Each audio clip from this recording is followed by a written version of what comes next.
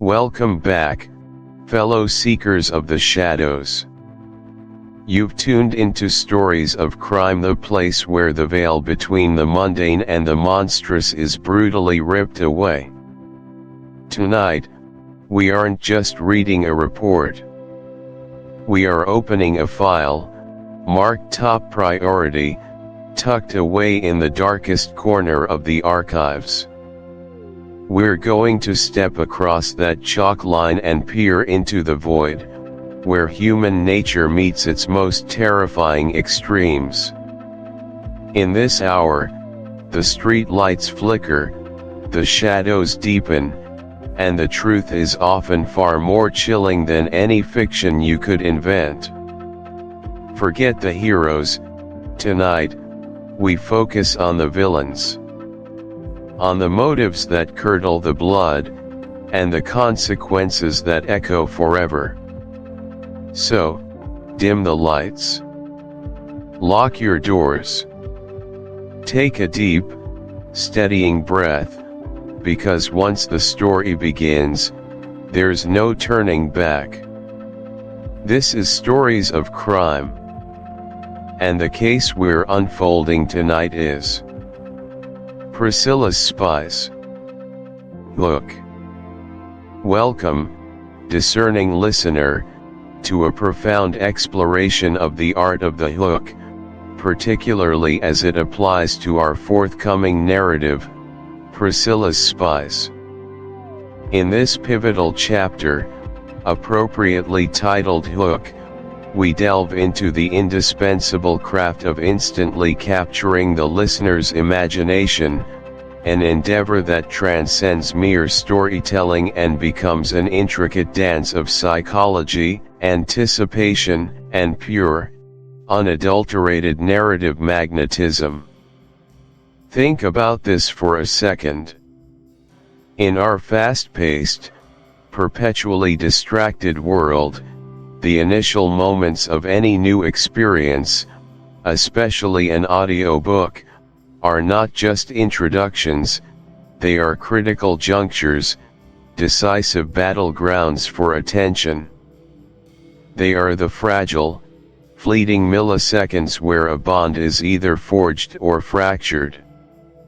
The success of an entire saga often hinges on these opening gestures, these first few lines, these inaugural soundscapes that whisper, or indeed, roar, promises of adventure, intrigue, and emotional resonance.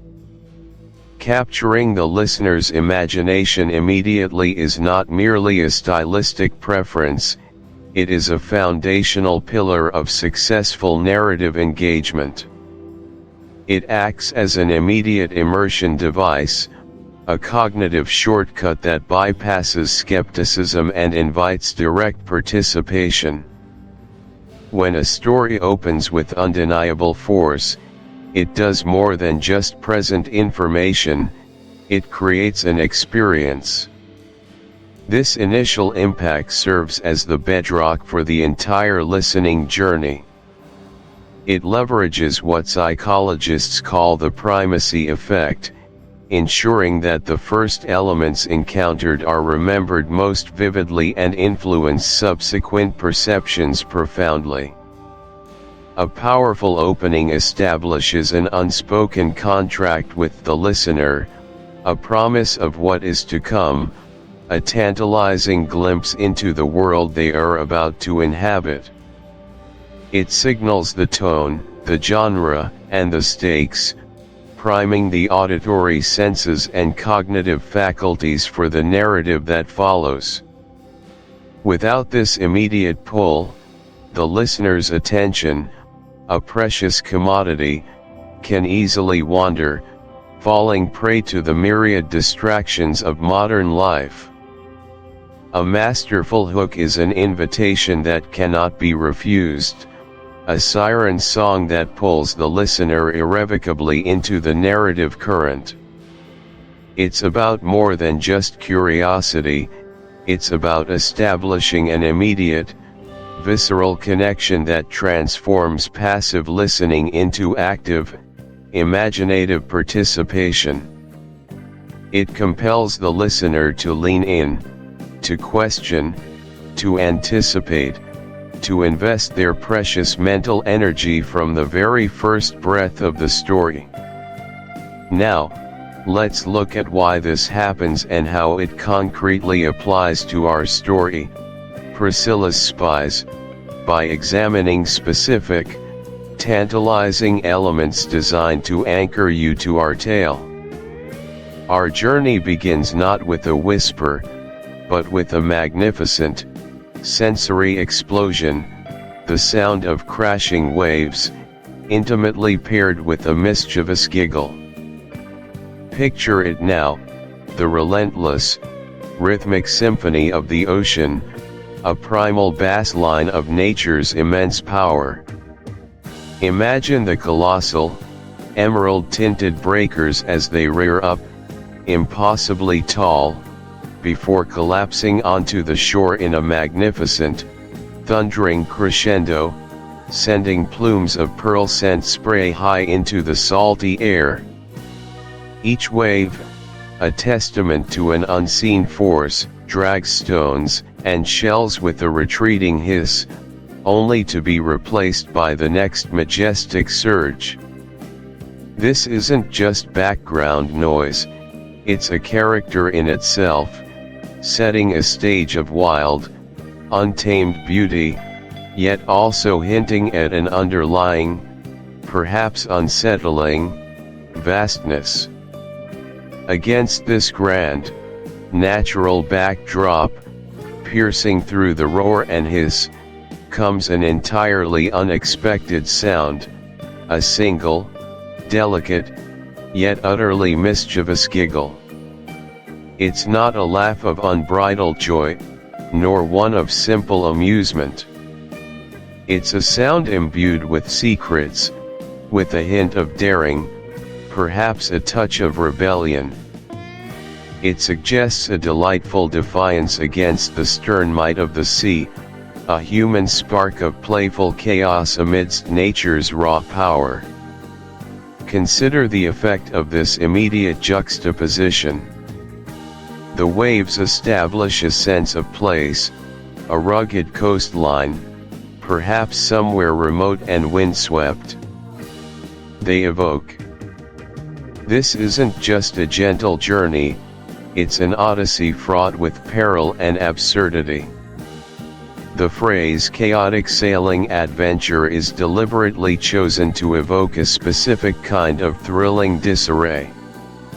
We're talking about more than just bad weather, we're talking about the potential for incompetent captains, mutinous crews, secret cargo, pursuing enemy vessels, unexpected discoveries, and perhaps, even a complete lack of any discernible plan.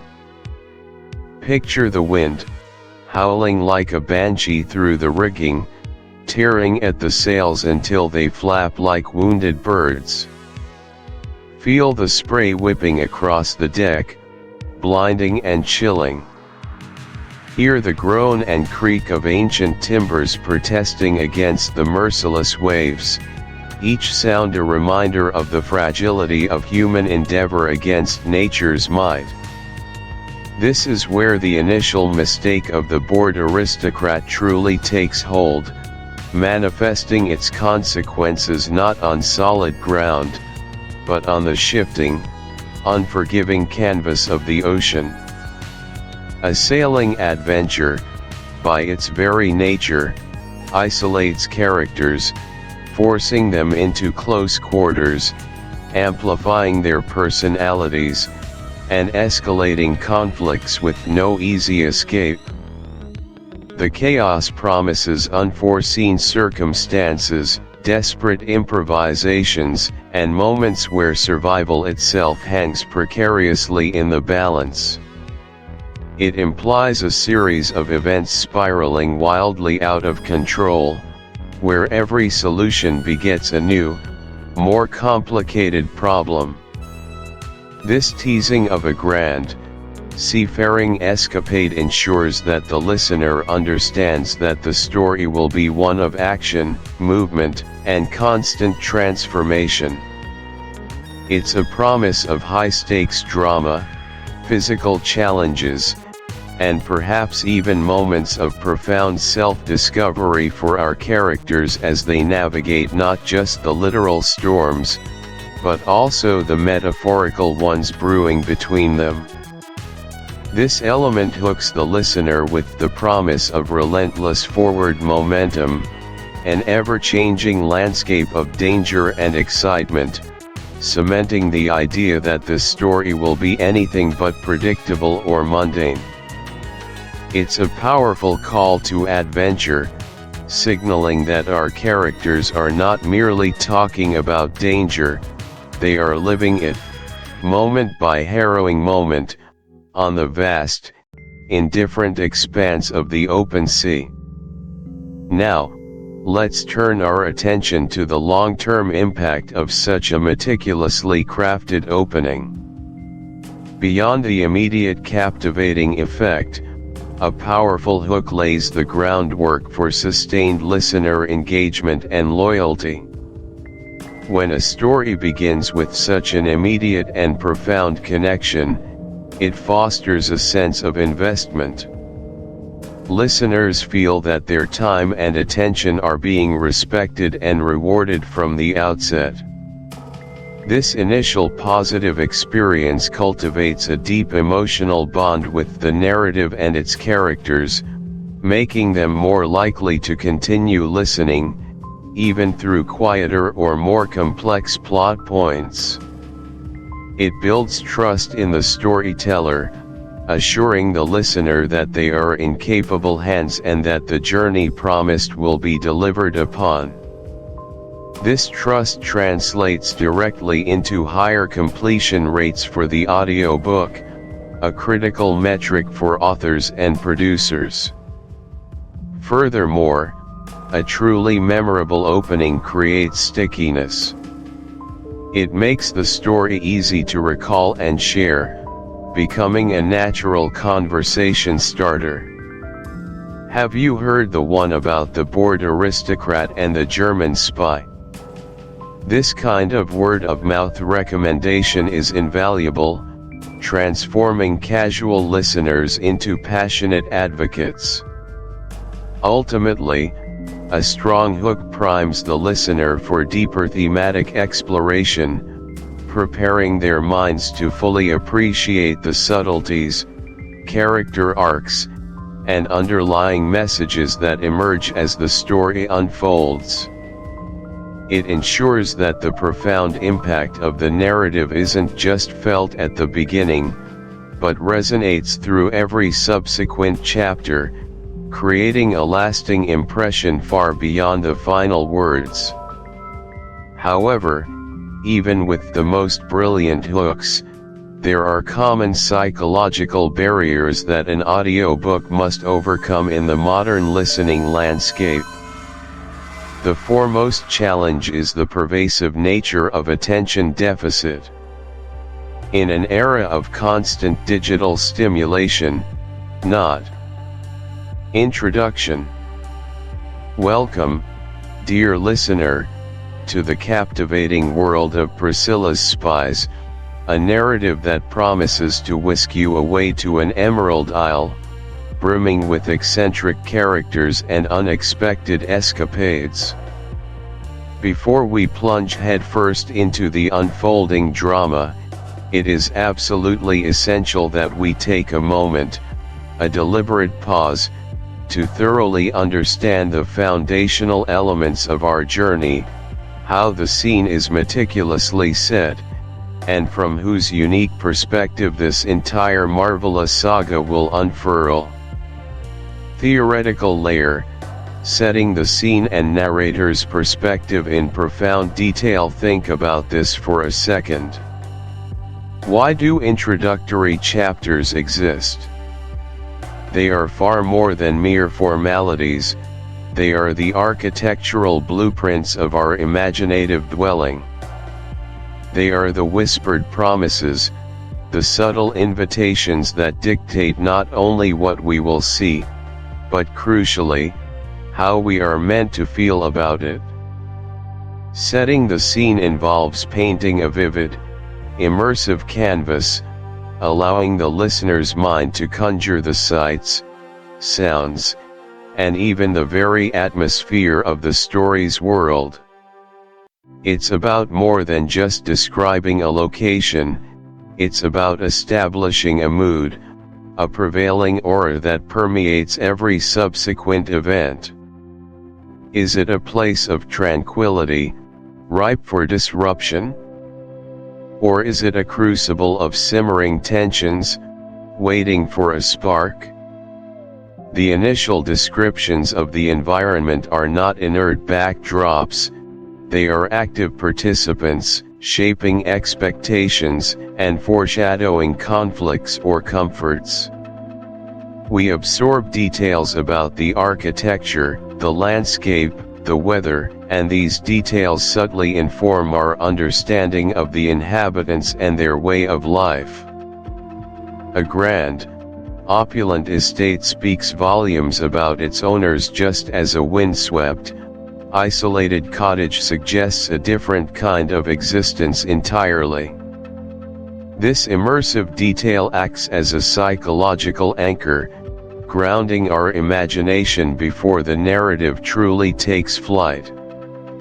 The texture of the cobblestones beneath an imaginary foot, the scent of blooming jasmine carried on a gentle breeze, the distant clang of a village bell, these seemingly minor details contribute to a rich, sensory tapestry that prepares us for the human drama to follow.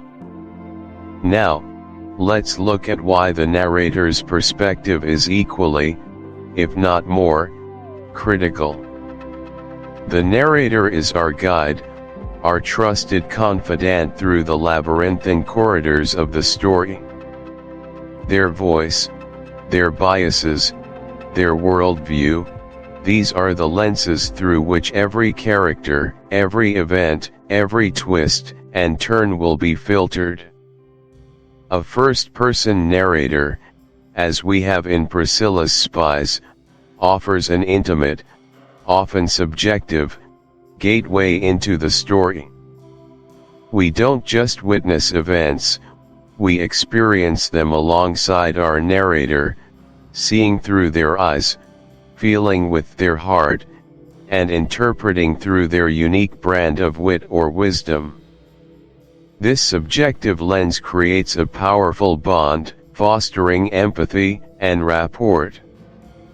We come to trust their judgment, or perhaps, to question it, but either way, we are deeply invested in their personal journey. The narrator's personality, their inherent charm, or perhaps their curmudgeonly skepticism, fundamentally dictates the tone and emotional resonance of the entire book.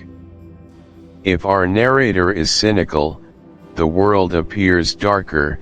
If they are optimistic, even adversity might be viewed with a hopeful glint. This profound connection is what makes us not just observers, but active participants in the unfolding narrative. Without a clear understanding of who is telling the story, and why they are qualified or compelled to do so, much of the intended nuance and emotional weight would be lost entirely. It's the difference between merely reading a report and listening to a personal confession, imbued with all the quirks and individual perceptions of the teller. The narrator guides our sympathies, frames our interpretations, and ultimately, profoundly influences our overall emotional engagement with the entire tale. Practical layer: introduce the narrator, Frank, and his long-suffering role as Priscilla's cousin. Our entry point into this delightful chaos is none other than Frank, a man whose existence has been inextricably, and one might say, regrettably, intertwined with that of his formidable cousin, Priscilla. Frank is our narrator, a character blessed, or perhaps cursed, with a keen observational eye, a dry, understated wit, and an almost preternatural ability to remain exasperated, yet perpetually loyal, to Priscilla. He is not a hero in the traditional swashbuckling sense, rather, he is the steadfast, grounded, slightly world-weary chronicler of events, often finding himself dragged, perhaps against his better judgment and certainly against his preference for quietude, into Priscilla's elaborate schemes. Let me paint you a vivid picture of Frank. Imagine a gentleman in his late 40s or early 50s, meticulously dressed in well-maintained but slightly conservative tweeds, his spectacles perched precisely on the bridge of his nose, perpetually ready to scrutinize some fine print or a particularly baffling piece of Priscilla's correspondence. His hair might be a distinguished silver at the temples, a testament to the myriad stresses endured over the years. His preferred pastime, had Priscilla's gravitational pull not interfered, would undoubtedly involve a worn leather armchair, a challenging crossword puzzle, and a perfectly brewed cup of Earl Grey tea, perhaps with a well-thumbed volume of classic literature within easy reach. He possesses an enviable intellect, a sharp mind that, regrettably for him, is often deployed in the service of disentangling Priscilla's latest imbroglio. He prefers order, predictable routines, and a good deal of personal space, all commodities that. The gardens surrounding it are a whimsical masterpiece, a carefully curated wilderness of fragrant roses, rambling fuchsia, and rhododendrons that explode in a symphony of pinks and reds during the warmer months. Imagine the gentle chirping of unseen birds, the distant cry of gulls circling overhead, and the constant, soothing rhythm of the waves breaking softly upon the shore. The interior of the house, while grand, retains a comfortable, lived-in feel, filled with inherited antiques, somewhat faded tapestries, and the distinct scent of old books and polish. This is Rosnacree Bay, a haven of profound peace, a sanctuary of unspoiled natural beauty, a place where time itself seems to slow, inviting introspection and quiet enjoyment. It is, in essence, the quintessential idyllic retreat. And it is precisely into this tranquil perfection that Priscilla, with her penchant for the theatrical and her magnetic pull towards the utterly preposterous, is about to introduce a considerable amount of delightful disruption. The stark contrast between the bay's serene grandeur and Priscilla's impending chaos is, in itself, a source of much comedic potential. Think of it as a delicately balanced ecosystem, about to receive a rather large, enthusiastic, and entirely unpredictable elephant.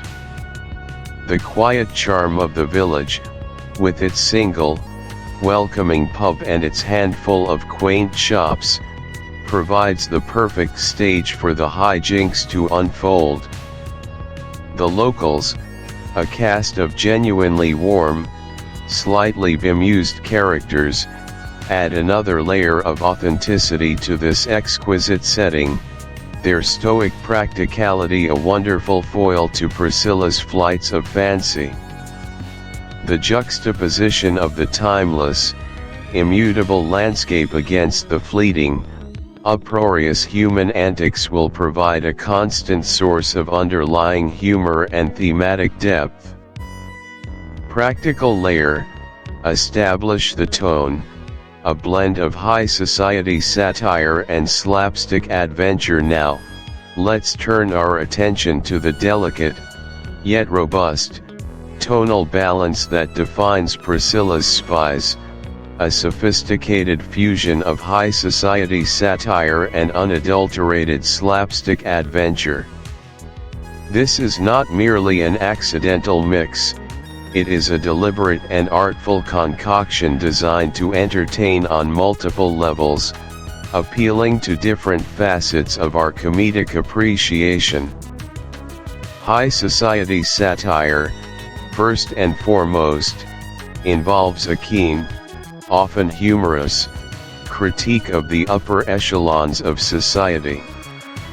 It pokes fun at their peculiar customs, their unspoken rules, their sometimes absurd preoccupations, and their occasional detachment from the realities faced by the common person. Think of it as a finely sharpened rapier, deftly parrying against pretension and pomposity, exposing the folly behind the glittering facade. In this story, the satire will manifest through the exquisitely detailed descriptions of Priscilla's world, her opulent, if slightly threadbare, ancestral home, her social maneuvering, the eccentricities of her acquaintances, and her seemingly boundless capacity for self-importance disguised as philanthropic endeavor. It's about the subtle snobbery, the coded language, the intricate dance of status and reputation within a closed circle. For example, a minor faux pas at a garden party could trigger a social earthquake of epic proportions, or a misplaced antique could be treated with more urgency than a national emergency. The characters' priorities and their reactions to seemingly trivial matters will be exaggerated for comedic effect, revealing the inherent absurdity of their insulated world. The dialogue will often be sparkling with understated wit and double entendres, inviting the listener to revel in the cleverness of the observations. It's the kind of humor that makes you smirk knowingly, perhaps even chuckle with a quiet, appreciative nod, recognizing the universal truths beneath the specific social setting. On the other hand, we have slapstick adventure, a gloriously physical and often boisterous form of comedy. This isn't about subtle barbs, it's about the joyous chaos of misadventures, pratfalls, mistaken identities, and escalating pandemonium. High society, by its very nature, often operates on tradition and an aversion to anything that might disrupt its carefully curated facade, its delicate balance of decorum. Priscilla, in her glorious disregard for convention, is constantly challenging these barriers.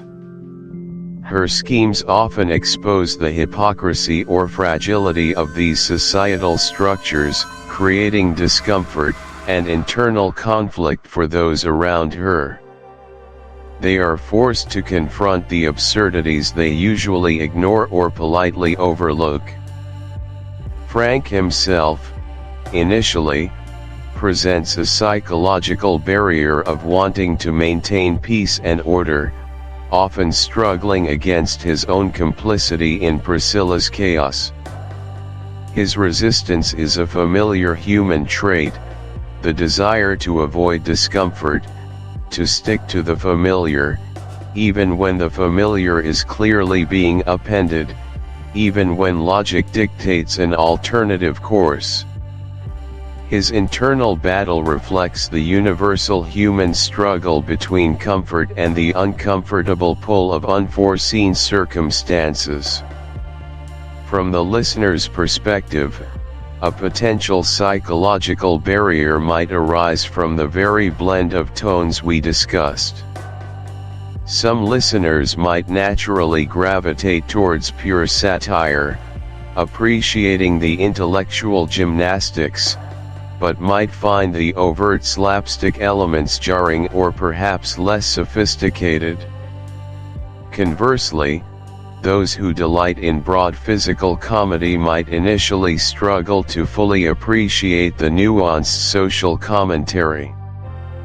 The challenge for the narrative, and the opportunity for the listener, is to overcome these initial genre expectations. It's about embracing the unexpected juxtaposition, allowing the mind to pivot between subtle wit and overt silliness, recognizing that both serve a purpose in creating a richer, more layered experience. Overcoming this barrier involves an openness to unexpected humor and a willingness to see the interconnectedness of these seemingly disparate comedic forms. It's about surrendering to the story's unique rhythm and trusting that the seemingly chaotic blend is, in fact, a carefully orchestrated symphony of mirth and meaning. This intellectual flexibility is key to fully appreciating the genius of such a narrative design. The characters, too, face a psychological barrier in truly seeing each other. The high society figures might dismiss Priscilla as merely eccentric, failing to see the intelligence and, at times, even genuine good intention behind her outrageous acts. Frank, despite his close proximity, must constantly work to disentangle Priscilla's true motives from her elaborate performance, battling his own preconceived notions and frustrations to understand the woman beneath the elaborate schemes. Listener reflection: as we prepare to embark upon this grand adventure, take a moment to reflect on what we've discussed. Consider how your own experiences with introductions to stories have shaped your expectations.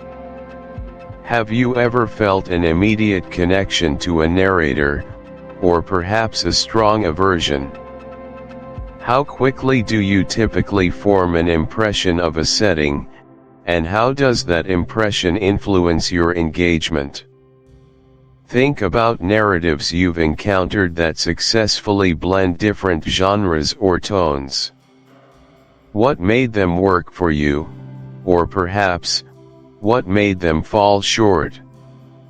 Are you someone who enjoys the gentle prod of satire, or do you prefer the hearty laugh offered by slapstick?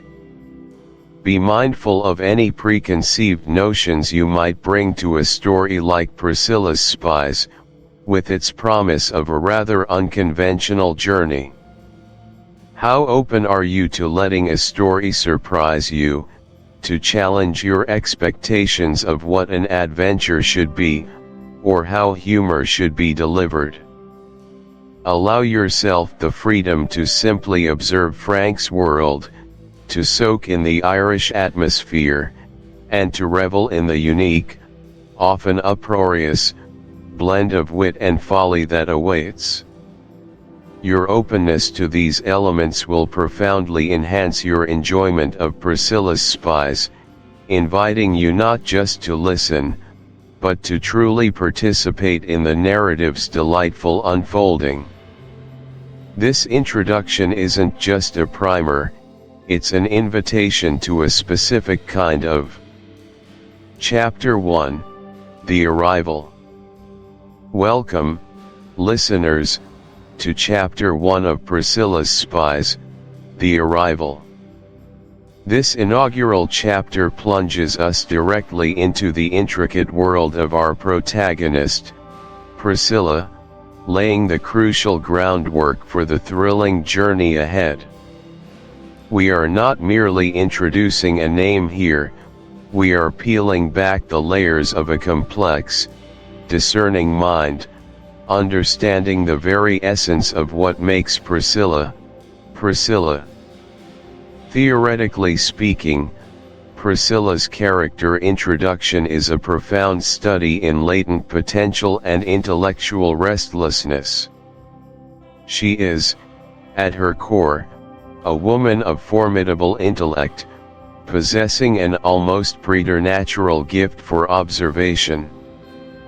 This isn't the superficial glance of a casual observer, it's a deep, analytical gaze that pierces through the veneer of societal pleasantries and everyday occurrences. Her mind is a finely tuned instrument, constantly sifting through data, identifying patterns, and, most importantly, noticing the subtle anomalies that most people blissfully overlook. She isn't defined by her social standing or her expected role in the polite society of her era, but rather by an inner world teeming with unexpressed curiosity and a yearning for genuine engagement. She carries an inherent skepticism, not a cynical distrust of humanity, but a keen awareness that reality often hides behind carefully constructed facades. Think of her as a human lie detector, not just for spoken words, but for the very atmosphere, the unspoken cues, and the underlying currents of any given situation.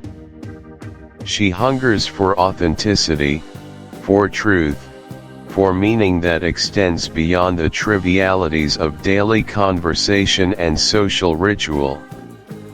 This profound dissatisfaction with the mundane is not a weakness, it is, in fact, her greatest strength, the engine that drives her perception and ultimately propels her into the extraordinary circumstances that define our story.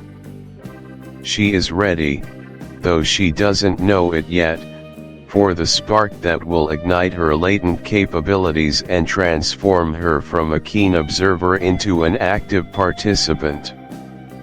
Her introduction is less about what she does, and more about who she inherently is, an intricate tapestry of sharp wit, quiet longing, and unwavering perceptiveness. Now, let's look at why this theoretical foundation matters so much, through the practical lens of Priscilla's own experiences. First, let's deeply explore Priscilla's pervasive dissatisfaction with the mundane social life that surrounds her. Imagine, if you will, a typical Tuesday afternoon tea, hosted by Mrs. Abernathy, a woman known more for her perfectly symmetrical cucumber sandwiches than for her stimulating conversation. Priscilla is present, as dictated by social expectation, seated on a plush velvet settee, a delicate porcelain cup warming her gloved hands. Around her, a symphony of polite chatter unfolds, discussions of the impending spring ball, the latest scandalous millinery, the lamentable quality of the season's opera. Her eyes, however, are not truly engaged with the floral patterns on the wallpaper or the forced smiles of the other guests. Instead, her mind is a restless explorer, journeying through the shallow depths of the conversation, noting the empty platitudes, the repeated phrases, the almost robotic adherence to social script. She listens, truly listens, not to the words, but to the silences between them, to the unspoken anxieties beneath the forced gaiety. She sees the micro-expressions that betray true feelings, the subtle shifts in posture that indicate boredom or discomfort. For Priscilla, these gatherings are less social events and more anthropological studies in superficiality. She yearns for intellectual sparring, for discussions that challenge, for connections that resonate beyond the superficial. This isn't mere snobbery, it's a genuine yearning for substance, a profound boredom with the predictable dance of polite society. She feels like an anthropologist observing a peculiar ritual, rather than a participant enjoying genuine connection. This recurring internal monologue, this constant yearning for depth in a world T. Consider this for a second. How often do we ourselves participate in social rituals that leave us feeling unfulfilled, perhaps even drained? Priscilla's experience is an amplified version of that universal human desire for deeper meaning. Her internal landscape is rich and vibrant, but the external world, as presented by her social circle, is a pale imitation, a muted reflection that simply fails to stimulate her formidable intelligence. This chronic understimulation creates a void, an unconscious readiness for something to fill that space, something real, something urgent, something that demands her attention and her unique gifts of perception. This brings us to the pivotal moment, the sighting of the mysterious strangers. Imagine, if you will, a crisp autumn afternoon, Priscilla taking her customary, solitary stroll through the town's meticulously maintained public gardens. The air is cool, carrying the scent of damp earth and decaying leaves. Children's laughter echoes faintly from a distant playground. It's a scene of perfect, tranquil normalcy. Then, they appear. Two men, emerging from the shadow of a colossal oak tree, their movements subtly out of sync with the relaxed rhythm of the park. They are not overtly menacing, not dressed in any immediately identifiable uniform, yet something about them immediately pricks Priscilla's heightened senses. Their coats, while well tailored, seem just a touch too heavy for the mild weather, their collars pulled up slightly higher than necessary. Their gazes are not fixed on the picturesque scenery, nor do they engage in the casual, wandering observation of typical park-goers. Instead, their eyes dart, sweep, and linger with an almost clinical precision, taking in every detail of their surroundings, yet never quite settling, never allowing themselves to appear truly relaxed. They walk with an unnatural economy of movement, a controlled purpose that speaks of training, not leisure. Their conversation, when they do speak, is muted, almost entirely in whispers, their heads bent close together in conspiratorial fashion. One of them gestures almost imperceptibly with a hand, not a dramatic flourish, but a tight, contained movement, as if delivering a silent instruction. They do not smile, not even the polite, fleeting smiles exchanged by strangers in public. Their faces are studies in quiet intensity. This is not a sudden, dramatic entrance, but a gradual unfolding of an anomaly, a slow but certain accumulation of wrongness that registers instantly on Priscilla's finely tuned internal radar. It's the slight stiffness in their shoulders, the way they scan the periphery without appearing to do so, the almost imperceptible hesitation before they choose a path, as if calculating angles and escape routes rather than enjoying the beauty of the landscape. For anyone else, They might simply be two gentlemen engaged in a private discussion. For Priscilla, they are a discordant note in the symphony of the afternoon, an unexpected tremor in the calm waters of her predictable world. This is not a fanciful imagining, it's an immediate, intuitive understanding that these men are operating on a different plane, driven by a different agenda than the rest of the world around them. And this leads us to the third crucial point in our practical layer, Priscilla's immediate, almost visceral conviction that these men are spies. This isn't a leap of faith, it's a deduction, an almost involuntary processing of data by her sophisticated mental apparatus. Think of it as a subconscious algorithm running in her mind, fed by years of meticulous observation and an insatiable appetite for tales of intrigue, a mind that inherently understands patterns and deviations. Why spies? Because their behavior defies the accepted social script. Their calculated movements, their detached observation, their subtle, almost coded communication, these are not the actions of ordinary citizens going about their day. Let's consider a real-world parallel. Imagine an experienced intelligence analyst reviewing surveillance footage. Most individuals are conditioned by a powerful phenomenon known as normalcy bias. This is the human tendency to underestimate both the likelihood and potential impact of a disaster or unusual event, and to assume that things will continue as they always have. In simpler terms, our brains prefer comfort and predictability.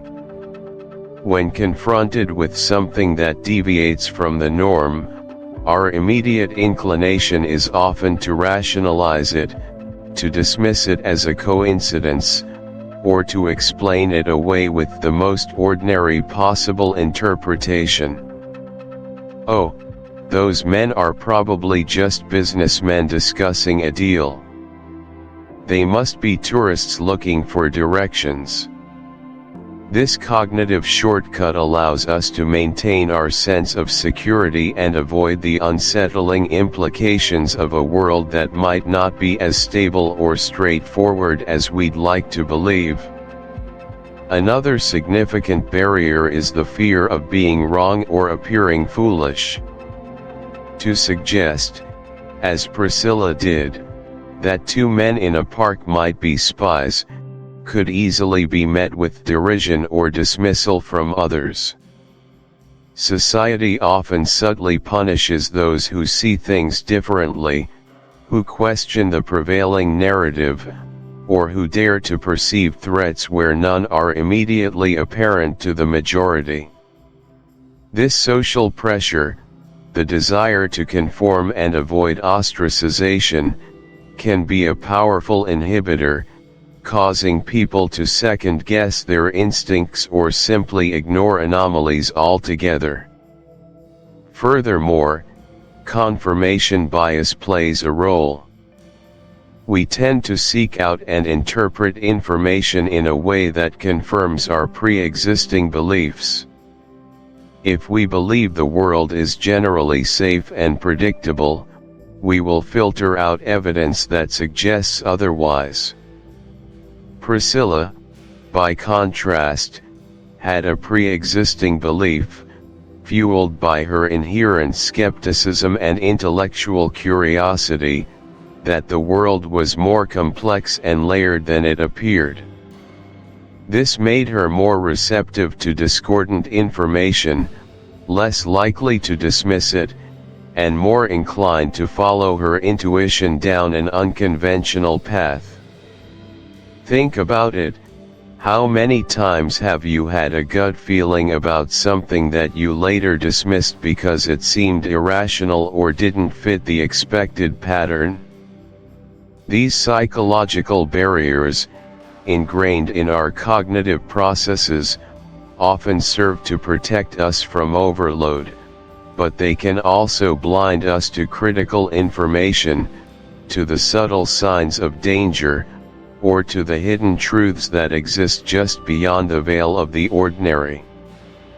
Priscilla's unique strength, then, is not just her ability to observe, but her remarkable capacity to overcome these pervasive psychological hurdles, to trust her own judgment, and to embrace the unsettling truth of what she sees, regardless of how extraordinary or improbable it might seem to others. This makes her not just a character, but a compelling archetype of human perception pushing beyond its ordinary limits. Chapter 2: The Call to Arms. Welcome, discerning listeners, to Chapter 2, The Call to Arms. In our previous chapter, we witnessed the intriguing genesis of a formidable task, a whispered secret that now demands immediate, decisive action. Priscilla, with her keen intellect and unwavering resolve, has unearthed a conspiracy of unsettling proportions. But even the most brilliant minds require assistance, especially when facing an unknown and potentially perilous future. This chapter delves into the often overlooked yet utterly critical first step of any grand endeavor, assembling the right team, specifically, enlisting the participation of the decidedly reluctant. We will explore the nuanced dance of persuasion, the intricate layers of human resistance, and the meticulous preparations required when embarking upon a journey fraught with uncertainty and shadowed by unseen dangers. Think about this for a second. Why do individuals resist being drawn into something new, especially something that promises to shake the very foundations of their comfortable existence?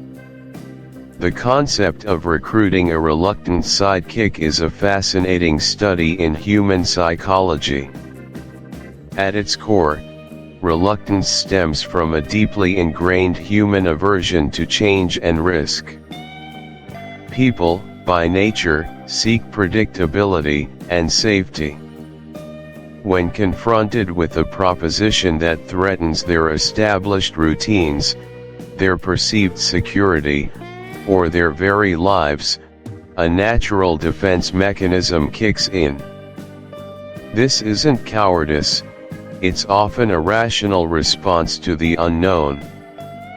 Common reasons for this deeply felt resistance include a potent fear of the unknown, an overwhelming sense of perceived incompetence, the nagging doubt that one isn't equipped for the challenge, or even profound moral objections to the means or ends of a mission.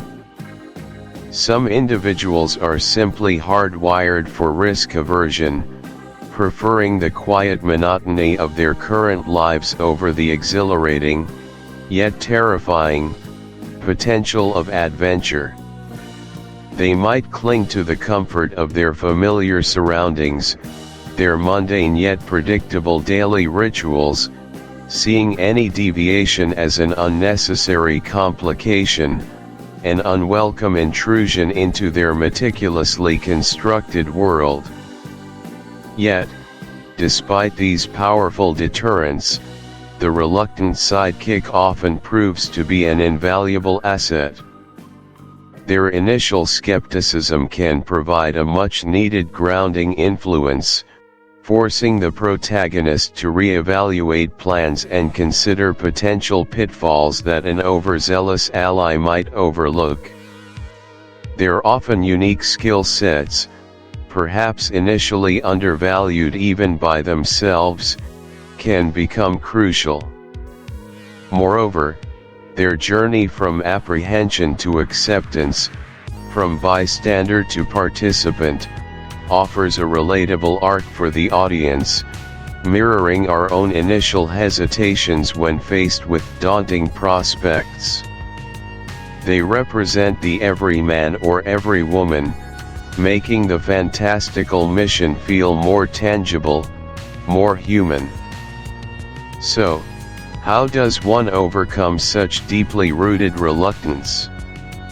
It's a delicate art, requiring a blend of logical appeal, emotional leverage, and sometimes, a touch of strategic manipulation. One might appeal to a person's inherent sense of duty, their loyalty, or even their untapped potential. Framing the mission not as a grand, perilous quest, but as a necessary, perhaps even minor, task that only they possess the unique ability to complete can be incredibly effective. Creating a subtle, yet undeniable, sense of urgency, making the individual feel indispensable, can often tip the scales. It's about slowly chipping away at their defenses, offering a path that, while challenging, ultimately promises growth and a profound sense of purpose. This is precisely the formidable challenge Priscilla now faces with Frank. Now, let's turn our attention to Frank, a character whose very essence embodies this reluctance. Frank, a meticulous cartographer by trade, lived a life circumscribed by the precise lines and predictable contours of his maps. His days were an orderly progression of India ink, vellum, and the hushed whisper of turning pages. His small, cluttered shop, smelling faintly of parchment and pipe tobacco. His attempts became increasingly desperate. He would intellectualize his refusal, citing logical fallacies in Priscilla's plans, highlighting the statistical improbability of success, or emphasizing the sheer impracticability of her vision. Think of the logistical nightmares, Priscilla. The provisions, the weather patterns, the inherent instability of maritime travel for one unaccustomed to its rigors, he would exclaim, attempting to drown her enthusiasm in a deluge of practical concerns. He even, on one memorable occasion, tried to hide amongst his towering stacks of navigational charts, hoping to become indistinguishable from the paper labyrinth, a strategy that, predictably, failed spectacularly. Priscilla, however, was no stranger to human nature, especially Frank's. She understood that brute force or direct confrontation would only harden his resolve. Her approach was far more nuanced, a masterclass in subtle persuasion and strategic manipulation. Step 1. Understanding Frank's core values. Priscilla knew Frank wasn't motivated by glory or adventure, but by a deep-seated sense of loyalty, a meticulous dedication to accuracy, and a latent, perhaps unacknowledged, desire to be useful, to contribute something meaningful beyond the confines of his shop. She understood his profound respect for truth and precision, qualities inherent in his profession. Step 2. The art of framing the mission. She never presented the call to arms as an act of reckless heroism. Instead, she meticulously framed it as a dire necessity, a critical undertaking that, without Frank's unique expertise, would be utterly doomed. She didn't ask him to be a swashbuckling spy, she asked him to be a precise, invaluable navigator, a meticulous planner, a keeper of vital information, roles perfectly aligned with his existing skill set and temperament. "Frank," she might have said, her voice laced with a controlled urgency, "this isn't about daring-do. This is about precision. About knowing the currents, understanding the hidden coves, deciphering archaic charts. Who else possesses your unparalleled gift for geographical interpretation? Who else can guide us through treacherous waters with such absolute certainty? Without you, Frank, we are truly lost, adrift in the metaphorical and literal sense." Step 3. Emotional leverage. Priscilla expertly wove threads of emotional appeal into her logical arguments. She appealed to their long-standing friendship, subtly implying that his refusal would not only jeopardize the mission but also diminish the bond they shared. She presented herself as vulnerable, not weak, but in desperate need of his specific strength. She spoke of the profound injustice at stake, knowing Frank's quiet abhorrence for anything unfair or unbalanced. There was a delicate balance of genuine plea and unspoken expectation, a powerful combination for someone as inherently conscientious as Frank.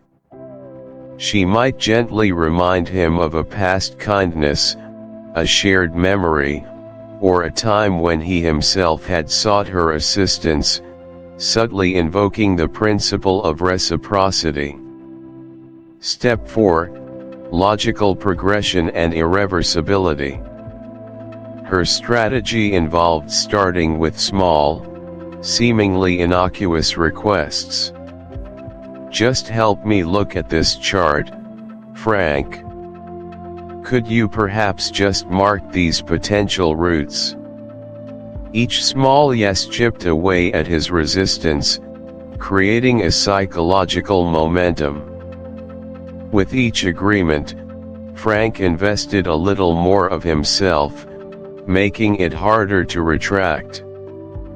Before he fully realized it, his initial cautious consent to just review a few maps had subtly transformed into an active participation in planning the expedition.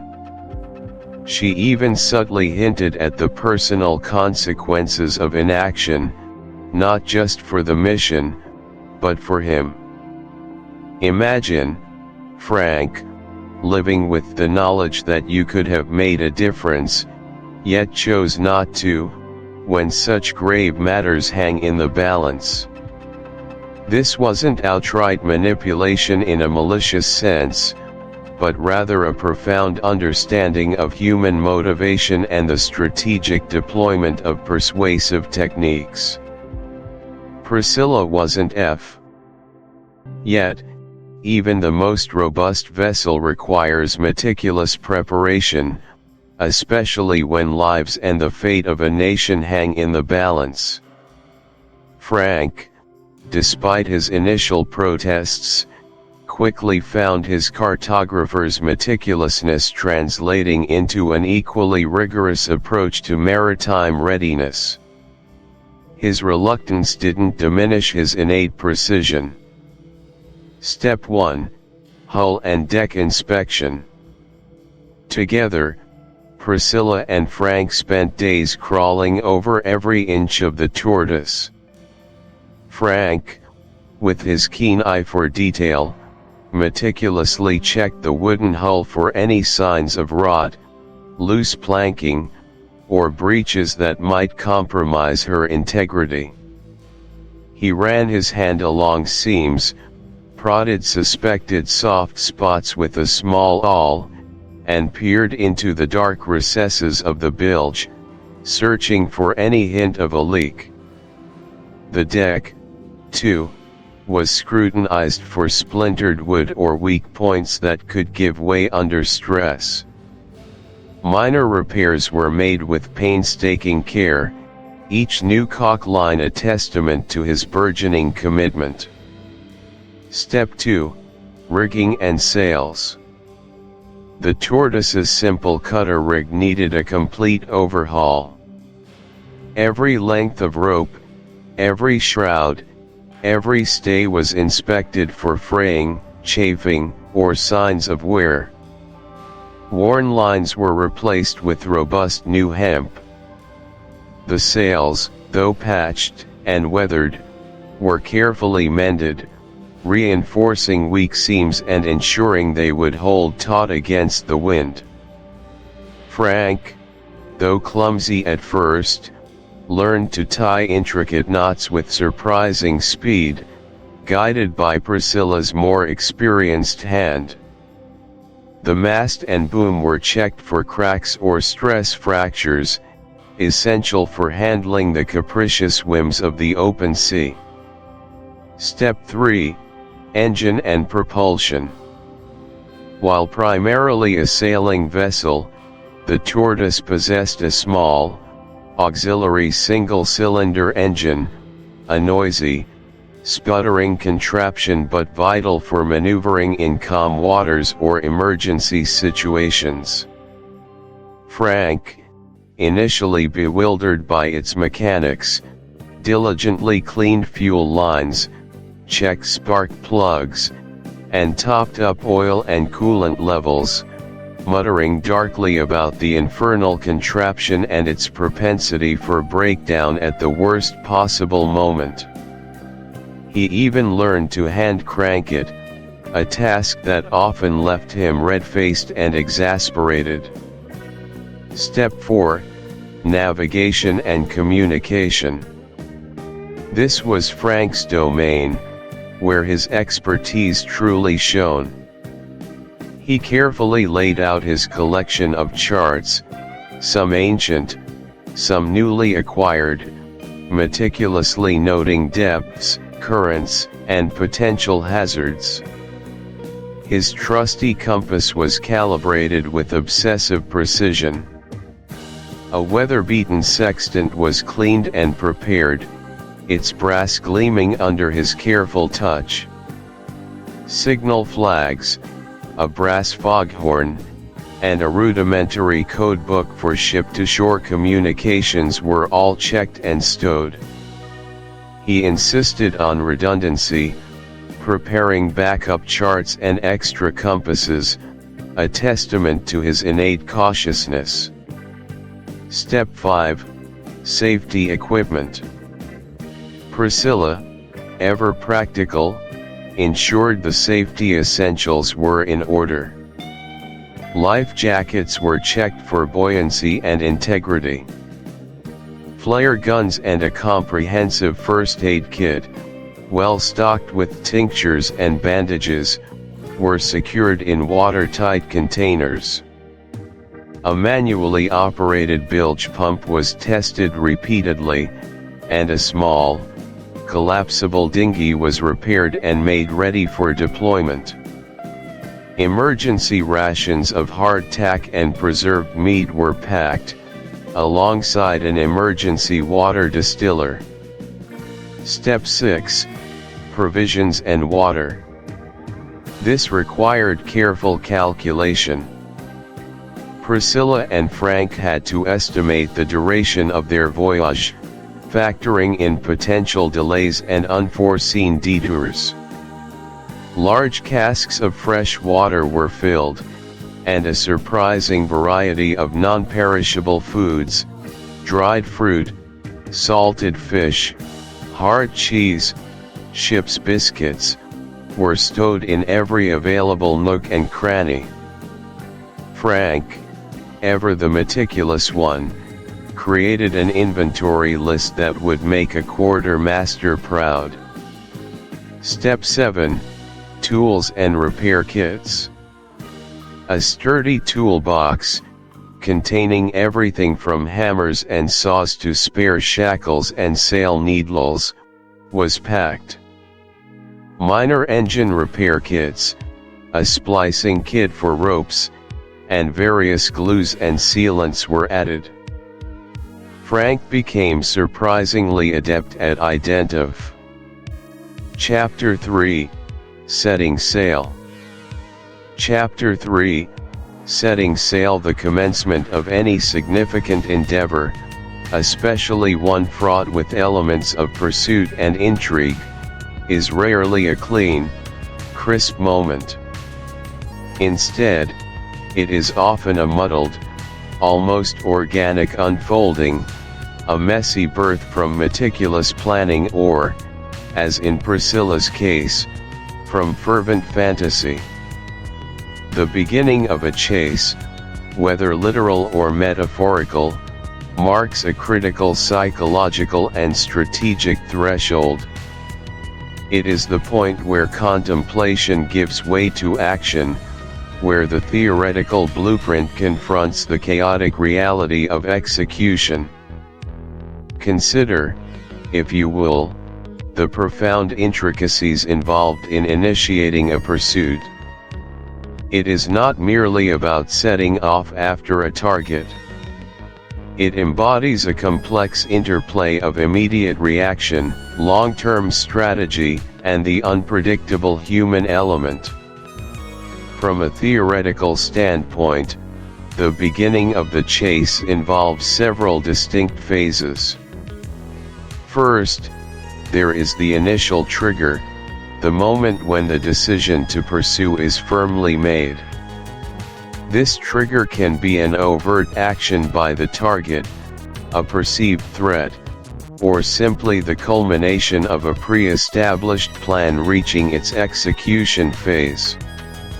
For Priscilla, this trigger was self-generated, fueled by her overactive imagination and a profound misunderstanding of espionage. Next, we move into the preparatory scramble.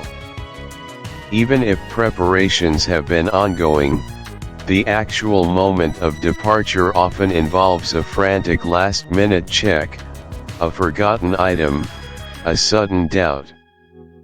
This phase is characterized by a surge of adrenaline, a narrowing of focus, and often, a degree of tunnel vision. The pursuer's world shrinks to the immediate objective, setting forth. In professional contexts, this scramble is highly organized, a well-oiled machine responding to protocols. In amateur pursuits, it is closer to a Keystone Cops routine. Finally, there is the actual embarkation, the physical movement across the threshold, be it stepping out a door, launching a vehicle, or, in Priscilla's specific scenario, casting off from a pier. This is where the abstract concept of the chase solidifies into tangible motion. It is a moment pregnant with both exhilarating possibility and potential disaster. The pursuer commits, burning bridges to the safety of inaction, and plunges headfirst into the unknown variables of the pursuit itself. This threshold moment is not just physical, it is a significant psychological commitment. It solidifies intent into action, moving from "we will do this" to "we are doing this." The stakes become real, the consequences imminent, and the narrative officially begins its unfolding. Now, let us transition from the abstract theory of pursuit initiation to the very tangible, and frankly, quite amusing, reality of Priscilla's immediate situation. Imagine this scene, a quaint, sleepy harbor, where the only usual disturbances are the gentle lapping of waves against the docks and the occasional squawk of a seagull. Into this serene tableau bursts Priscilla, a whirlwind of ill-prepared enthusiasm and misplaced self-importance. Her vessel, a small, rather ancient motorboat aptly named the Siren's Call, a name she had bestowed upon it with dramatic flair, believing it evoked images of seductive espionage, was certainly not designed for rapid, clandestine getaways. It sputtered and groaned like an asthmatic whale whenever she attempted to coax its reluctant engine to life. On this particular morning, the engine's protestations were even more vocal than usual, echoing across the tranquil waters and drawing the bewildered stares of the few early risers on the docks. Priscilla, clad in what she imagined was appropriate covert operations attire, a trench coat that was far too heavy for the mild weather and sunglasses that kept slipping down her nose, was a spectacle of uncoordinated energy. She fumbled with the mooring lines, her fingers, usually adept at delicate needlework, now utterly useless against the stubborn knots. She tugged, she pulled, she muttered exasperately under her breath, a comical portrait of a spy in distress before the mission had even properly begun. Her first attempt to cast off involved pushing away from the pier with a vigor that sent her lurching backward, almost tumbling into the murky water. The boat, instead of gliding gracefully, scraped loudly against the wooden pilings, emitting a sound akin to a banshee wail. Then came the true test, maneuvering the vessel out of its berth. Priscilla, who had perhaps only piloted a boat twice in her life, and those instances under the careful supervision of a patient uncle, gripped the tiller like it was a venomous snake. She twisted it erratically, causing the siren's call to swing wildly, narrowly missing a small fishing skiff named Happy Angler and then executing a full, uncontrolled pirouette in the middle of the narrow channel. A bewildered fisherman, mid-cast, had to quickly reel in his line to avoid entanglement. The departure was not merely clumsy, it was a symphony of maritime blunders. The boat stalled, then surged forward unexpectedly, then stalled again. Priscilla's face, initially a mask of stern determination, was now a mixture of panic and deep-seated embarrassment.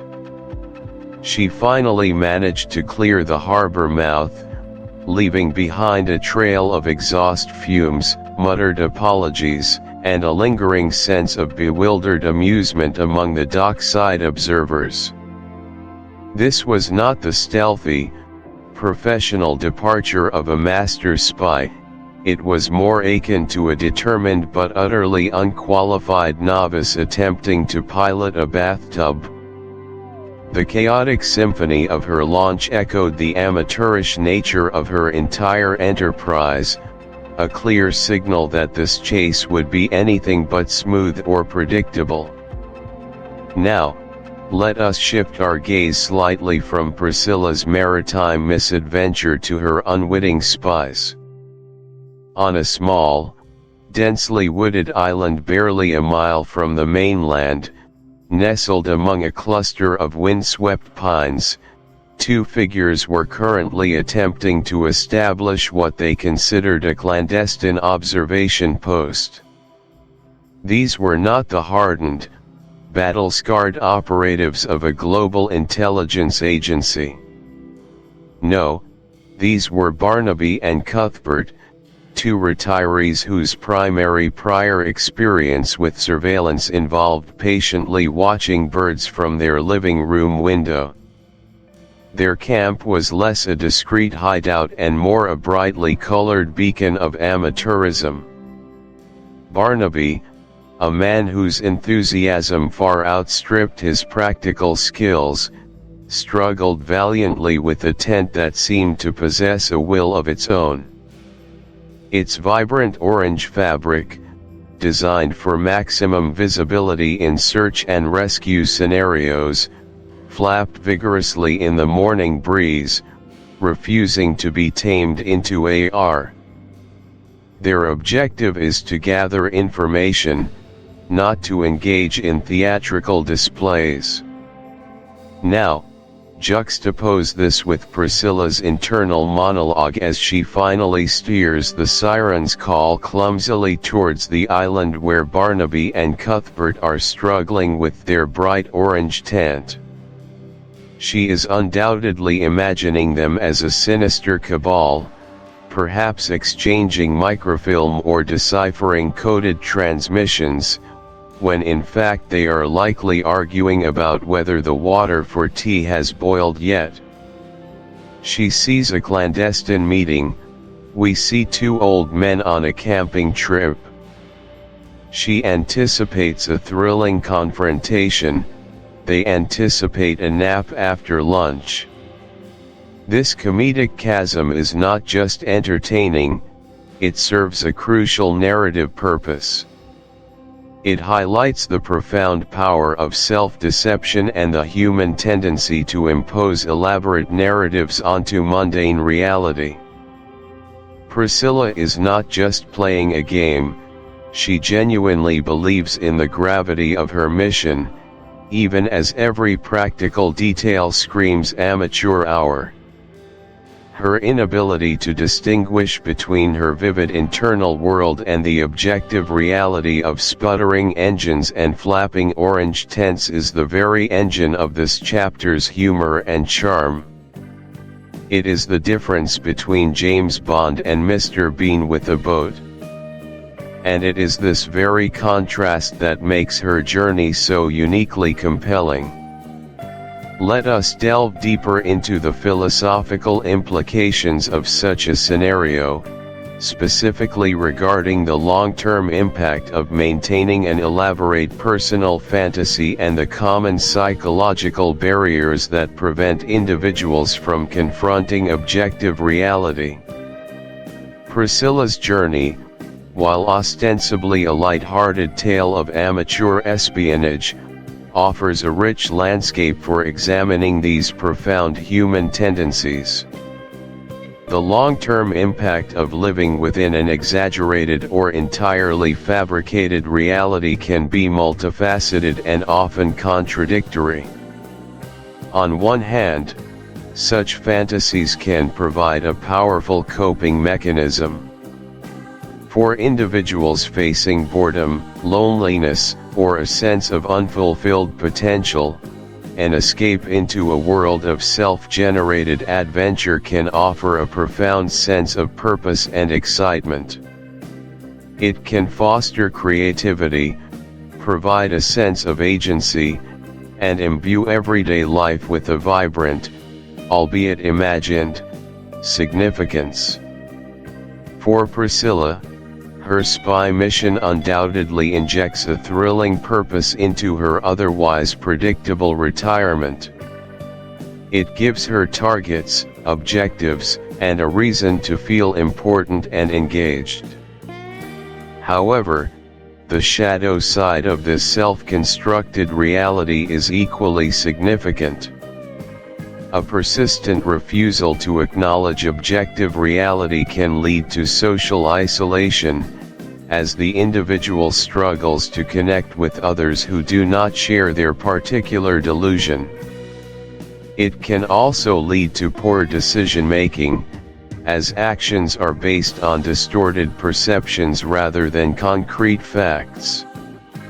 In extreme cases, it can erode one's capacity for critical thinking and problem-solving, as the brain becomes accustomed to prioritizing narrative coherence over empirical evidence. Priscilla, for instance, makes logistical errors and misjudgments based purely on her spy novel tropes, rather than practical considerations. The long-term impact here could be a deepening of her detachment from practical skills and real-world interactions, even as she feels intensely alive within her own narrative. Now, let us explore the common psychological barriers that prevent individuals from confronting objective reality, even when confronted with overwhelming evidence. One of the most potent barriers is cognitive dissonance. This is the mental discomfort experienced by a person who holds two or more contradictory beliefs, ideas, or values, or is confronted by new information that conflicts with existing beliefs, ideas, or values. To alleviate this discomfort, individuals often rationalize their beliefs, dismiss contradictory evidence, or selectively interpret information to fit their pre-existing narrative. Priscilla, seeing Barnaby and Cuthbert fumbling with a tent, might rationalize it as a clever ruse, an elaborate decoy, rather than admitting they are just bad at camping. Chapter 4: The First Reconnaissance. Chapter 4: The First Reconnaissance. Welcome back, listeners. We now delve into the murky waters of Chapter 4, The First Reconnaissance, a pivotal moment where Priscilla, our driven protagonist, takes her first tangible steps into the enigmatic world surrounding Heron Island. This chapter isn't just about a physical journey, it's a deep psychological exploration of perception, paranoia, and the intricate dance between observation and interpretation. Before we embark on Priscilla's ill-fated initial approach, let's spend some significant time dissecting the very essence of observation tactics. This isn't merely about seeing, it's a complex, multi-layered discipline. Think about this for a second. What does it truly mean to observe? Most people assume it's a passive act, akin to watching a movie.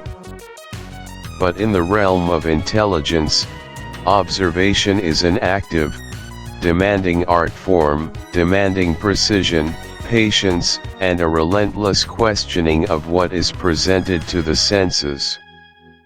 At its core, observation tactics are the systematic methodologies employed to gather information without direct interference, to understand a situation, a person, or an environment by discreetly monitoring its various facets. The primary purpose is to establish a baseline, identify anomalies, and interpret their significance within a broader context. It's about building a comprehensive mental or recorded picture, piecing together fragments of data to reveal a coherent narrative. Consider these key principles that underpin effective observation. First, there is non-intrusiveness. The goal is to be a ghost, a phantom in the periphery. This means minimizing your physical footprint, your acoustic signature, and your visual presence. It's about blending into the natural background, becoming an unremarkable part of the scenery. Anything that draws undue attention, from an unusual vehicle to an odd piece of clothing, compromises the entire endeavor.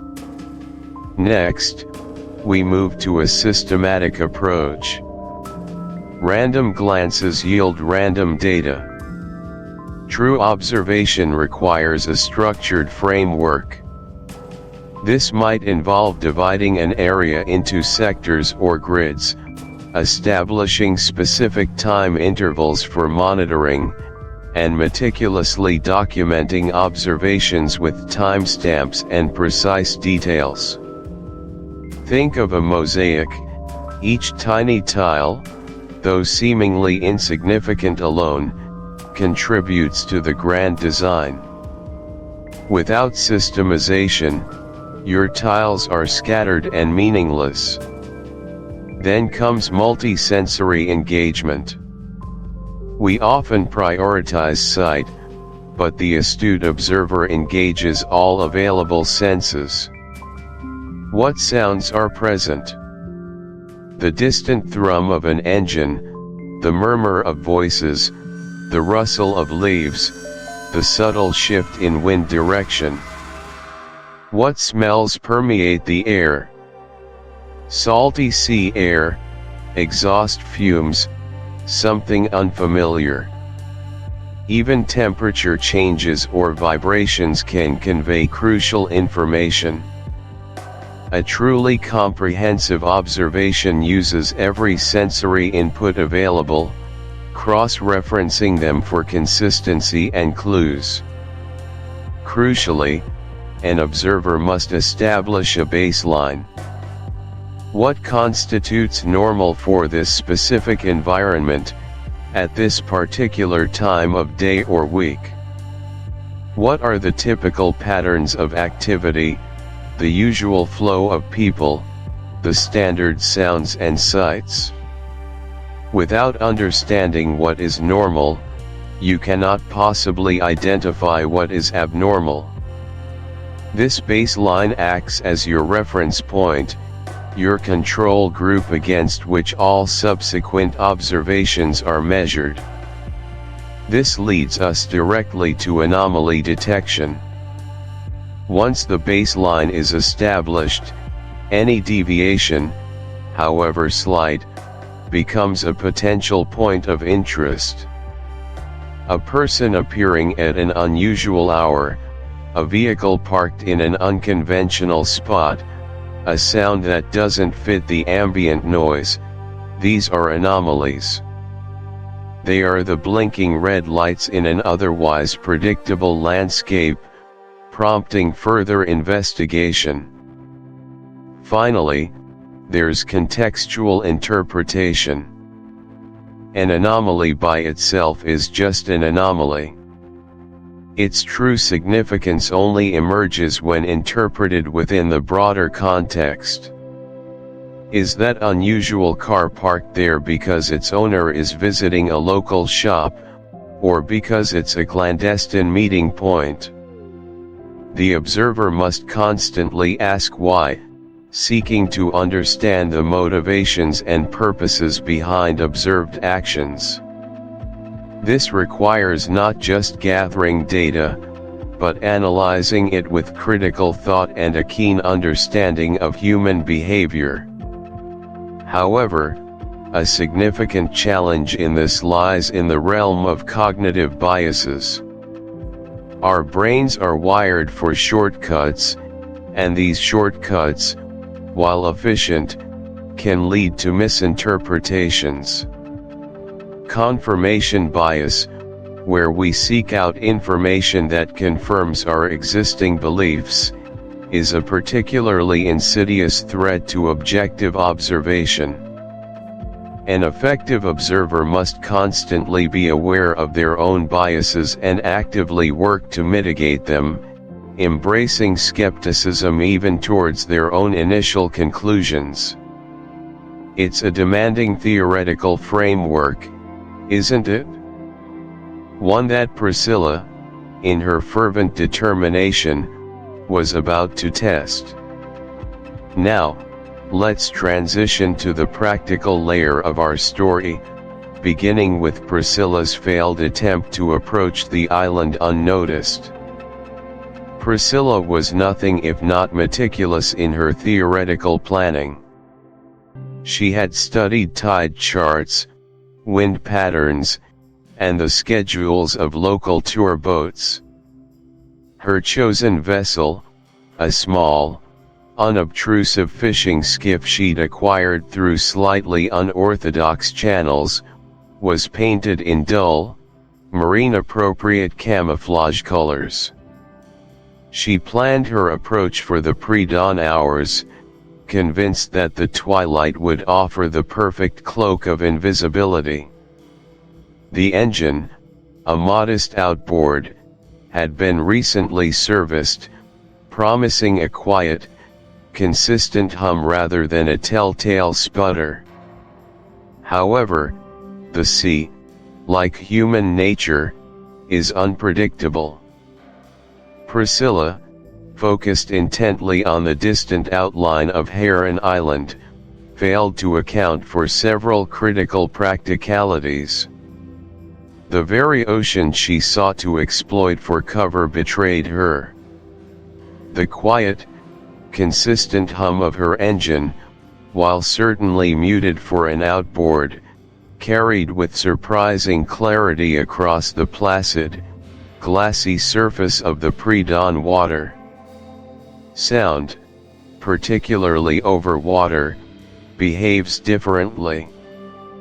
What felt subtle to Priscilla in her skiff resonated with an amplified hum across the calm morning expanse.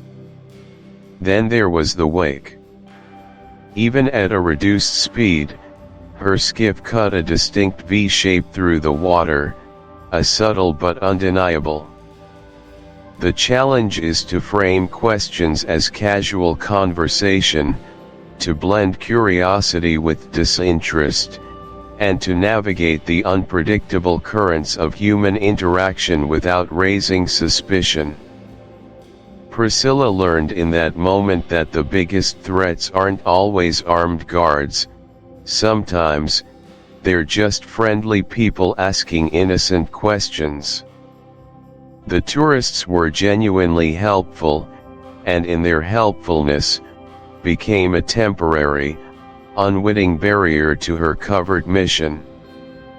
This brings us to the most illuminating, and perhaps troubling, aspect of this reconnaissance.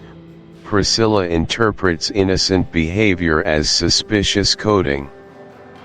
After the encounter with the ferry, Priscilla maintained a more discreet distance, circling the island's perimeter at a safe remove, her binoculars glued to her eyes.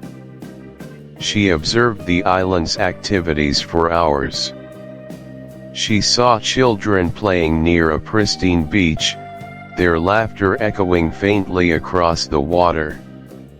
She watched a couple engaged in what appeared to be a heated, theatrical argument on a villa balcony.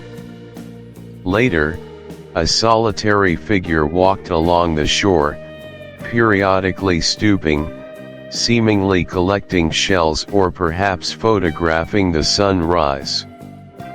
To an ordinary observer, this was a charming tableau of island life. The children were enjoying their holiday. The couple was having a common marital spat, likely over something trivial. The solitary figure was a tourist appreciating nature or documenting their trip. But Priscilla's lens was anything but ordinary. Her mind, already primed by the weight of her mission and a growing sense of urgency, filtered every sight through a pre-existing mesh of suspicion. The children's game, a complex series of hand gestures and whispered shouts, became a coded communication ritual. She meticulously noted down the patterns, convinced they were transmitting information, perhaps even practicing some form of covered signal language. The couple's argument, dramatic and gesticulating, was not a domestic dispute but a staged diversion, designed to draw attention away from something far more significant happening elsewhere on the island. The photographer collecting shells? Clearly, he was not merely taking snapshots. He was mapping terrain, documenting security weaknesses, or perhaps even hiding micro-cameras within the shells themselves. This is a profound illustration of confirmation bias and apophenia in action. Confirmation bias, as we discussed, is the tendency to interpret new evidence as confirmation of one's existing beliefs or theories. Priscilla expected to find secrets, so every anomaly, no matter how benign, was twisted to fit that expectation. Apophenia, closely related, is the experience of seeing meaningful connections or patterns in random or meaningless data. Her high-stakes mindset, coupled with the inherent human tendency to seek patterns, transformed innocent events into components of an intricate, nefarious plot. Consider a real-world parallel. During heightened periods of geopolitical tension, intelligence analysts have sometimes fallen prey to similar traps.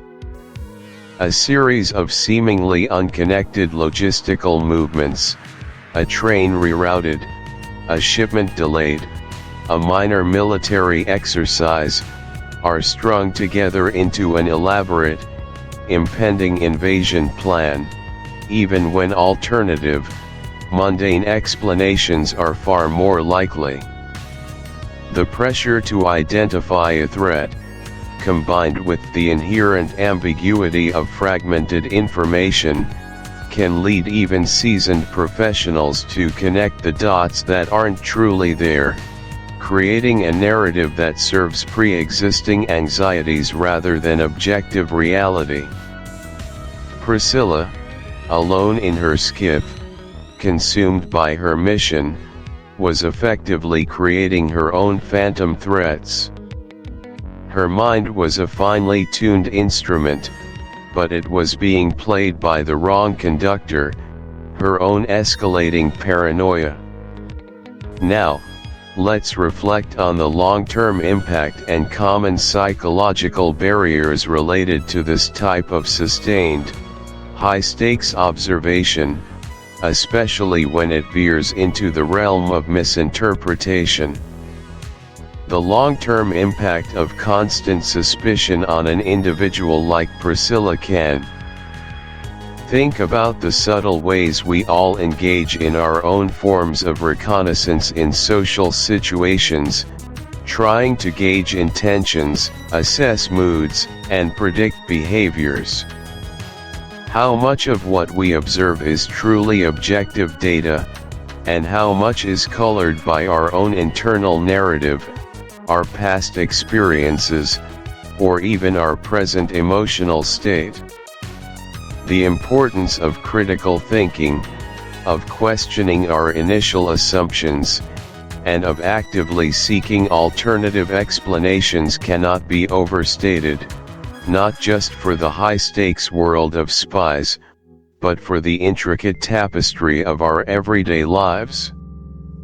Priscilla's journey serves as a potent reminder of the fragility of perception and the profound impact of our own minds on the reality we construct.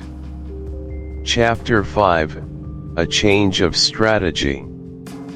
Welcome, dear listener, to Chapter 5, A Change of Strategy, in our continuing exploration of Priscilla's Spies. Up until now, our clandestine operations have largely involved the subtle art of observation, the quiet gathering of information from the periphery. But as any seasoned strategist knows, there comes a critical juncture in any unfolding narrative, particularly in the realm of espionage, where the static becomes dynamic, where watching evolves into acting. This chapter marks that pivotal transition, a moment when the stakes intensify, the risks amplify, and the very nature of the game undergoes a profound transformation. Let us first delve into the theoretical framework that underpins such a dramatic shift, the escalation of the plot. In storytelling, plot escalation is not merely a convenient device, it is an absolute necessity, the lifeblood that propels the narrative forward and ensnares the audience's unwavering attention. It is the artful, progressive heightening of conflict, stakes, and complexity, ensuring that each successive development feels more significant and impactful than the last. Without it, even the most promising premise risks stagnating into an unengaging tableau. Think of it as a meticulously constructed staircase, each step rising higher, revealing a broader, more intricate view, demanding more from our protagonists and, indeed, from our own engagement. This escalation can manifest in myriad forms. We have internal escalation, where a character's personal struggles or moral dilemmas deepen, forcing them to confront their core beliefs. Then there's external escalation, often involving the antagonist's growing power or a new, unforeseen threat emerging from the shadows. Stakes escalation is perhaps the most visceral, where the potential consequences of failure become increasingly dire, impacting not just the individual, but perhaps an entire community or even a nation. Finally, moral complexity escalation challenges the characters to make increasingly difficult ethical choices, blurring the lines between right and wrong, forcing them into shades of gray. In Priscilla's Spies, we are about to witness a potent cocktail of all these elements, as Priscilla and her team step from the relatively safe realm of passive surveillance into the fraught, exhilarating territory of proactive engagement. The game, my friends, is undeniably afoot. Now, let's look at why this happens and how it specifically plays out for our characters, beginning with Priscilla's pivotal decision that mere observation is simply not enough. Imagine Priscilla, a woman of sharp intellect and even sharper instincts, perched silently in her dimly lit observation post. For weeks, perhaps even months, she has meticulously documented patterns, overheard snippets of conversations, pieced together fragments of a larger, insidious puzzle.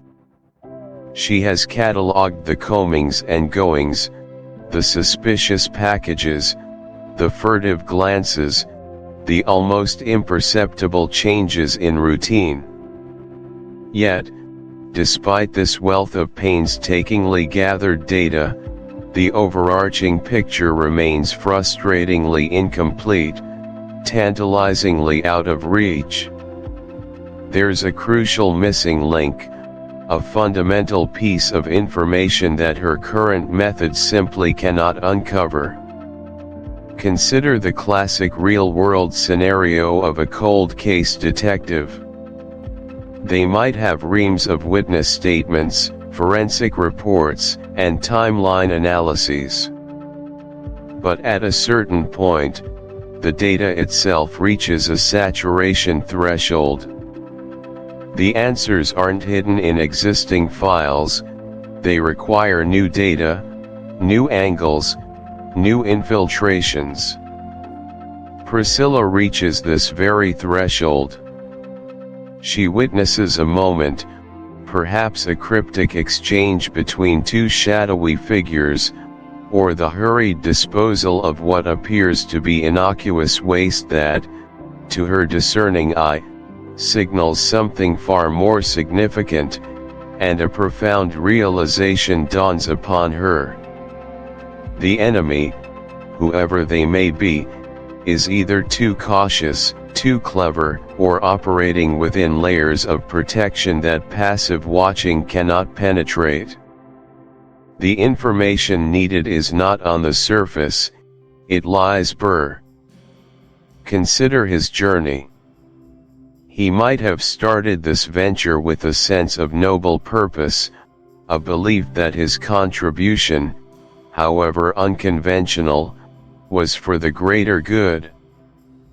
But the reality of espionage, particularly when it moves beyond mere observation into active deception, is often far less glamorous and far more demeaning than imagined.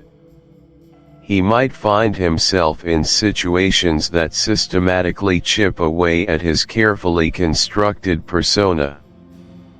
Perhaps he has to rummage through someone's discarded trash under the cover of night, feeling the grimy shame of it all. Or he's forced to adopt an obsequious, fawning attitude towards someone he secretly despises, his every muscle tensing in protest against the forced pleasantries. The internal monologue is a relentless barrage of self-reproach. Is this truly me? Am I really reduced to this?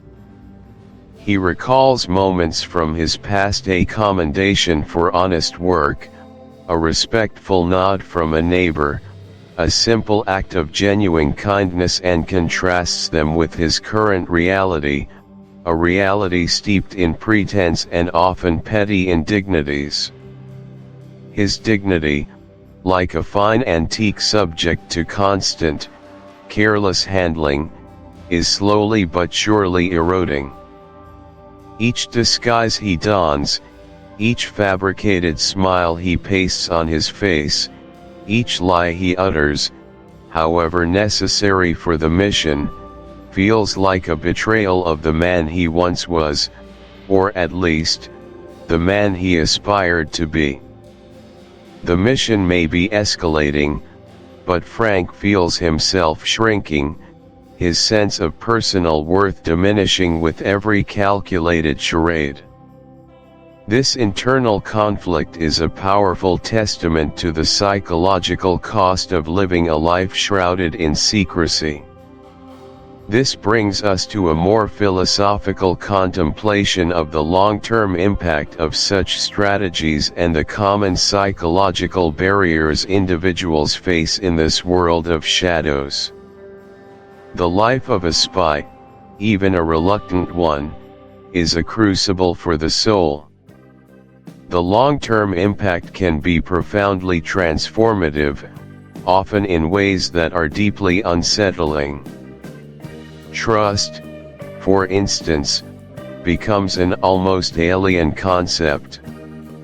When your entire existence is predicated on deception, when you are constantly scrutinizing others for signs of insincerity, the ability to form genuine, trusting relationships can atrophy.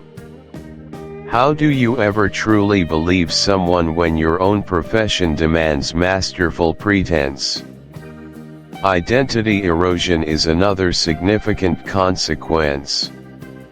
When you inhabit multiple personas, when your true self is constantly submerged beneath layers of fabrication, who are you at your core? The lines blur, the self becomes fragmented, and a profound sense of existential uncertainty can take root.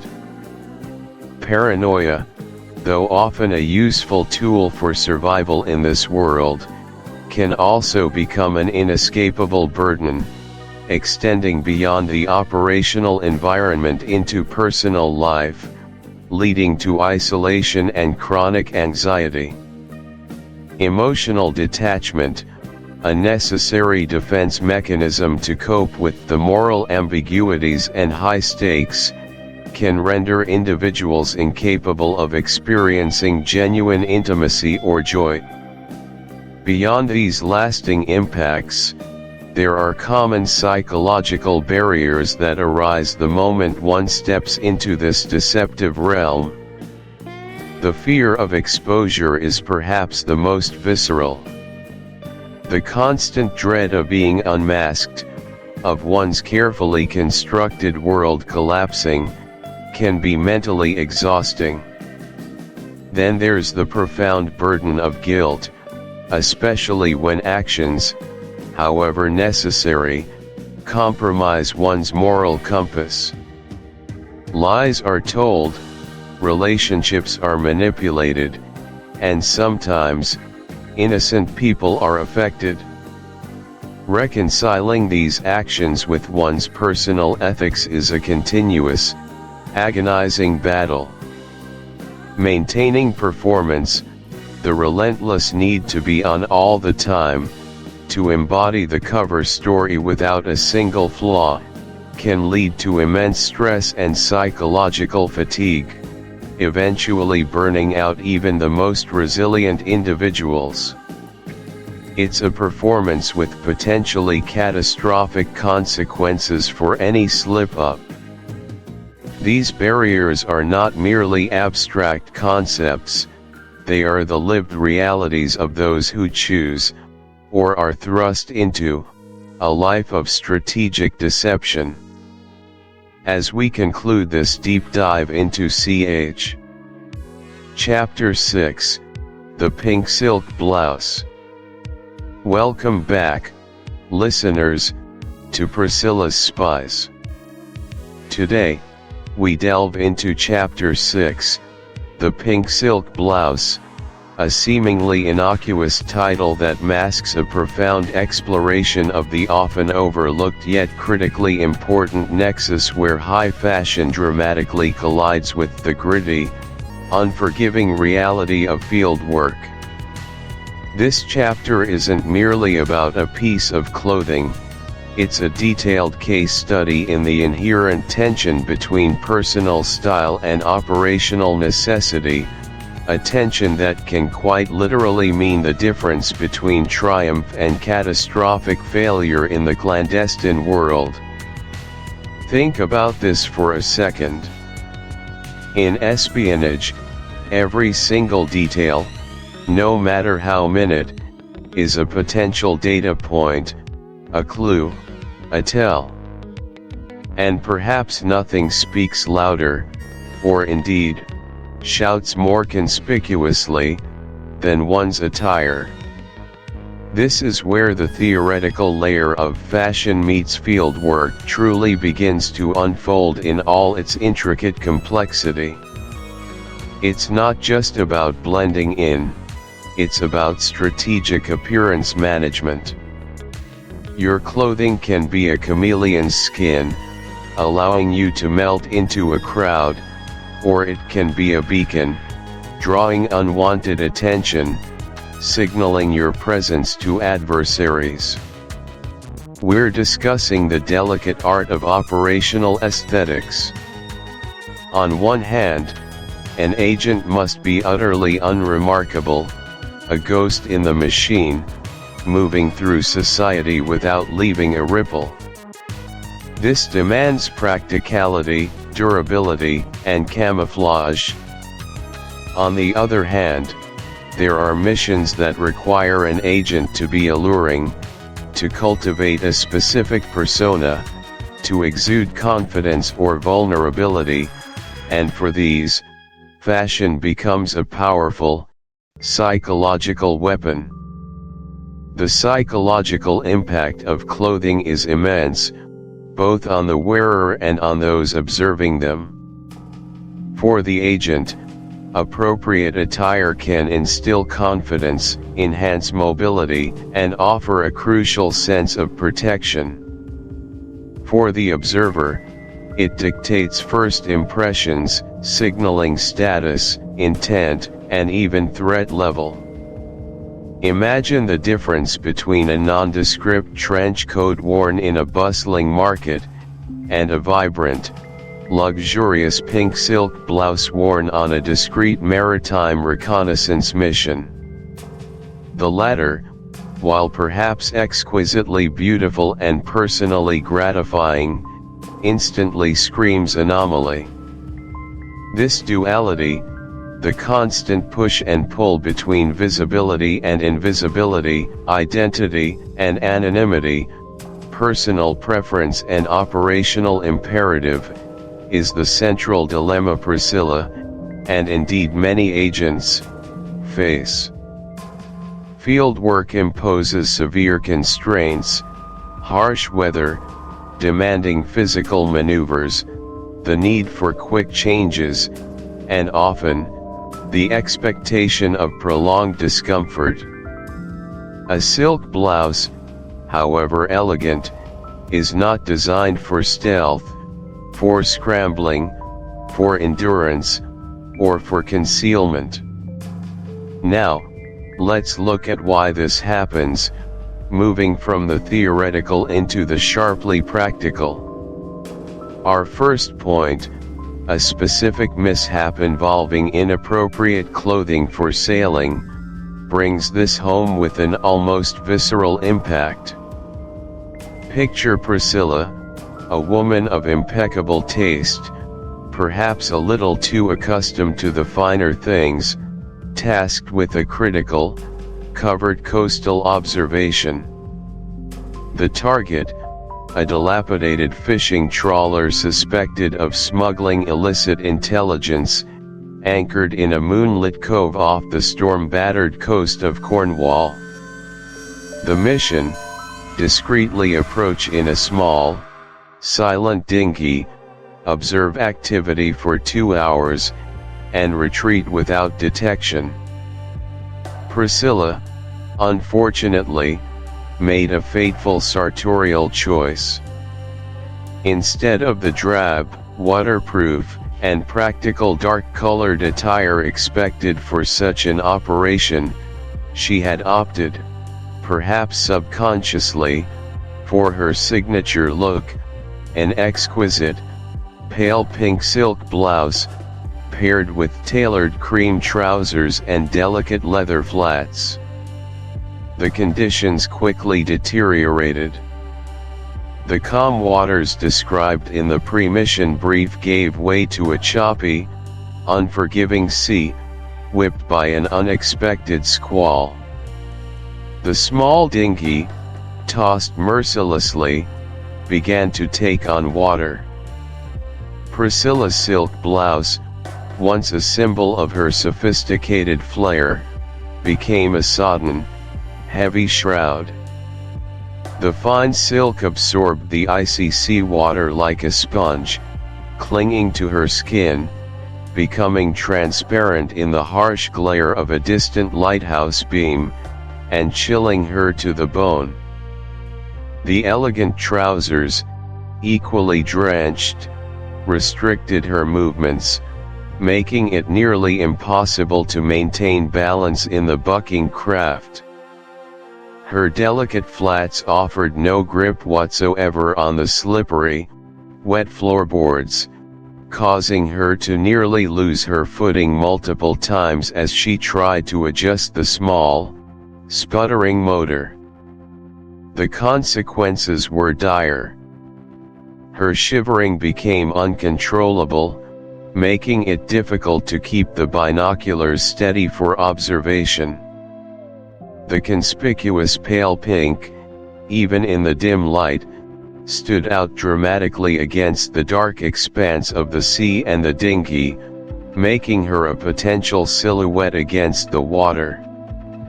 Her movements, hampered by the heavy, restrictive clothing, became slow and clumsy. This wasn't merely uncomfortable, it was dangerous. A sudden lurch of the boat nearly sent her overboard, and her ability to react, to grab hold, was severely compromised by the cumbersome, waterlogged fabric. The mission, while not entirely compromised, suffered significant delays and a palpable increase in risk due to her clothing choices. Her report later detailed the excruciating discomfort and the acute fear of exposure, all exacerbated by a beautiful but fundamentally impractical garment. This wasn't just a fashion faux pas, it was an operational vulnerability, a stark reminder that in the field, utility trumps aesthetics every single time. Now, let's consider another scenario that demonstrates this principle, a situation where the environment itself conspires against insufficient preparedness. Our next practical example involves a character codenamed the Tortoise, a vital, albeit somewhat ponderous, Informant. The tortoise was scheduled for a critical extraction from a remote rural location in the Slavic hinterlands, a region prone to torrential downpours and unpredictable terrain. The chosen rendezvous point was a disused logging track, notoriously unpaved and prone to becoming a quagmire after rain. The extraction team, meticulous in their planning, had assessed the track's condition under dry skies. What they hadn't fully accounted for, however, was the tortoise's own peculiar habits, or perhaps, vanities. The tortoise, whose true name was Boris Volkov, was a man of considerable girth and even more considerable pride in his personal presentation. He arrived at the designated pickup point, not in rugged, sensible clothing, but in a brand new, impeccably tailored, light gray business suit, highly polished Oxfords, and a pristine white shirt. He had intended to make a strong impression on his new handlers, to assert his importance. Unfortunately, a sudden, unprecedented deluge had transformed the logging track into a veritable swamp, a thick, viscous mud bath that stretched for hundreds of meters. As Volkov, the tortoise, attempted to navigate this treacherous landscape to reach the waiting, camouflaged vehicle, his highly polished Oxfords, utterly unsuitable for the task, immediately became mired. With each lumbering step, the mud sucked at his feet, threatening to pull his shoes clean off. The immaculately pressed trousers, designed for air-conditioned offices, became soaked and caked with thick, dark earth, restricting his already limited mobility. His progress was painstakingly slow, a literal crawl through the mire. The tortoise lived up to his code name. Regarding common psychological barriers, several factors often contribute to these seemingly irrational clothing choices. Foremost among them is vanity or ego. The desire to look good, to feel attractive or powerful, even in high-risk situations, is a deeply human trait. For some, clothing is an extension of their identity, and abandoning it feels like abandoning themselves. Then there's personal comfort. Field gear is rarely comfortable, it's often bulky, stiff, or constricting. Opting for something familiar and comfortable, even if unsuitable, can be a powerful draw. Closely related is identity assertion. In a world of lies and disguises, clothing can be one of the few ways an agent feels they can genuinely express who they are. To be forced into a uniform, even a civilian one, can feel like a loss of self. Another significant barrier is a simple lack of imagination or empathy for the operational environment. Agents might mentally rehearse the high-stakes parts of a mission but fail to fully visualize the mundane yet critical aspects: the muddy path, the sudden downpour, the need to climb quickly. This leads to an underestimation of risk, where minor sartorial slips are dismissed as inconsequential. Finally, habit and routine play a huge role. We all have favorite clothes, go-to outfits. Breaking these established patterns, even for critical operational reasons, requires conscious effort and a shift in mindset that not all agents are willing or able to make. As listeners, I invite you to reflect on your own lives.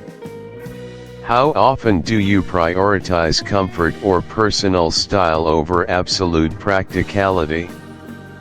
Consider a challenging hike, a formal event, or even just a rainy day.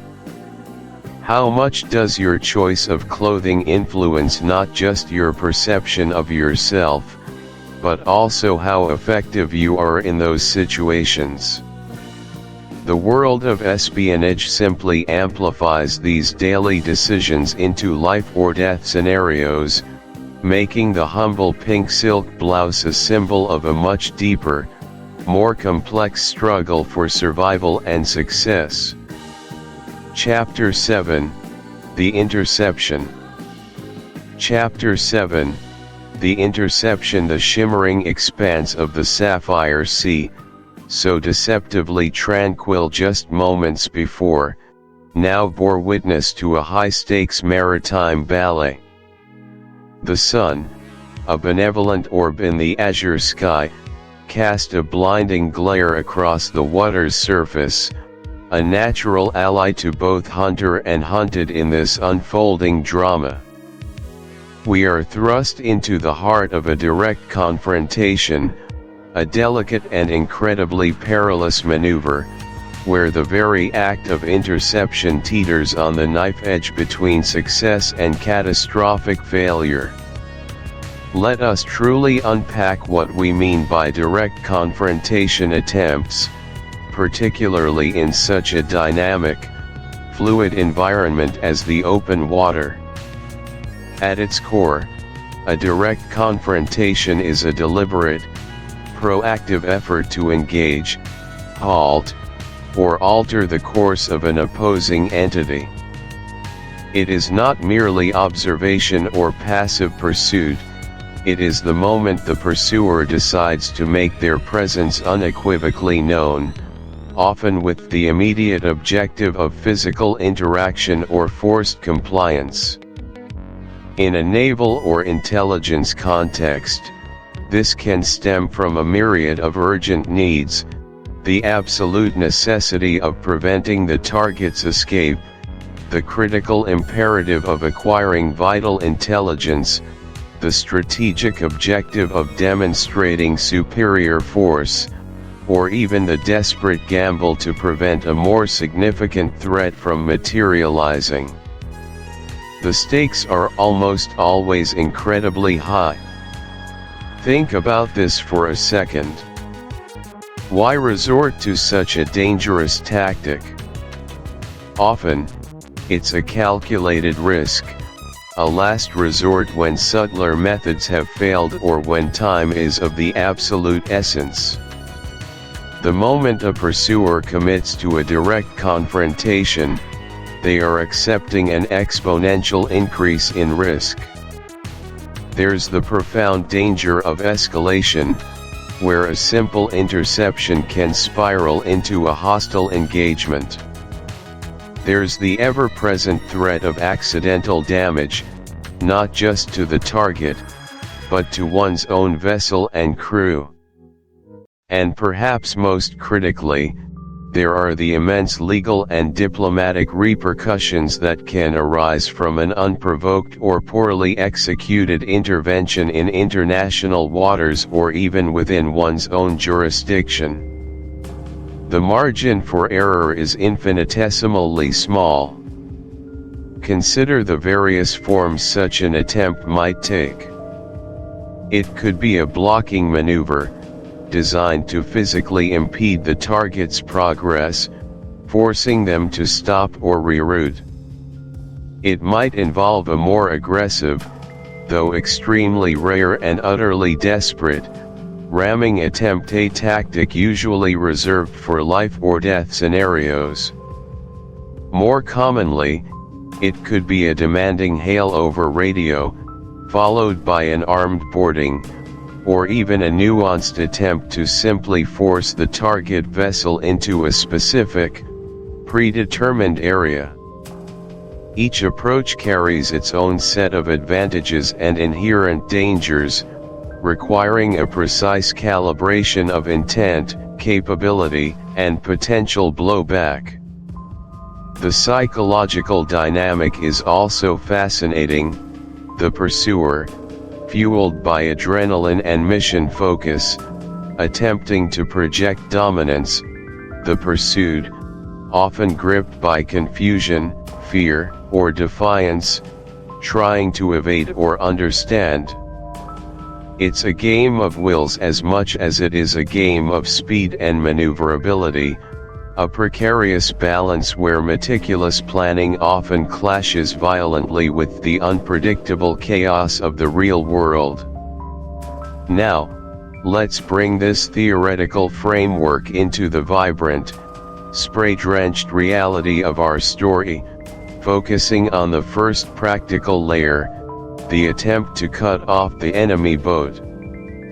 Priscilla's operatives, aboard their sleek, purpose-built interceptor, the Nighthawk, were closing in.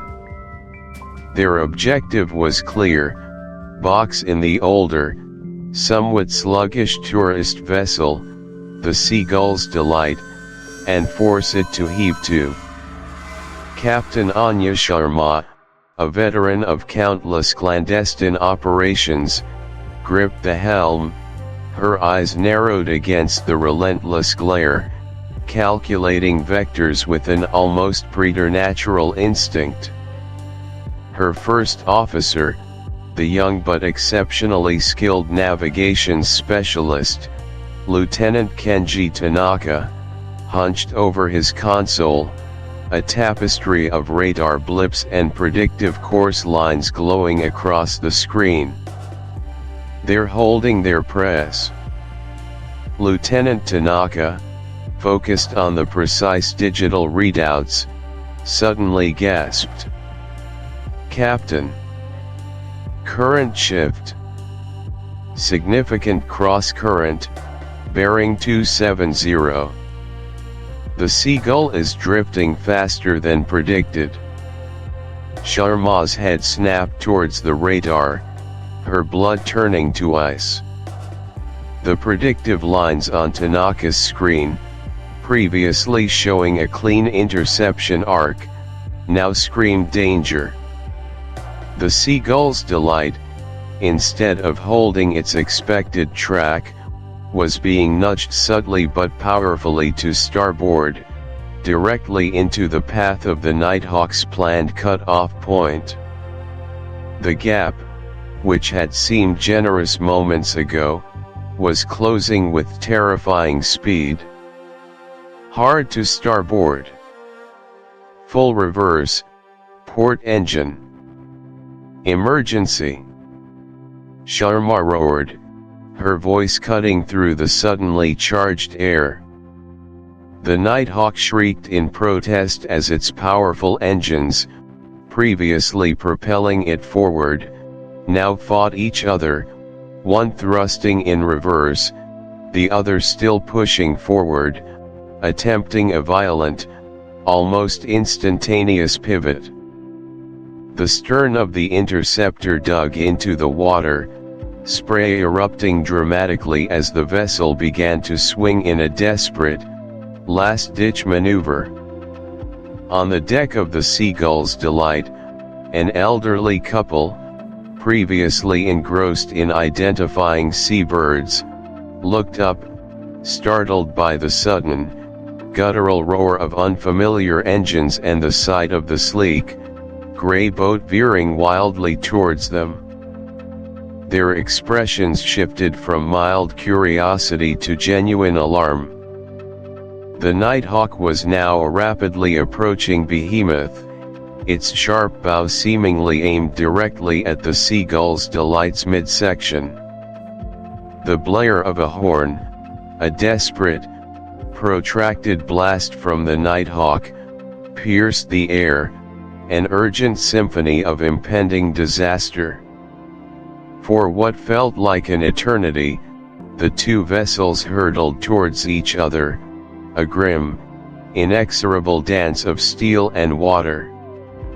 The Seagull's Delight's captain, a portly man named Captain Davies, had finally noticed the aggressive change in the Nighthawk's trajectory and, reacting instinctively, had thrown his own throttles to full reverse, shouting panicked orders to his crew.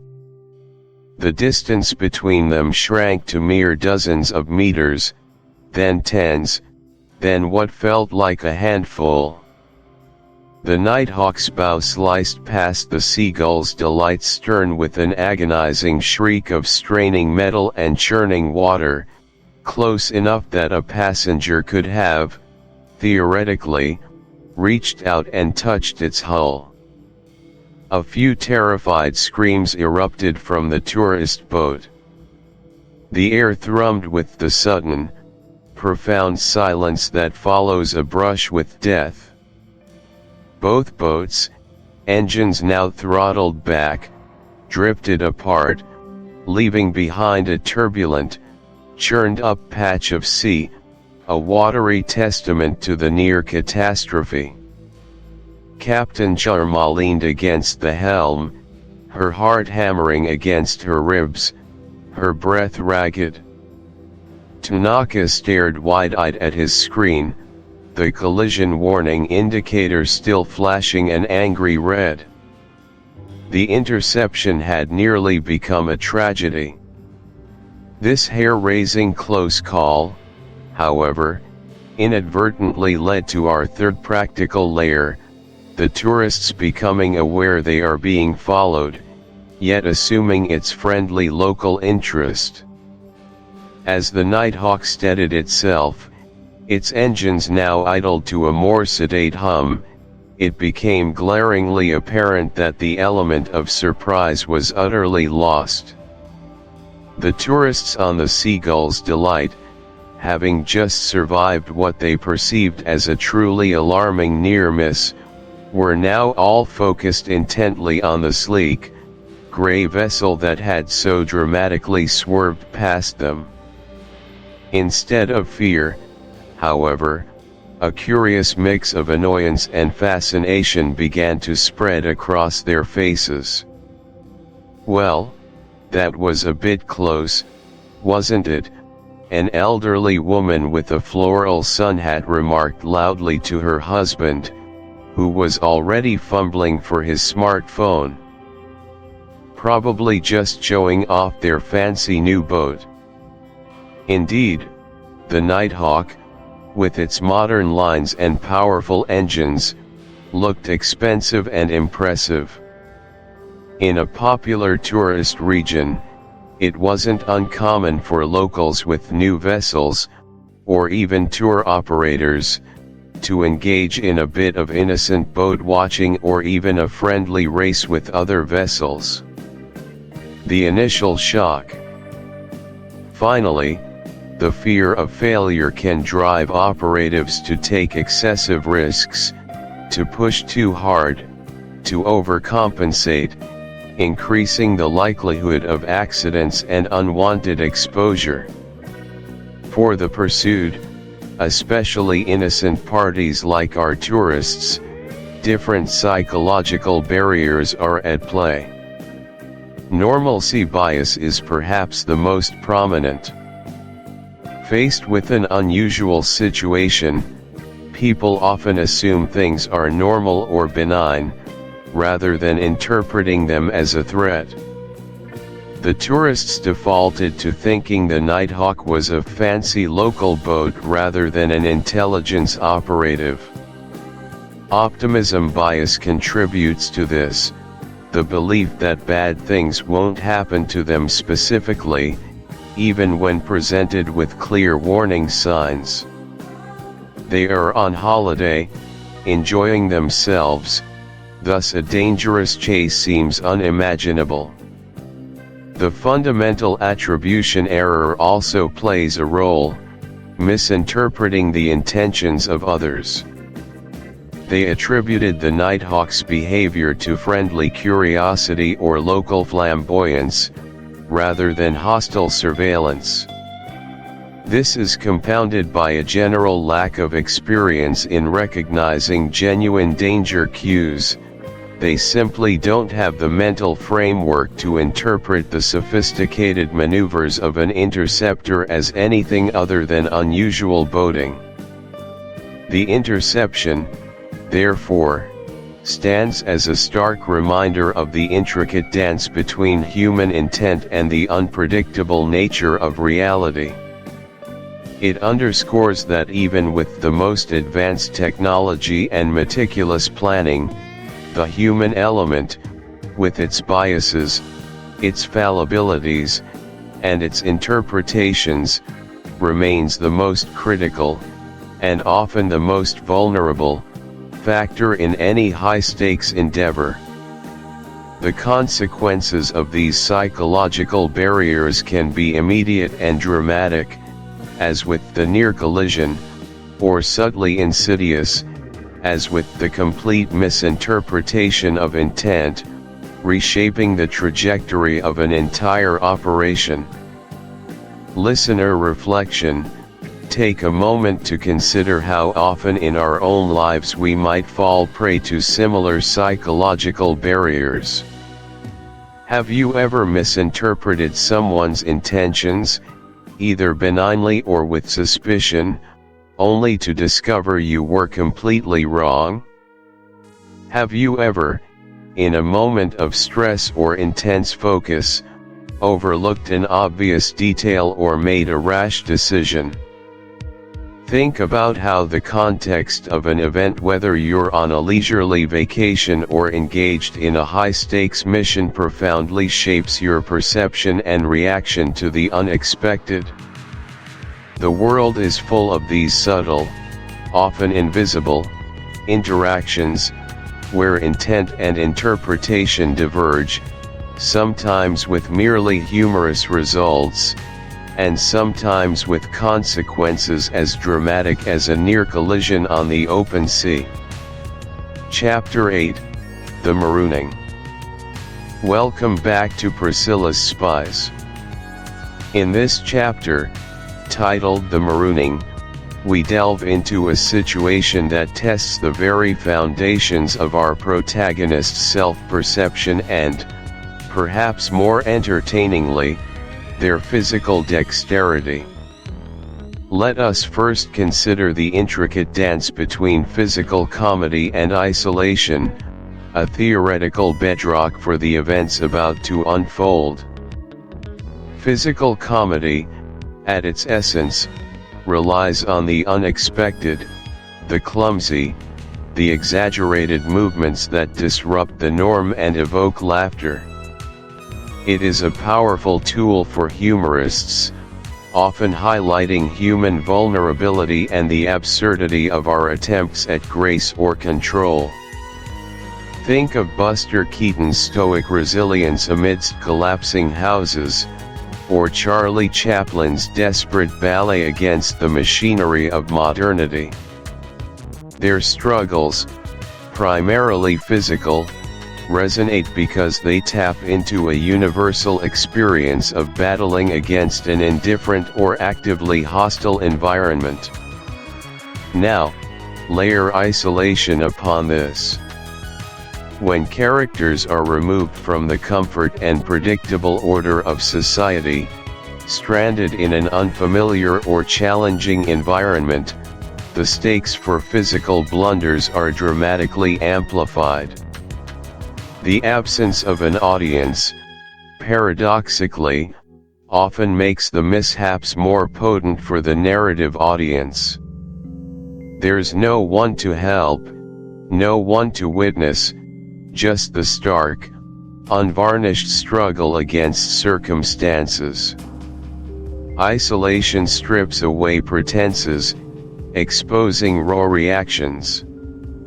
The normally poised individual might trip over their own feet in a panic, or slip on a wet rock, not merely because they are clumsy, but because the heightened stress of their solitude has impaired their usual coordination.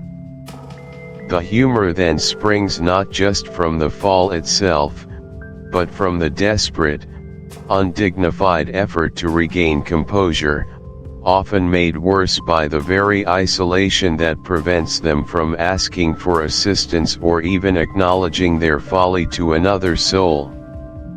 This amplification creates a unique brand of humor, a dark, almost existential comedy, where the characters' physical indignities become a metaphor for their psychological and situational entrapment.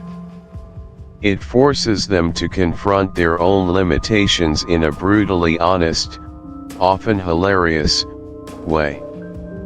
The pristine, calm exterior cracks under pressure, revealing the inherent silliness of the human condition when confronted by forces beyond its control.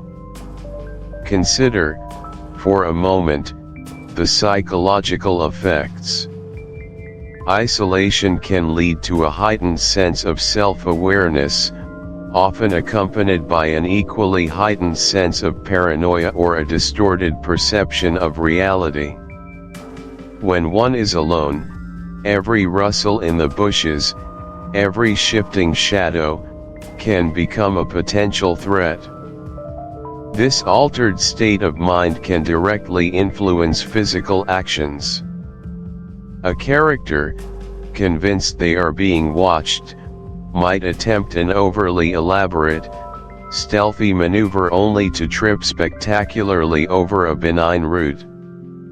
The comedic effect here is derived from the grandiosity of their imagined threat contrasting sharply with the mundane reality of their physical failure. It is the disconnect between the internal world, brimming with spy narratives and high stakes, and the external world, which cares little for such dramatic flair and often prefers a good, old-fashioned slip and fall. The beauty of physical comedy in isolation is its ability to reveal character through the lens of pure, unadulterated, unscripted reaction. Now, let's transition to the practical manifestations within our story. Our intrepid, if somewhat misguided, protagonists, Priscilla and Frank, find themselves abruptly and embarrassingly marooned on a desolate sandbank. Imagine the scene, a glorious, sun-drenched afternoon giving way to a sudden, treacherous turn.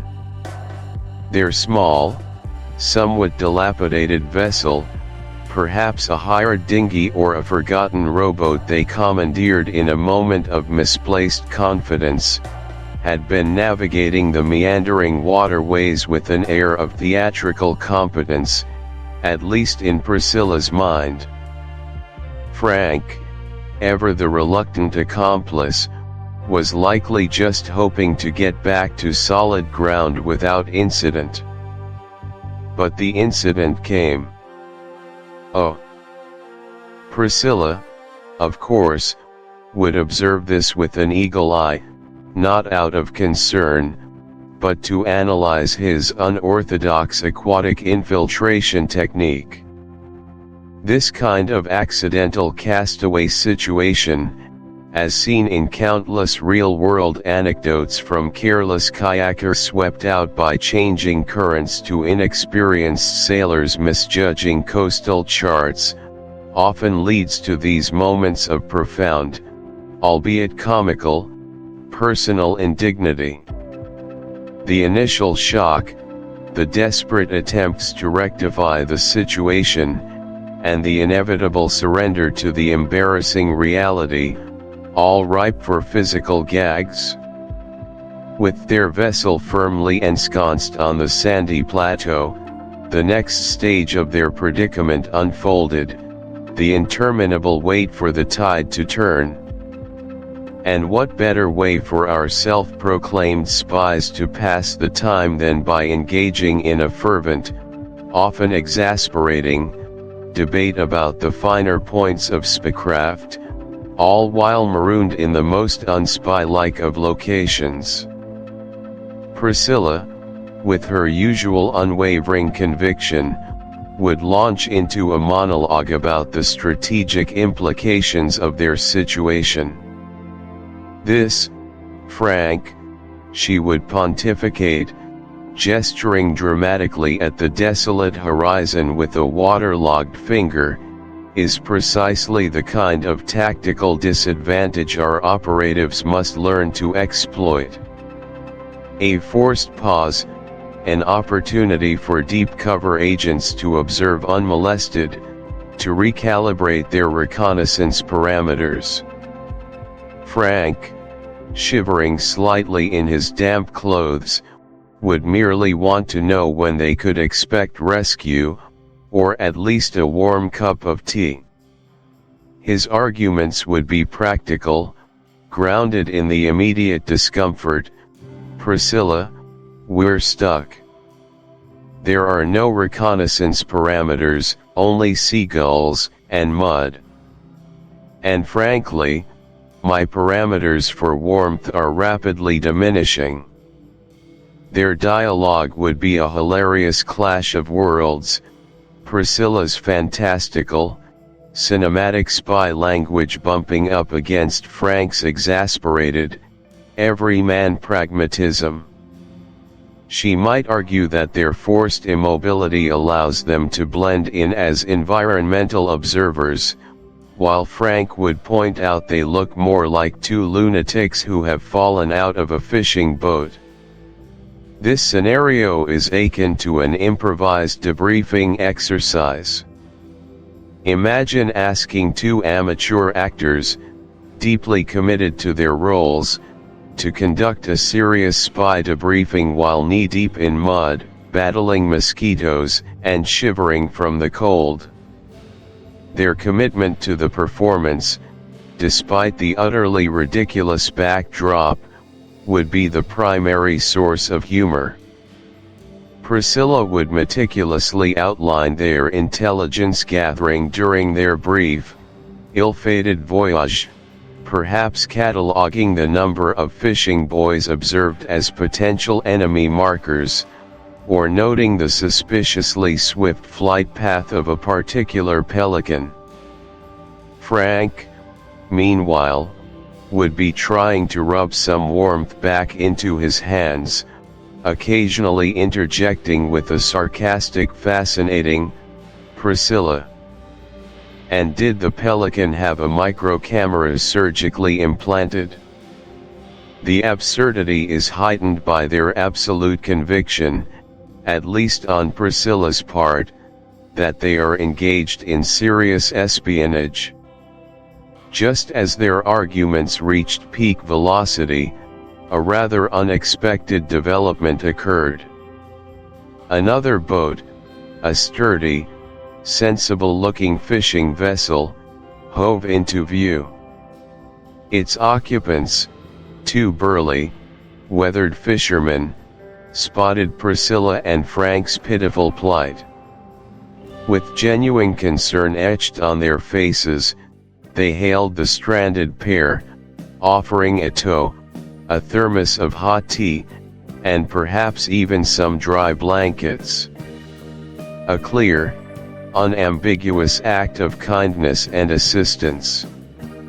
However, Priscilla, ever the vigilant spymaster, immediately dismissed this overture as a clever ruse. Her eyes narrowed.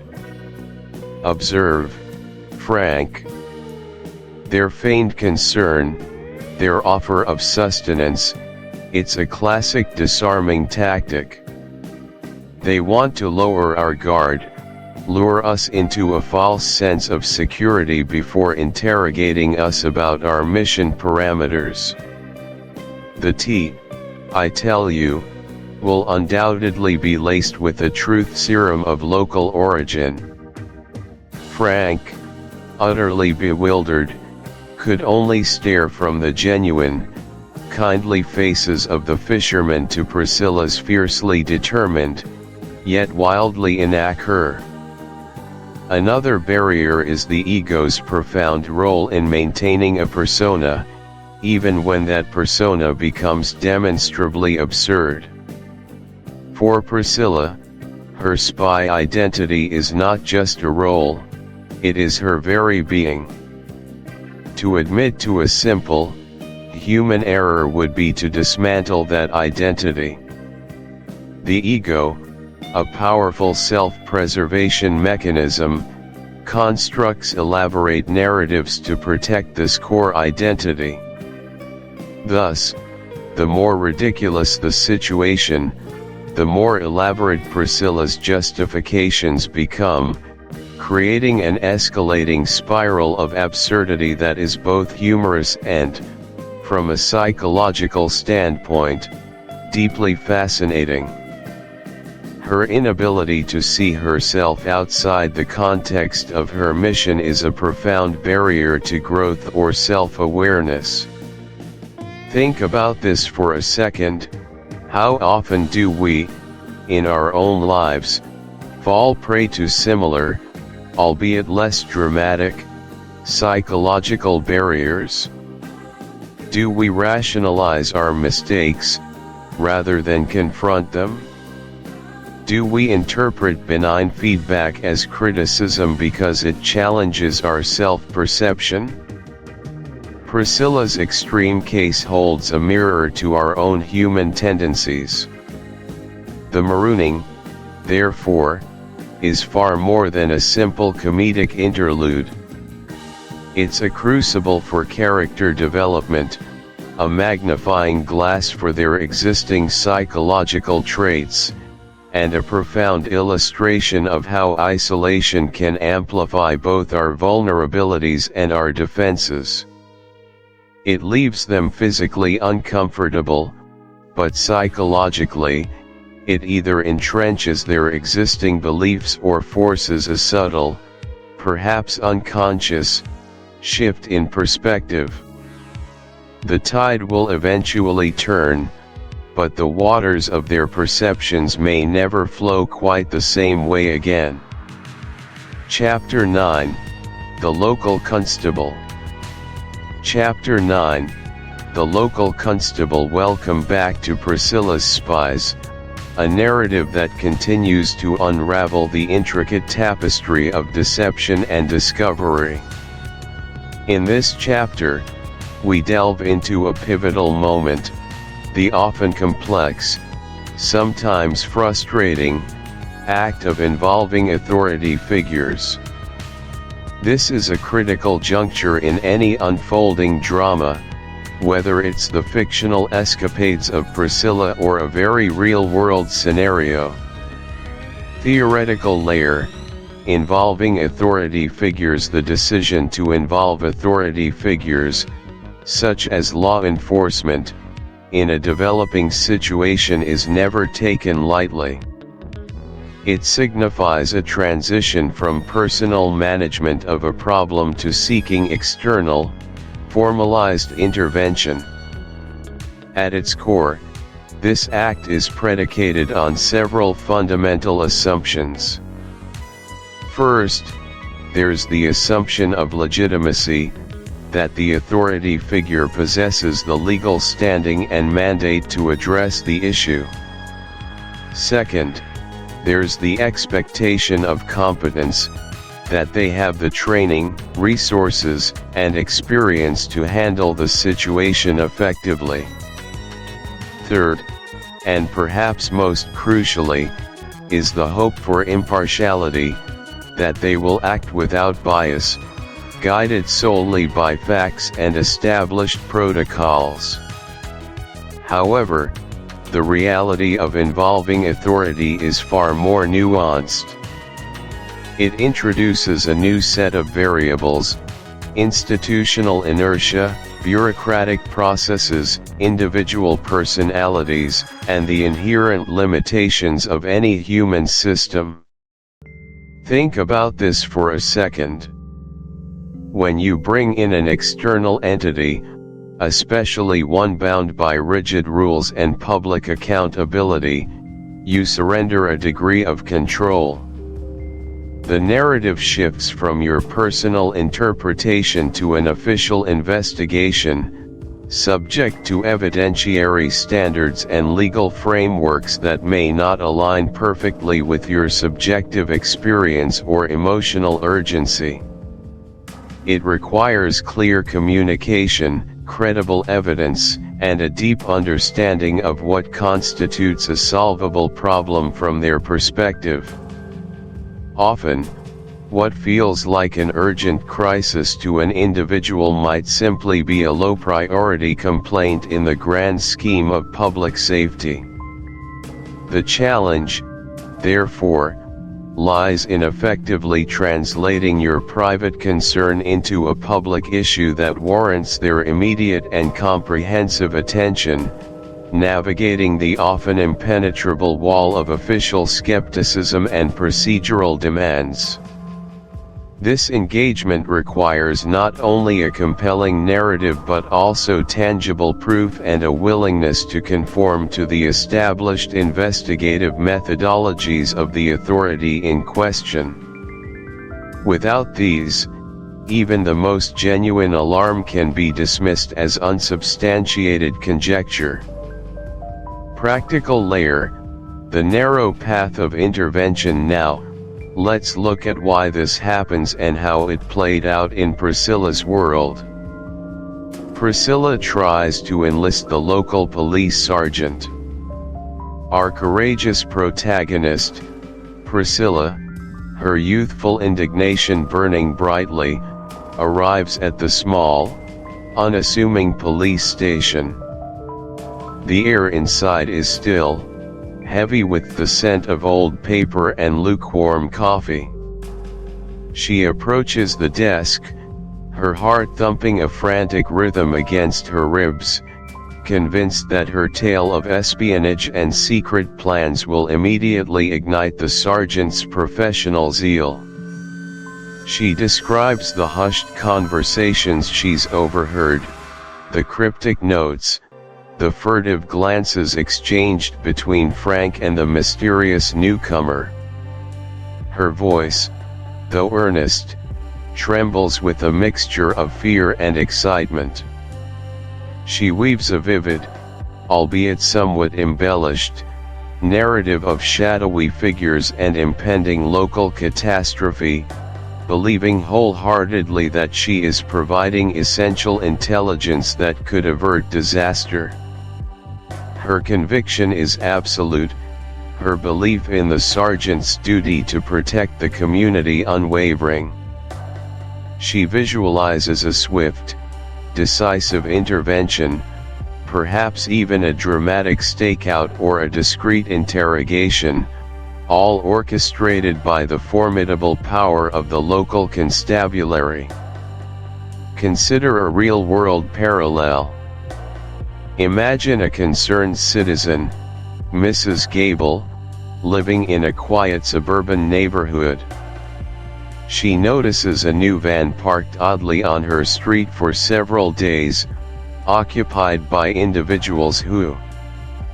He subtly steers the conversation away from the sensational, probing for concrete facts, for anything that would constitute an actual breach of local bylaws, rather than international intrigue. His gentle dismissal is a subtle but firm boundary, a clear signal that this particular brand of mystery falls outside his professional purview. Let's illustrate this with a hypothetical scenario. Consider Officer Miller, stationed in a small, close-knit community. A local eccentric, known for their imaginative stories, frequently reports alien invasions or phantom disturbances. One day, the eccentric reports seeing mysterious lights and unusual signals emanating from a neighbor's shed, convinced it's a secret government project. Officer Miller arrives, knowing the individual's history. He performs a perfunctory check, perhaps knocks on the neighbor's door, who explains they were simply repairing a faulty garden light. Miller, while maintaining professionalism, records the incident as a welfare check or public disturbance, unfounded. His confusion isn't personal malice, but a professional assessment that the report lacks credible evidence. His desire to stay out of trouble means avoiding an overzealous investigation into something that, based on experience, is highly unlikely to be true. He aims to resolve the situation with minimum fuss, maintain community relations, and conserve resources for genuine emergencies. His actions are not dismissive of the person, but of the unsubstantiated claim, prioritizing verifiable facts over elaborate conjecture and avoiding the complications of pursuing an unsubstantiated fantasy. Frank tries to signal the sergeant that it's all a game, but fails. Suddenly, Frank appears at the station doorway, having tracked Priscilla's determined path. His eyes widen in alarm as he sees her animatedly recounting her spy story to Sergeant Davies.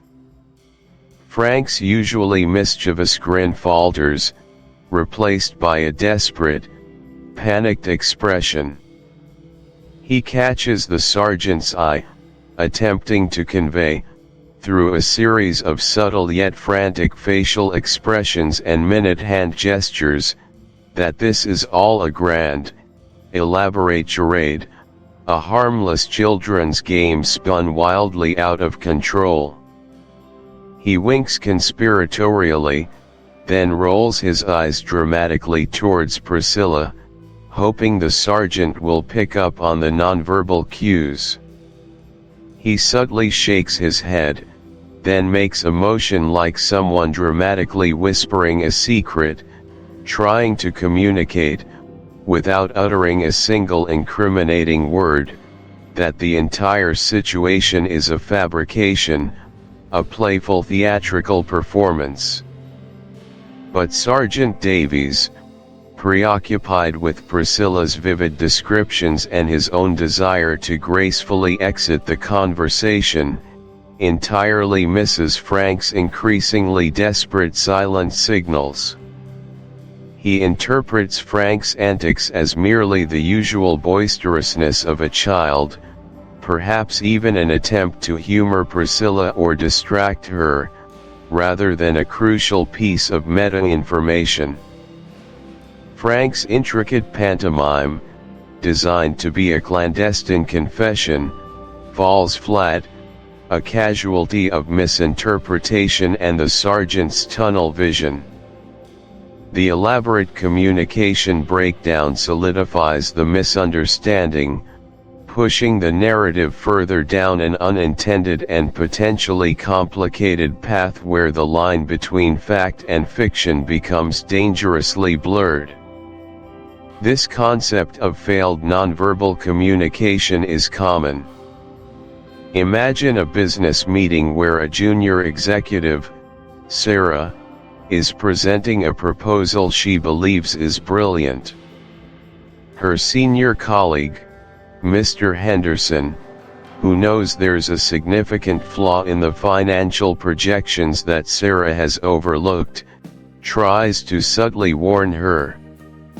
He makes eye contact, shakes his head almost imperceptibly, and then discreetly gestures towards the projection screen with a questioning eyebrow raise. He expects Sarah to pick up on these signals, perhaps pause, and review her figures. However, Sarah, immersed in her presentation and eager to impress, interprets Mr. Henderson's actions as encouragement or simply his usual contemplative demeanor. She continues, oblivio. Chapter 10, The Secret Cave. Welcome, dear listener, to Chapter 10 of Priscilla's Spies, The Secret Cave. We now delve into a truly pivotal moment in Priscilla's relentless pursuit, a moment that marries the intricate study of topography with the often frustrating reality of intelligence work. Let us begin with a profound exploration of the bay's geography, the very canvas upon which Priscilla's theories are painted. Imagine, if you will, the relentless forces of nature that sculpt our coastlines.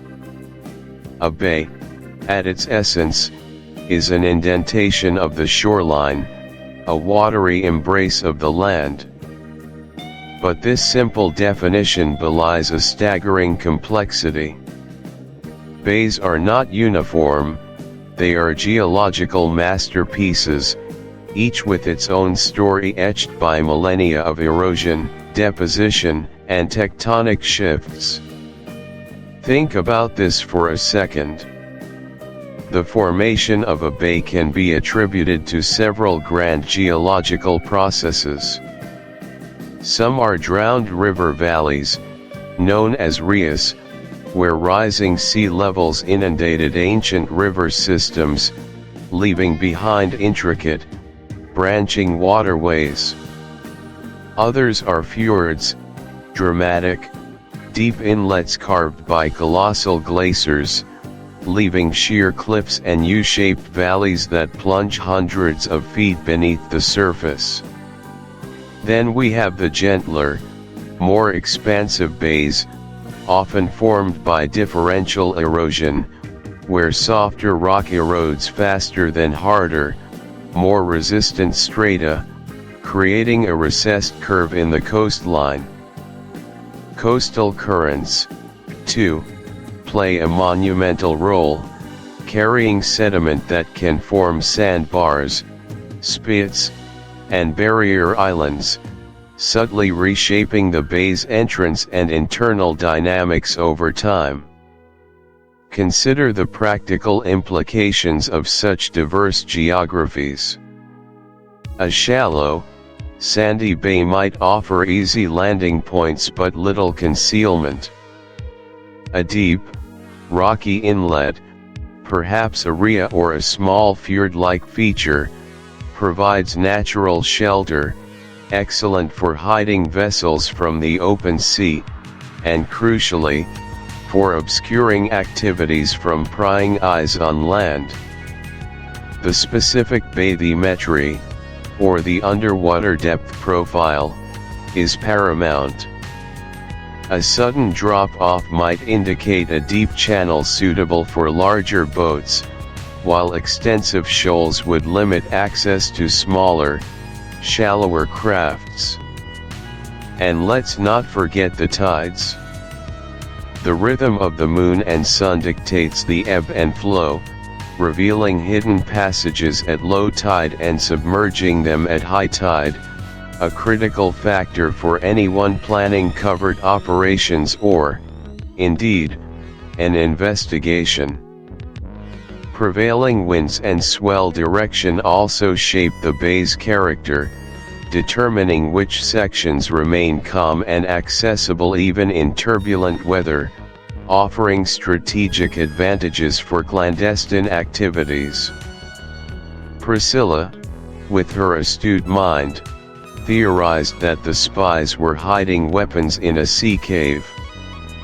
Now, let's look at why this happens and how such a deduction might be formed. Imagine a scenario from a historical context, perhaps during wartime or a period of intense smuggling. Contraband, be it weapons, illicit goods, or even sensitive documents, requires discreet storage and efficient distribution. Sea caves, by their very nature, offer an almost perfect solution. They are naturally occurring, often difficult to access, and frequently overlooked by casual observers. They blend seamlessly into the rugged coastal landscape, their entrances often obscured by the relentless crashing of waves, dense coastal foliage, or even the tidal cycle itself. A real-world case study that highlights this would be the extensive use of sea caves along the coastlines of the Mediterranean during various conflicts, or even the notorious rum-running operations during Prohibition in the United States. Smugglers would meticulously chart these hidden grottos, knowing that they offered both concealment and a crucial staging post for moving goods inland under the cover of darkness. They understood the nuances of local currents, the precise timing of tides, and the subtle tells in the rock formations that indicated a hidden opening. For Priscilla, her theory wasn't born from mere speculation. It was a painstaking process of elimination and observation. She would have studied outdated nautical charts. This isn't a failure of her intellect, but rather a collision with the unpredictable, often unremarkable reality of the world. It's a lesson in managing expectations, in recognizing that not every mystery has a dramatic reveal. The frustration must be immense, the feeling of wasted effort, perhaps even a pang of self-doubt. Now, let's turn our attention to the philosophical layer of this experience, considering both the long-term impact and the common psychological barriers associated with such an event. The long-term impact of discovering nothing but lobster pots and seaweed in the secret cave on Priscilla's future investigations is likely multifaceted and profound. Firstly, it would undoubtedly instill a greater sense of caution and a heightened commitment to corroboration. While her initial deduction was logical, the lack of evidence forces a re-evaluation of her methodology. She might become even more meticulous in seeking out multiple sources of information, looking for patterns that intersect and reinforce each other, rather than relying on a single, albeit compelling, line of reasoning. This experience could make her a more patient investigator, less prone to rushing to conclusions, understanding that sometimes the most promising leads can be red herrings. Furthermore, this seemingly fruitless exploration deepens her understanding of the local environment. She now knows that this particular sea cave is used by local fishermen, information that, while irrelevant to the spy hunt, is valuable for understanding the bay's human geography. This broader contextual awareness, born from a failed search, enriches her overall intelligence picture. It teaches her that even mundane details can be crucial, not just what is there, but also what isn't there, and why. This specific anticlimax could harden her resolve, making her more resilient in the face of setbacks, recognizing that every dead end, every failed lead, still contributes to the larger mosaic of understanding. It's a process of elimination, even if it feels like a waste of time in the moment. The bay has revealed another one of its secrets, even if it wasn't the secret she was seeking. Now, let's delve into common psychological barriers that can hinder effective exploration and deduction, barriers that Priscilla likely grappled with in the aftermath of her discovery. One of the most pervasive is confirmation bias. This is the tendency to search for, interpret, favor, and recall information in a way that confirms one's pre-existing beliefs or hypotheses. Priscilla had a strong theory about the spies and the cave. It's natural for the human mind to then unconsciously seek out details that support that theory, perhaps overlooking or downplaying information that contradicts it? In the oppressive darkness of the cave, the mind, craving validation, might momentarily conjure images of weapon crates or hidden doors where there are none, simply because it expects to see them. Another significant barrier is the allure of the dramatic over the mundane. We are wired for stories, for high stakes and thrilling discoveries. Priscilla's theory of a secret weapons cache is inherently dramatic. The reality of lobster pots and seaweed is, frankly, boring. It's psychologically challenging to accept a mundane outcome when you've invested so much mental and physical energy into a dramatic hypothesis. This can lead to frustration, disappointment, and a reluctance to accept the simple truth. Fear of the unknown and the impact of the environment can also be formidable psychological barriers. The dark, damp, spooky environment of the cave itself would have affected Priscilla's perception and judgment. Heightened senses, amplified anxieties, and the primal fear of enclosed spaces can lead to misinterpretations, making one either overly cautious and missing subtle clues, or conversely, prone to imagining threats where none exist. The desire to quickly exit an uncomfortable situation can also rush observation.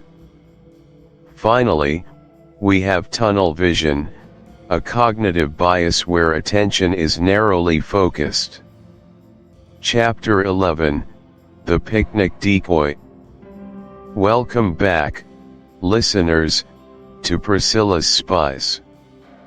In our 11th chapter, The Picnic Decoy, we delve into a fascinating, often morally ambiguous tactic, social entrapment. This chapter is a masterclass in how carefully constructed social scenarios can be used, or indeed, misused, in the intricate dance of espionage and suspicion. First, let us truly understand the theoretical underpinnings of social entrapment. At its core, social entrapment is a sophisticated method of manipulating an individual or group into revealing information, intentions, or vulnerabilities by creating a seemingly innocuous, socially acceptable situation. It is not about brute force interrogation or overt surveillance. Instead, it leverages the subtle power of human interaction, social norms, and the inherent desire for connection or belonging. Think about this for a second. Rather than directly asking a sensitive question, you create an environment where the answer might naturally emerge, often unconsciously, as part of a casual conversation or shared experience. The beauty, or perhaps the danger, of social entrapment lies in its camouflage. The target rarely perceives themselves as being entrapped. They are merely enjoying a picnic, attending a party, or engaging in what appears to be a friendly chat. The operator, however, has meticulously designed the scenario to probe specific areas, to observe reactions under particular stimuli, or to offer a perceived opportunity that tests their loyalties or inclinations. This method preys on complacency, on the assumption of safety within a social setting. It is a psychological game, playing on the human tendency to relax guards in what feels like a non-threatening environment. The ethical tightrope walked by practitioners of social entrapment is incredibly fine. Is it a legitimate intelligence-gathering technique, or an insidious form of manipulation that erodes trust and privacy. The line often blurs, especially when the stakes are as high as they are for Priscilla. A deep understanding of social psychology, including cognitive biases, group dynamics, and persuasion techniques, is vital for any successful entrapment operation. It involves creating a false sense of security, building a temporary rapport, and then subtly introducing triggers or propositions designed to elicit a specific response. The success of such a maneuver often hinges on the target's predisposition and the operator's ability to remain utterly convincing within the fabricated reality. Now, let us look at why this happens, drawing directly from Priscilla's experiences. Our first practical point explores the meticulous planning behind organizing a fake picnic designed to lure the suspects. Priscilla, with her ever-scheming mind, envisioned this picnic not merely as a pleasant outing but as a controlled theatrical production. She chose a secluded, picturesque cove, accessible primarily by boat, believing that the isolation would foster a sense of intimacy and reduce external distractions, thus encouraging her targets to let their guard down. The invitation itself was crafted with an air of spontaneous charm, a delightful suggestion for an impromptu gathering amidst nature's splendor, offering respite from the mundane. She painstakingly selected a menu of seemingly innocent, traditional picnic fare, delicate sandwiches, artisanal cheeses, ripe fruits, and a robust thermos of tea, all designed to project an image of wholesomeness and gentle camaraderie. The intention was to observe the suspects' interactions, their casual remarks, their comfort levels with each other, and crucially, their reactions to certain subtle conversational probes Priscilla intended to deploy. This was not about catching them red-handed with incriminating evidence, it was about gathering nuanced behavioral data, piecing together a mosaic of their true characters and hidden motives through their unguarded moments. It was an elaborate stage, set for a performance only Priscilla knew was happening, where every polite smile and shared laugh was a potential data point. Consider a historical parallel. During the Cold War, social gatherings at diplomatic residences were often fertile ground for intelligence gathering.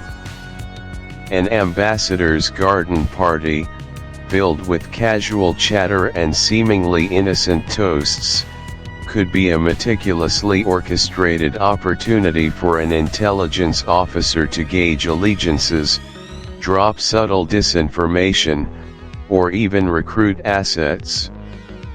The picnic, in Priscilla's hands, was precisely such a tool, cloaked in domestic charm, but sharp with intent. She even considered the weather, planning for a perfectly sunny, deceptively tranquil afternoon to maximize the perception of an idyllic, threat-free environment.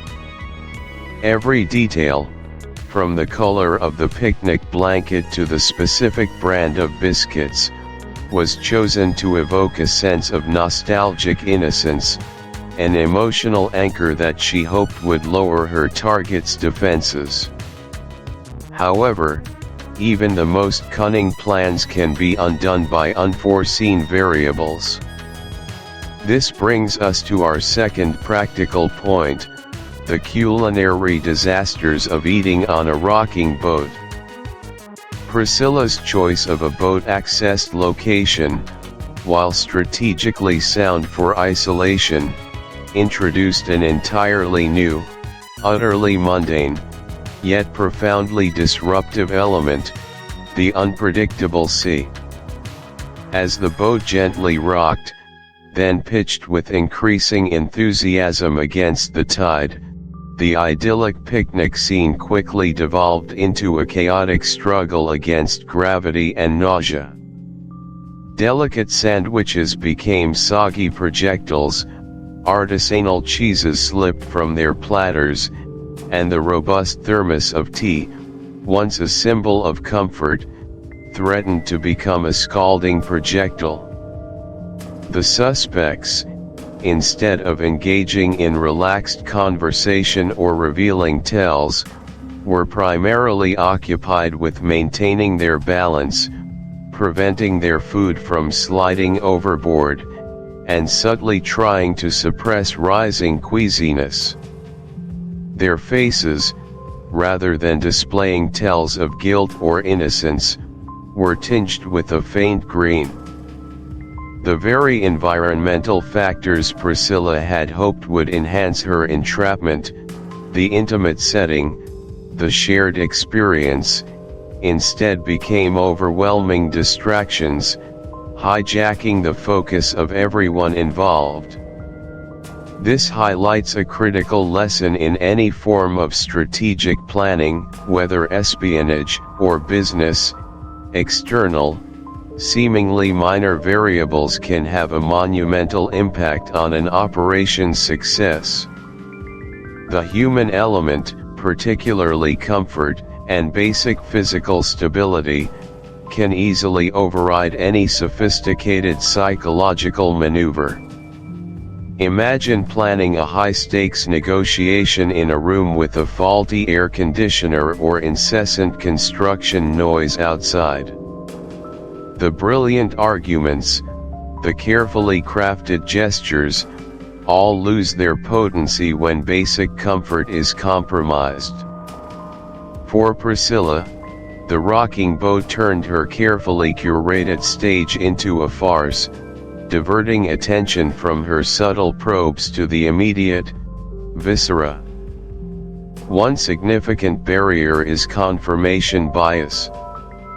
Priscilla, convinced of her suspect's guilt, might inadvertently interpret any benign action or refusal as further evidence of their nefariousness, missing alternative, simpler explanations. This cognitive shortcut blinds the operative to objective reality. Another barrier is overconfidence in the plan itself. Believing their trap to be foolproof, operators might overlook subtle cues or fail to adequately prepare for contingencies, like a rocking boat or a simple, polite refusal. This hubris often precedes failure. Conversely, there is the underestimation of the target's intelligence or caution. Suspects, especially those engaged in illicit activities, are often highly attuned to surveillance or manipulation. They may possess an innate wariness or have been trained to detect and evade such attempts. Their seeming innocence might be a meticulously constructed facade. Finally, the ethical dilemmas inherent in social entrapment itself can be a psychological burden. The act of manipulating individuals, even for a perceived greater good, can erode an operative's sense of self and purpose, leading to moral fatigue or even burnout. The game theory aspect also plays a role. A sophisticated target might anticipate the operative's moves, turning the tables and using the entrapment attempt to their own advantage, perhaps to feed disinformation or to gauge the operative's level of suspicion. Priscilla's picnic decoy ultimately became a battle of wills, a silent exchange where the lack of engagement spoke volumes, leaving her more certain of her suspicions, but no closer to tangible proof. The emotional investment in such a complex operation also contributes to the psychological strain. The thrill of potential success can quickly turn into the bitter taste of disappointment, affecting future decision-making and potentially leading to rash, desperate actions. Let us take a moment for listener reflection.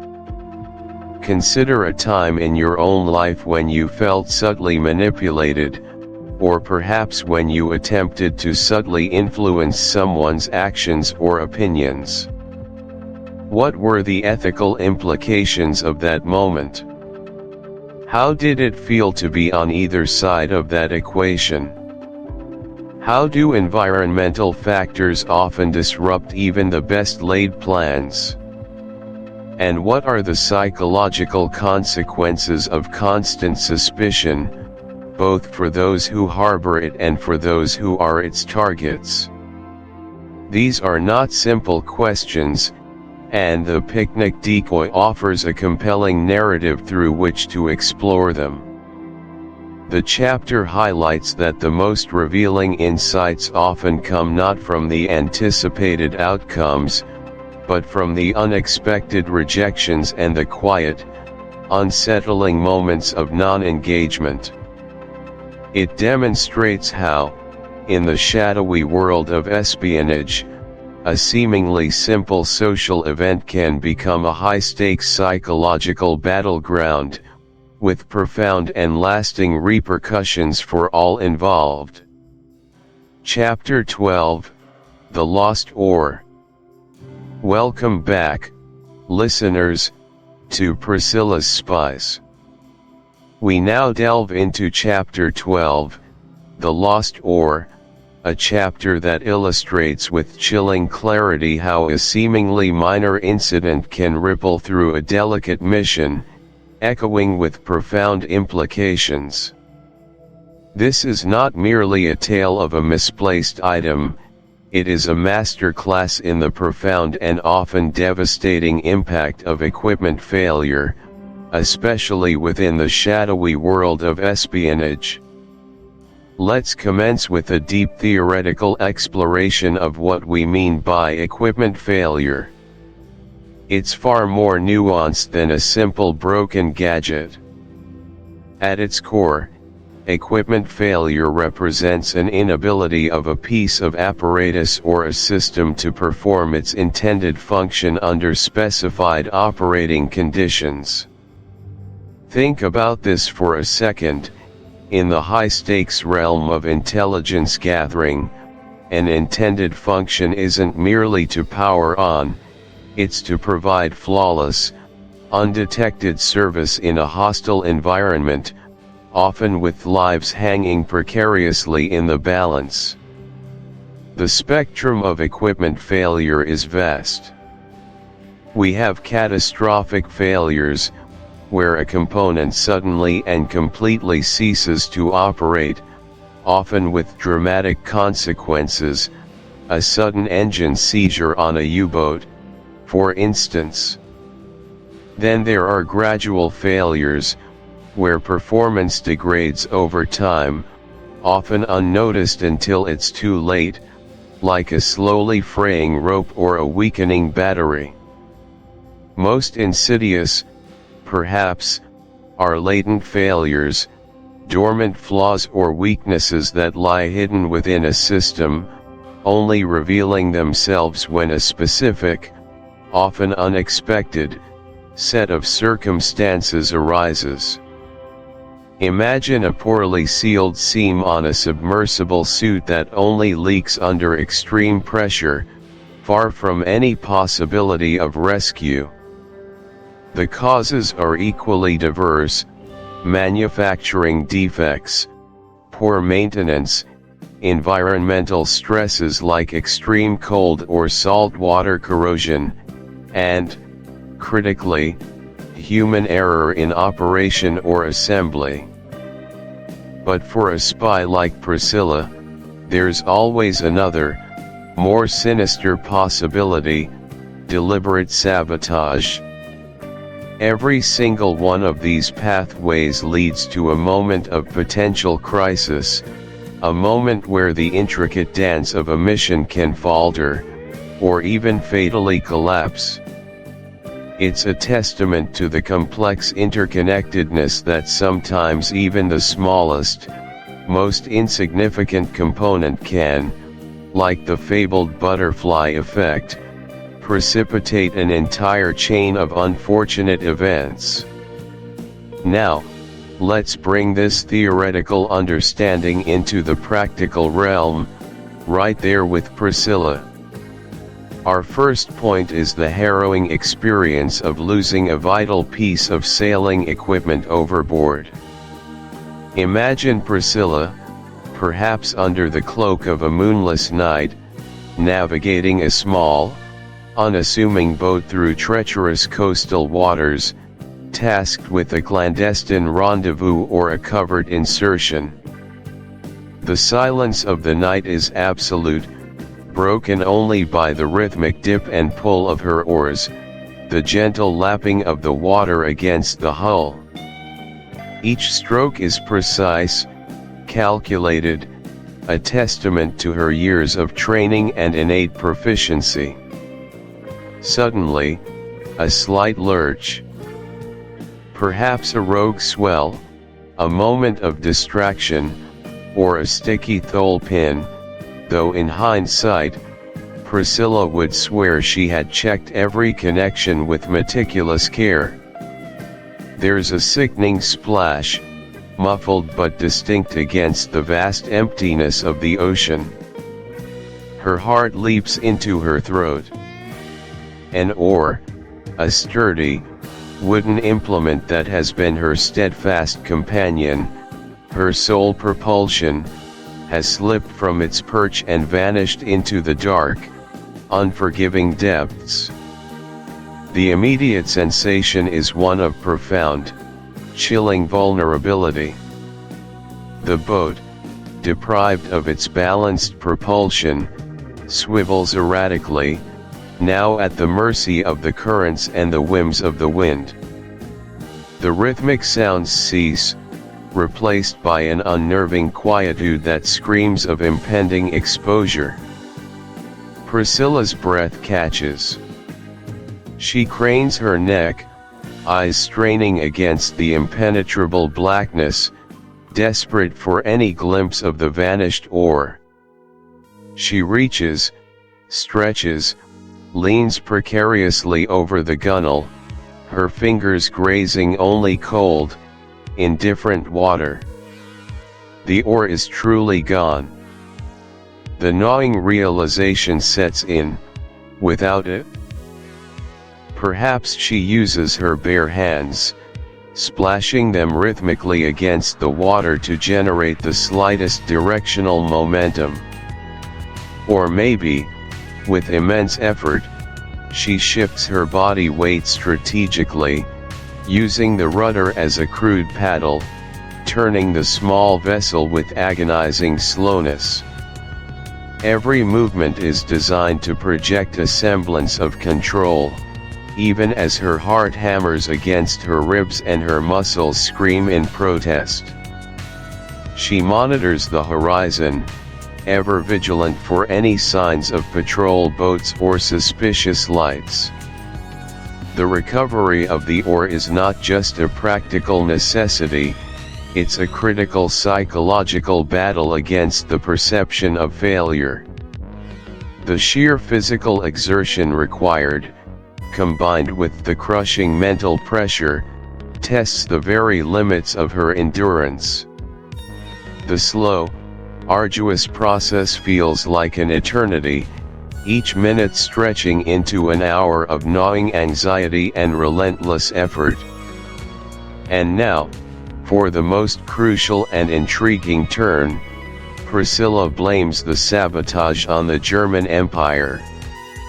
In the world of espionage, there are no accidents, only opportunities and intentions. For Priscilla, the lost oar cannot merely be an unfortunate oversight or an environmental caprice. Her training, steeped in paranoia and suspicion, immediately seeks a malevolent hand. She meticulously reconstructs the moments before the oar's disappearance. She's certain she checked the oar locks, ensured everything was snug and secure. Her recollection is sharp, almost photographic.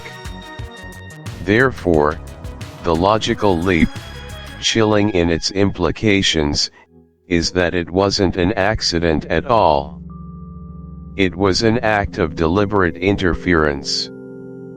Who benefits, she asks herself, her jaw tightening. Who profits from my mission being delayed, exposed, or compromised? The answer, clear as the cold stars above, is the enemy. The German Empire. This isn't just an oar lost to the waves, it is a calculated blow, a silent act of war in the grander, unseen conflict. This perception transforms a frustrating mishap into a deeply personal affront, a direct challenge to her capabilities and the integrity of her mission. This immediate attribution of blame to the enemy fuels her resolve, hardening her spirit. It also heightens her already acute sense of danger, making her question every creak of the boat, every distant glint of light, every shadow. The lost oar becomes tangible proof that she is being watched, targeted, hunted. The world closes in around her, tightening its grip. Now, let's pivot to the philosophical layer, exploring the long-term impact of such an incident and the common psychological barriers it exposes. The immediate loss of the oar, the struggle, and the subsequent blame-shifting have profound ramifications for Priscilla. Firstly, there's the long-term impact on trust. Trust in her equipment, certainly, but also a deeper erosion of trust in the perceived neutrality of her environment. Every future piece of equipment will be subjected to even more rigorous, almost obsessive, scrutiny. She might also experience a subtle, perhaps unconscious, erosion of trust in her own judgment, despite her attempts to blame external forces. This constant questioning, while beneficial for a spy's vigilance, is also deeply exhausting, leading to heightened paranoia and hypervigilance, traits that are double-edged swords. They make her sharper, but also more prone to stress and burnout. Operational delays or even outright mission failure become more probable, and the psychological toll mounts steadily. A small event like a lost oar transforms her perspective, shifting from simple failure to hostile action, fundamentally altering how she approaches every subsequent task. Secondly, let's consider the common psychological barriers at play here. Priscilla's immediate jump to blaming the German Empire is a classic example of several cognitive biases. There's confirmation bias. She is now primed to seek and interpret any future evidence in a way that confirms her initial suspicion of German involvement, dismissing any alternative explanations, no matter how plausible. A loose knot or a warn. Chapter 13, The Storm Brews. Welcome, dear listener, to Chapter 13 of Priscilla's Spies, a segment we've aptly titled The Storm Brews. In this chapter, we delve into a profound shift, not merely in the narrative, but in the very air the characters breathe. We are about to explore the concept of atmospheric tension, a narrative device so potent it can make the mundane terrifying and the dangerous utterly catastrophic. Think about this for a second. What truly makes a scene gripping? Often, it is not just the action itself, but the palpable dread that precedes it, the feeling that something ominous is lurking just beyond the horizon. This, my friends, is atmospheric tension in its purest form.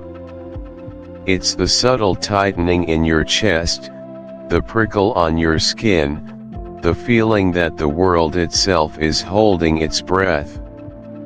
In literature and, by extension, in our carefully crafted audiobook experience, atmospheric tension is built through a meticulous layering of sensory details.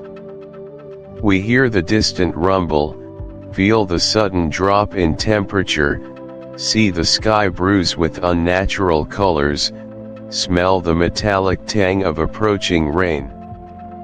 These are not merely descriptive flourishes, they are deliberate psychological triggers, designed to create an immersive sense of impending doom. It's a masterful manipulation of reader expectation, forcing us to anticipate conflict, to brace ourselves for impact, even before the first blow is struck. It speaks to our primal instincts, evoking a sense of vulnerability and unease that makes any subsequent event far more impactful. It's the silent scream before the actual scream, the creeping shadow before the monster appears. Now, let's look at why this happens and how it manifests in our story. The first practical layer we uncover is when the weather turns against the sailors. Imagine, if you will, the serene morning calm, a deceptive tranquility that often precedes nature's fury. Our sailors, accustomed to the capricious whims of the sea, might have felt a subtle shift at first. Perhaps the wind, once a gentle caress, began to whisper with a new, sharper edge. The azure sky, previously vast and inviting, might have started to curdle at the edges, a faint, metallic gray spreading like a stain. This isn't just rain, this is a brewing tempest. The waves, which had been playful undulations, now swell with a menacing power, their crests foaming white, like teeth gnashing at the hull. The air itself grows heavy, thick with an almost electrical charge, making every breath feel labored. The very deck beneath their feet, once stable and familiar, begins to shudder, a living entity protesting against the forces unleashed upon it. Consider the true accounts of sailors caught unawares, like the historical tragedy of the Andrea Doria and the Stockholm in 1956, not a storm in the traditional sense, but an unforeseen fog that turned a clear passage into a death trap. Or countless smaller fishing vessels, whose crews misjudged the shifting squalls of the North Atlantic, where a clear morning can devolve into a treacherous gales within hours. In such real-world scenarios, the immediate physical threat from the environment is paramount. Sails must be reefed, hatches battened down, everyone assigned to their stations with a grim resolve. The sounds become deafening, the shriek of the wind through the rigging, the thunderous crash of waves against the bow, the groaning of the ship's timbers. Each sound a warning, each sensation a testament to humanity's fragile place against the untamed might of the natural world. This is the raw, unadulterated danger that our characters now face. Moving deeper into the practical implications, we observe how a real danger mixes with the imaginary danger. As the storm truly descends, battering the ship with relentless fury, the lines between what is truly happening and what the characters fear might be happening begin to blur. The wild whipping of the wind sounds suspiciously like a whispered threat. The sudden lurch of the ship makes one wonder if an enemy agent has sabotaged a vital component.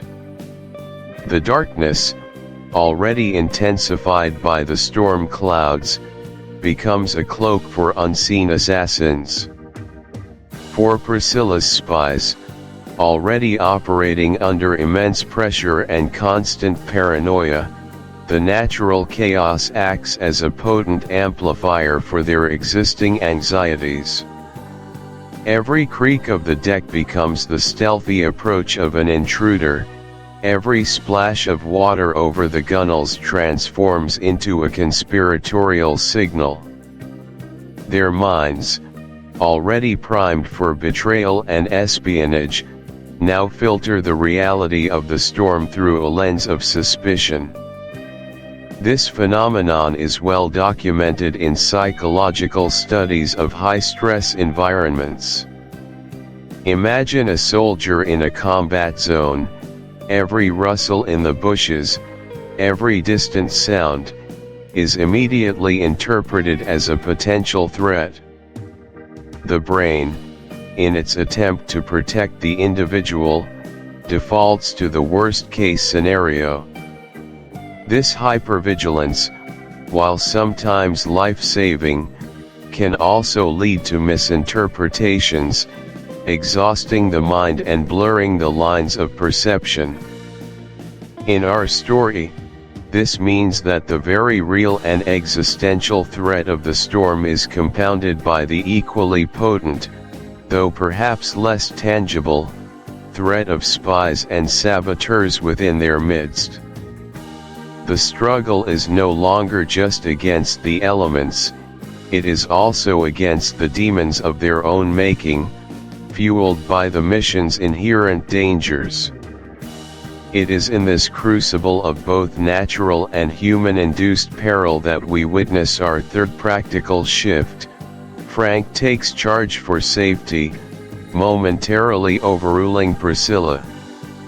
In moments of extreme crisis, established hierarchies often dissolve, or at least become fluid, giving way to the most capable individual to lead the immediate response. Priscilla, while a brilliant tactician and the orchestrator of this perilous mission, may not possess the immediate, visceral expertise in maritime survival that Frank, with his gruff demeanor and practical skills, undoubtedly does. As the storm rages, Frank's voice cuts through the din, clear and authoritative. He barks orders, not asking, but commanding. Batten down that hatch. Secure the mainmast. Everyone to their stations, now. His actions are decisive, driven by an instinct for survival forged through years of experience, perhaps even before he joined Priscilla's cause. Priscilla, despite her natural inclina. Chapter 14, Shelter on the Island. Welcome back, dear listeners, as we delve deeper into the intricate world of Priscilla's spies.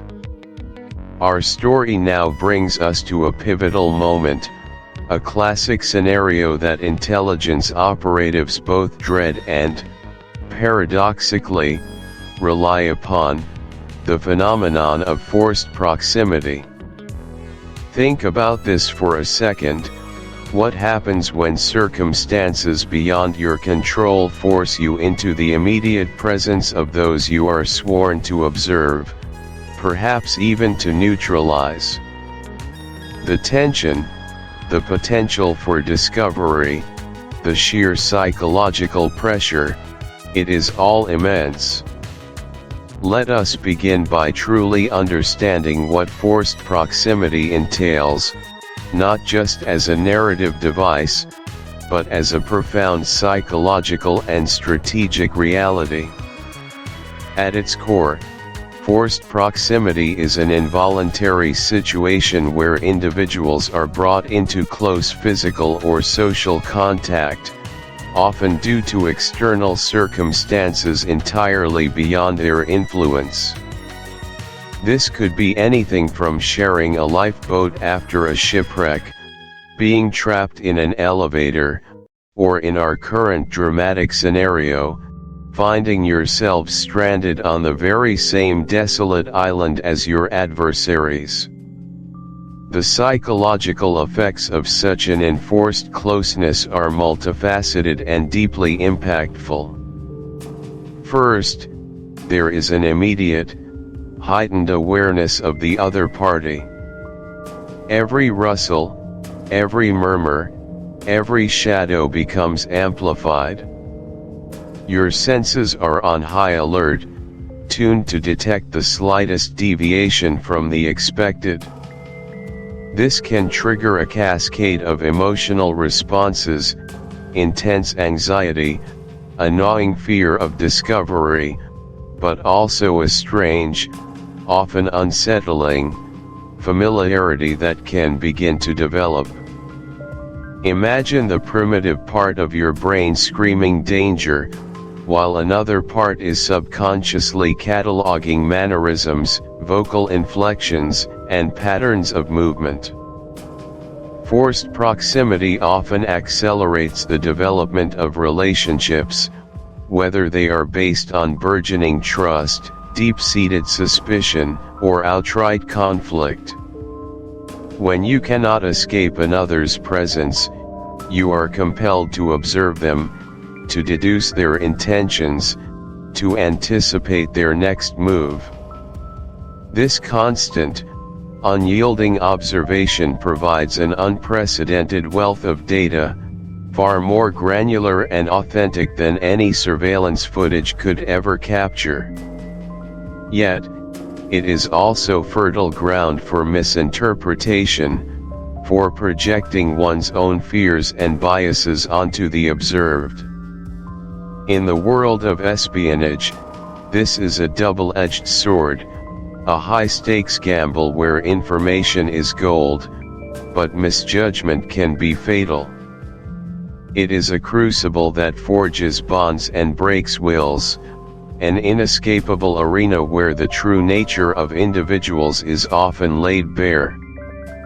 Now, let us ground this theoretical framework in the tangible reality of our narrative, specifically focusing on three critical practical applications from Chapter 14. Consider, first, the sheer audacity and nerve-wracking reality of taking refuge on the very same island as the suspects. Picture this: our intrepid spies, battered by an unexpected, violent storm, their vessel crippled, are forced to seek shelter. They struggle ashore onto what appears to be a deserted, rugged outcrop of land, only to discover, with a horrifying jolt, that their targets have also found refuge there. Perhaps it is an ancient, crumbling lighthouse whose light has long since died, or a network of secluded caves carved into the jagged cliffs. The initial relief of finding land quickly morphs into an icy dread. This scenario isn't merely a dramatic twist, it is a profound tactical challenge. Every decision becomes fraught with danger. Where do you establish your own temporary camp? How do you move without revealing your presence? The island, once a potential haven, transforms into a claustrophobic cage, a shared prison where the guards and the prisoners are in constant, terrifying proximity. The logistical challenges are immense: securing fresh water, finding meager sustenance, maintaining absolute silence, and resisting the primal urge to confront or escape. The spies must become masters of camouflage, their very existence a whisper against the roaring wind and crashing waves. This isn't just about survival, it is about maintaining a covert operational posture in the most overtly dangerous environment imaginable. They are playing a deadly game of hide and seek where the stakes are life, death, and the fate of their entire mission. Next, let us scrutinize the intensely visceral experience of spying on them from behind a rock while soaking wet. Imagine the scene: the relentless rain, perhaps a chilling coastal wind, lashes at your exposed skin. You are huddled, shivering uncontrollably, behind a cold, unforgiving slab of rock. Every muscle aches, every joint protests, and the dampness has seeped into your very bones. Yet, you cannot move. You cannot cough. You cannot even allow a muscle spasm to betray your presence. Your breath fogs the air, a visible plume that could be a beacon in the dim light. This is not the glamorous espionage of the silver screen, this is the grin. It can permanently etch the events into the operative's psyches, leaving psychological scars or strengthening their resolve in unforeseen ways. However, navigating these complex environments is often hampered by several common psychological barriers. We have already touched upon confirmation bias, the powerful human tendency to interpret new information in a way that confirms existing beliefs. This is a formidable obstacle to objective assessment. Closely related is the fundamental attribution error, where we tend to overemphasize personality-based explanations for others' behavior while underestimating the impact of situational factors. So, instead of thinking, they are acting aggressively because they are under extreme pressure from the storm, we might think, they are inherently aggressive and dangerous. Another significant barrier is cognitive dissonance, the mental discomfort experienced by a person who simultaneously holds two or more contradictory beliefs, ideas, or values.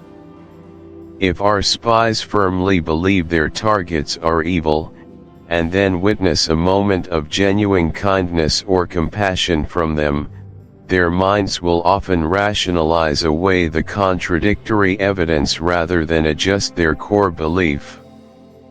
This self-deception can be incredibly powerful and dangerous in intelligence work.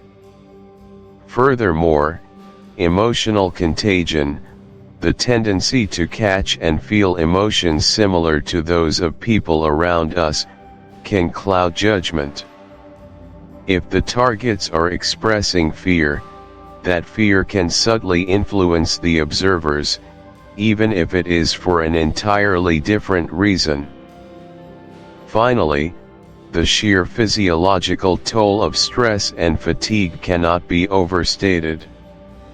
When deprived of sleep, warmth, and sustenance, our decision-making capabilities are severely impaired. Irritability increases, patience wanes, and the likelihood of making errors in judgment and observation skyrockets. The human element, with all its inherent vulnerabilities, remains the most unpredictable variable in any covert operation. Listener reflection: take a moment to consider a time in your own life when you were forced into proximity with someone you initially judged negatively.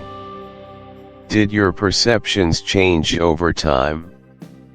Were your initial interpretations accurate, or did you find yourself revising your understanding as more information, or simply more exposure, became available?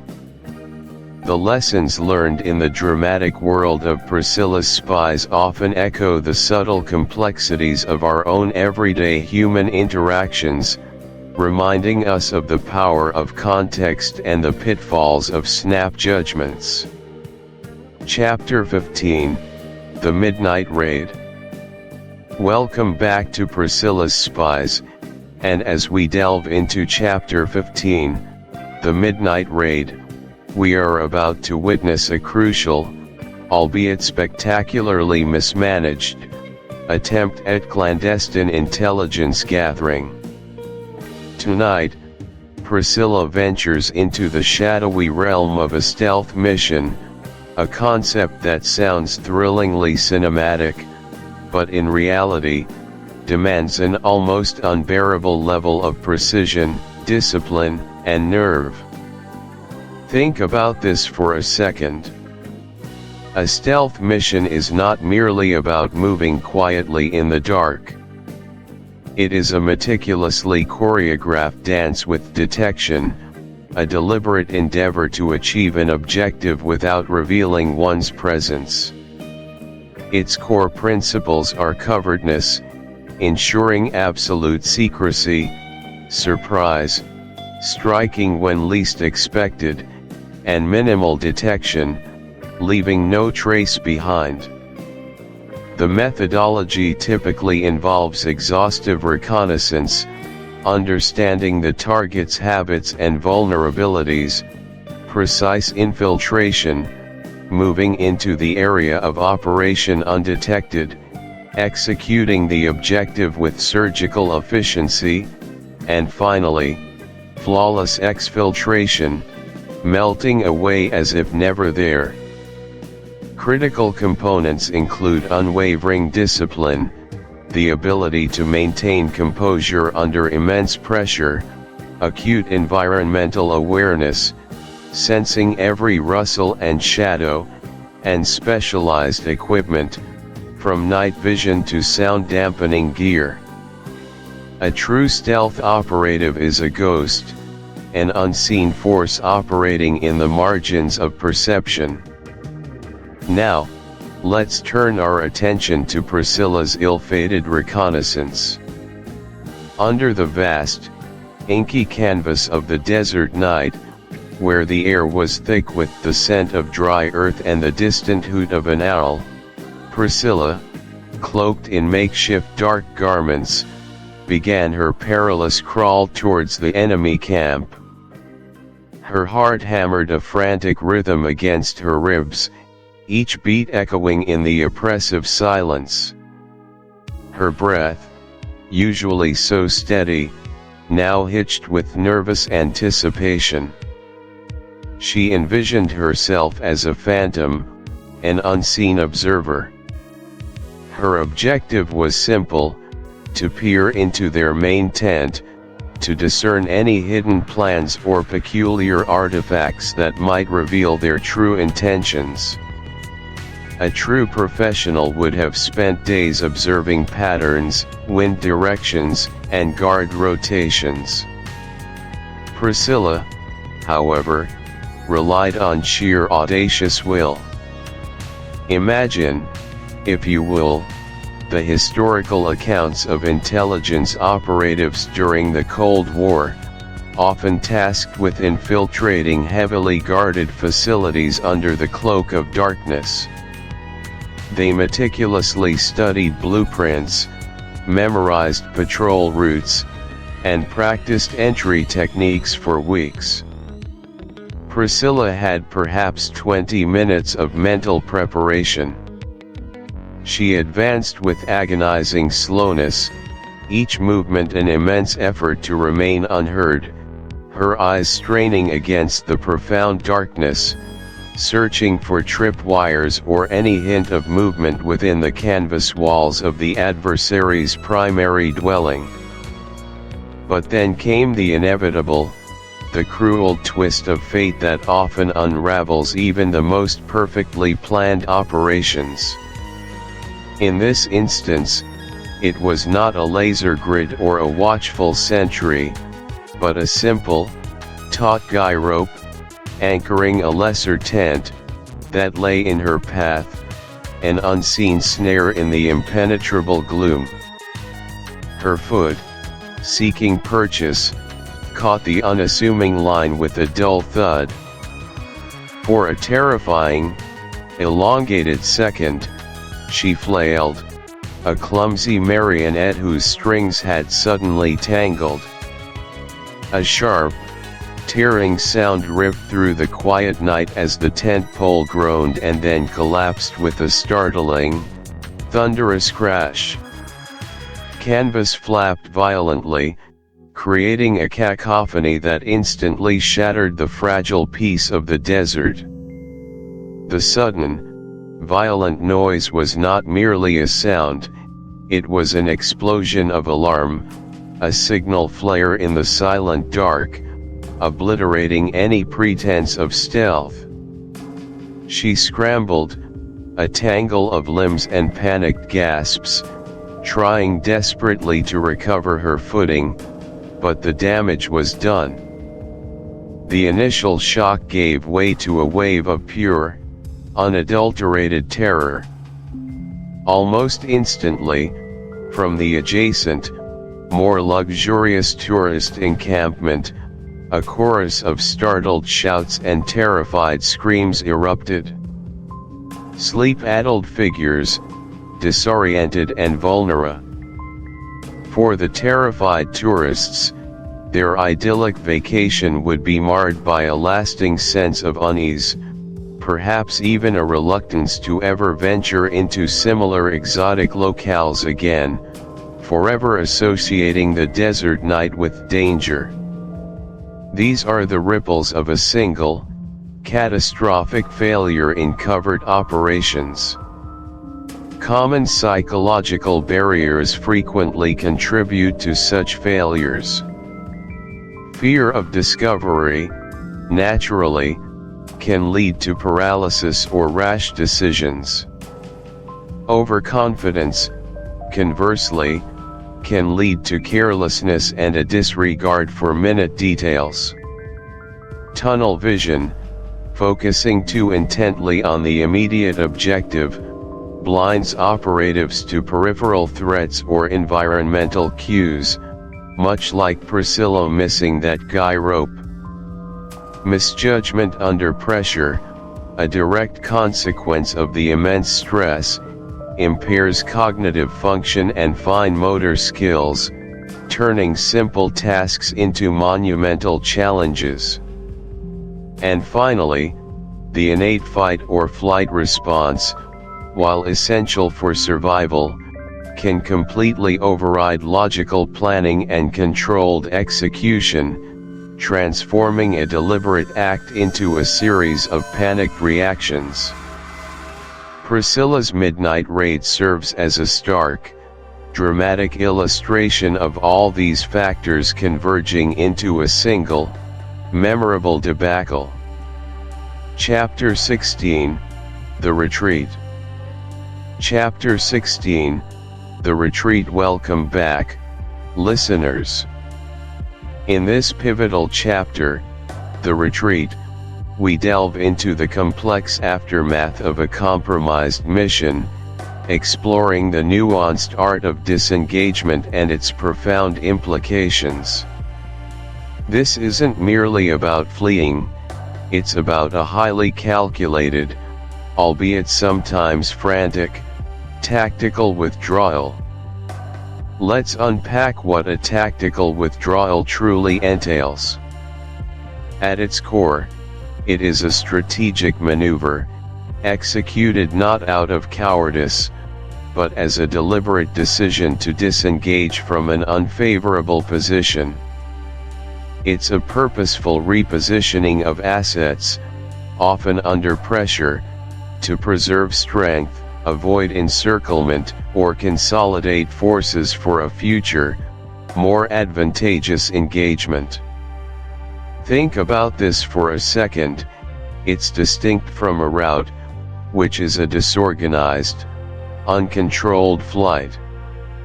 A successful tactical withdrawal requires discipline, clear communication, and often, a well-executed rearguard action to cover the main body's movement.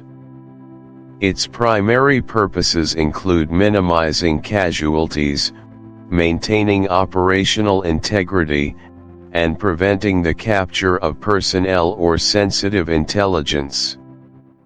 It signifies an understanding that pressing forward would incur unacceptable risks, making a temporary retreat the wisest, most strategic path towards eventual success. It is, paradoxically, an offensive move in its long-term strategic outlook, allowing for re-evaluation and adaptation. Now, let's apply this theoretical framework to our immediate narrative, specifically to Priscilla and Frank's hasty departure from the scene of their midnight clumsiness. Imagine the scene: the sudden, jarring noise of the overturned vase, the heart-stopping silence that followed, quickly replaced by the muffled shouts from within the target's premises. Their immediate priority shifted from infiltration to rapid extraction. Their flight was a primal scramble for survival, yet guided by the inherent training of operatives. They weren't just running blindly, they were executing an instinctive step-by-step disengagement. First, confirm egress routes. Had they scouted multiple paths? Second, minimize traces. Touch nothing unnecessary, leave no identifiable markers. Third, maintain cover, sticking to shadows, utilizing the maze-like back alleys, melting into the pre-dawn urban landscape. Their adrenaline-fueled dash through the winding, cobbled streets, the desperate gasps for breath, the acute awareness of every distant siren or sudden movement in the periphery, all of it underscored the raw, terrifying urgency of a forced retreat. Every shadow offered momentary sanctuary, every alleyway a potential escape or a trap. They moved with a desperate, unified urgency, propelled by the icy grip of fear and the potent instinct for self-preservation. Despite the obvious setback, Priscilla, ever the calculating operative, quickly rationalized their escape as a successful intelligence-gathering exercise. She claimed they gathered vital intelligence. Now, how does this work? It's a fascinating study in psychological adaptation and retrospective justification common in the shadowy world of espionage. Consider a real-world case study, albeit a simplified one. An operative, attempting to bug a meeting, is discovered. They flee. During their panicked retreat, they observe the internal security protocols, the number of guards, their patrol patterns, the specific type of lock on an external gate, the location of security cameras, even the quickness of the target's reaction time to an alarm. They might have heard snippets of conversation during their initial approach that, while not directly related to the main objective, provide contextual clues about the target's state of mind or ongoing operations. Priscilla, with her keen observational skills and unwavering self-belief, would frame these fragmented observations: the layout of the corridors she briefly glimpsed, the specific tone of a guard's shouted command, the unexpected placement of a seemingly innocuous object as crucial data points. She'd meticulously piece together these scraps, transforming a. I hope this deep dive provides a richer understanding of the complexities facing Priscilla and Frank, extending far beyond a simple escape. Listener reflection: consider a time in your own life when you had to strategically withdraw from a difficult situation. How did you rationalize it? What were the psychological implications of that retreat, and what did you learn from it in the long term? Chapter 17: The Aunt's Intervention. Welcome back to Priscilla's Spies. In this 18th chapter, The Aunt's Intervention, we delve into the intricate and often fraught world of family dynamics, particularly when personal conviction clashes with societal expectations and familial authority. Think about this for a second. Family dynamics are the complex, often unseen patterns of interaction, communication, and emotional relationships that define a family unit. They are the invisible threads that bind us, sometimes tightly, sometimes loosely, and they dictate the unspoken rules of engagement, the distribution of power, and the very fabric of our shared history. These dynamics are not static; they evolve, they adapt, and they can become intensely strained when an individual member challenges the established order. We are talking about deep-seated psychological currents, influenced by generations of shared experiences, past traumas, inherited roles, and the distinct personalities thrown together by fate. The interplay of triangulation, where a third party is drawn into a conflict between two others, or the concept of enmeshment, where boundaries between family members are blurred, often comes into sharp focus during moments of crisis or defiance. Now, let's look at why this happens. Our first practical point explores Lady Mannering's formidable intervention. Lady Mannering, Priscilla's aunt, and in many ways her surrogate mother, embodies the very essence of Victorian social propriety and the established order. Her involvement is far more than a simple parental reprimand; it is a strategic maneuver to reassert control, to safeguard the family's meticulously cultivated reputation, and to uphold her own matriarchal authority. Imagine the scene: a hushed, opulent drawing room, the scent of expensive tea and perhaps fading potpourri hanging in the air. Sunlight, filtered through heavy velvet drapes, illuminates dust motes dancing in the stillness. Lady Mannering sits upright, her posture a testament to years of unwavering self-discipline, her gaze piercing, unwavering. Her voice, though modulated, carries an unmistakable timbre of command. She speaks not in shouts, but in clipped, precise sentences, each word laden with the weight of expectation and duty. She reminds Priscilla of her position, her responsibilities, and the profound honor of the family name.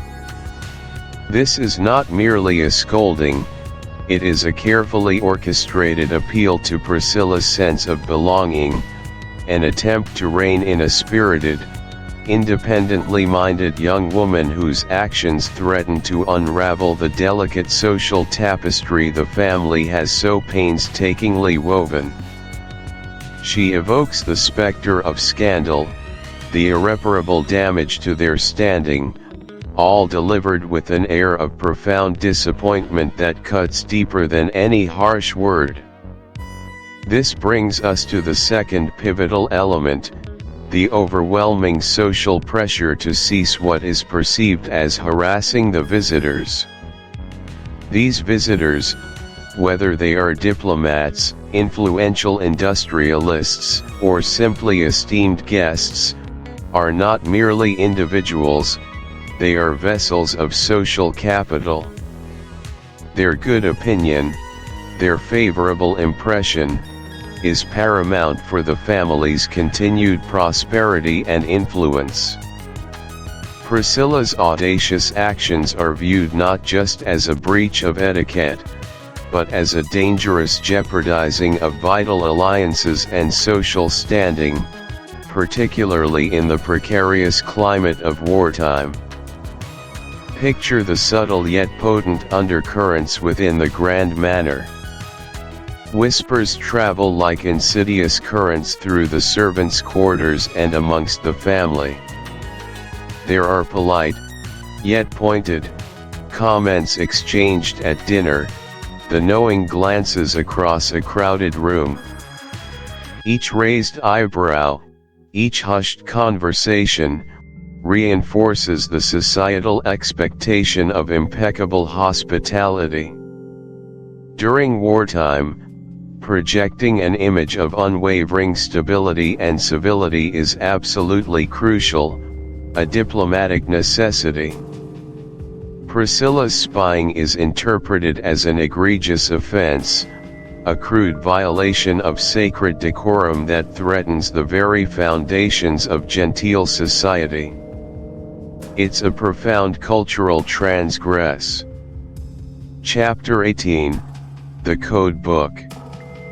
Chapter 18, The Code Book. Welcome to Chapter 18, The Code Book, where our understanding of intelligence takes a fascinating, albeit sometimes frustrating, turn. Here, we delve into the intricate world of clue analysis, a process far more complex than simply connecting obvious dots. Think about this for a second. True clue analysis demands a systematic, almost forensic, examination of disparate pieces of information, evaluating their potential relevance, and meticulously synthesizing them into a coherent understanding or, ideally, actionable intelligence. It's not just about what you see, but how you interpret it, and what hidden layers might lie beneath. The initial stage involves diligent collection, followed by rigorous filtering of noise from signal, then astute pattern recognition, contextualization within a broader framework, the generation of plausible hypotheses, and finally, crucial verification. It is paramount to steadfastly avoid the insidious trap of confirmation bias and to rigorously maintain an unwavering objectivity throughout. Remember, data is merely raw information, a clue possesses the potential for insight.